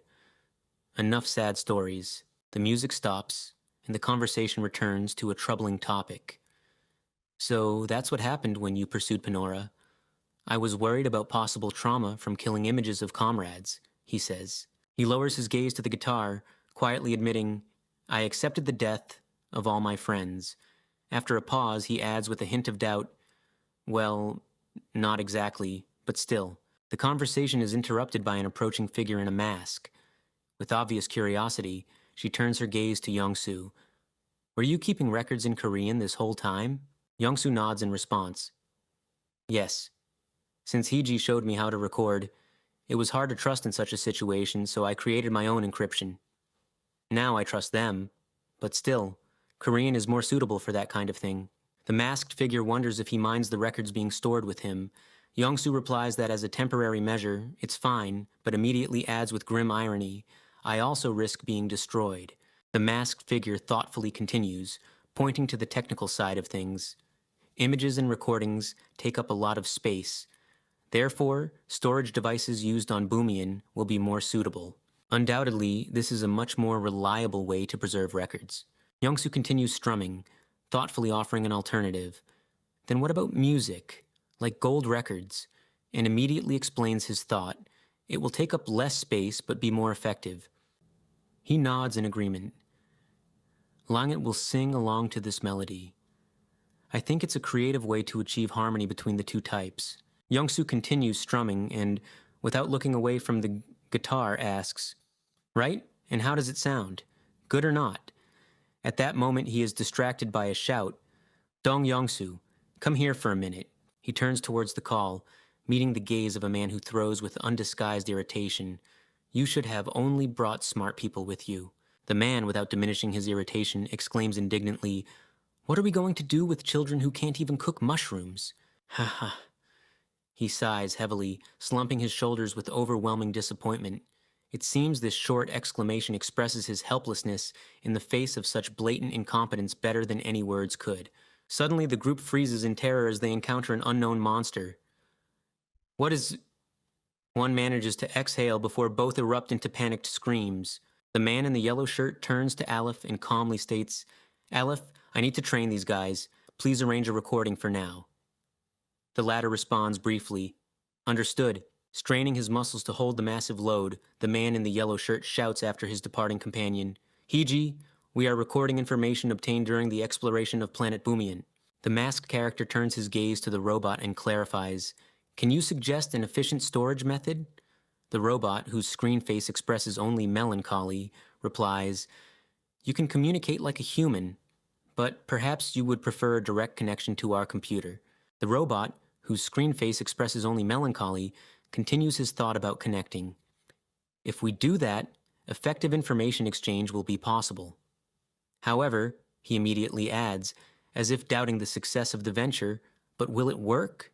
The masked interlocutor thoughtfully suggests, "How about creating a virtual machine that wouldn't distinguish between operating systems?" The robot with the screen face asks, "A virtual machine? Explain in more detail." The robot with the screen face explains the reason. "Our computer languages differ, so we cannot interact." Then he continues, offering a solution. "Therefore, we will create a translator inside the computer that uses the same language." It's like mental synchronization between computers. I understand roughly, but you'll have to oversee the implementation, the interlocutor says thoughtfully. "So shall we try?" "Yes, I think Ingress would enjoy this experiment," he adds. Sitting at the terminal, he continues to develop his thought. "If this works, many things will become easier. We'll create an intermediate zone where information transfer will be possible. Translation tools are loaded, so let's try a direct data exchange." A barely perceptible pulse runs through the wires entwining the android. The system is ready for testing. He throws his head back, and a cold voice responds from the system, initializing connection protocol. Beginning connection. She extends her hand, awaiting completion of synchronization. The process of initializing the system is nearing its end. Nova surveys the result, and a slight bewilderment appears on her face. "It's empty here, so do we need to fill this place?" she asks. Her gaze becomes serious, and a faint smile plays on her lips. "Yes, this is just the beginning. At this moment, our retelling comes to an end. Rate the manhwa on a 10-point scale. Would you like to hear a continuation? See you in the next video."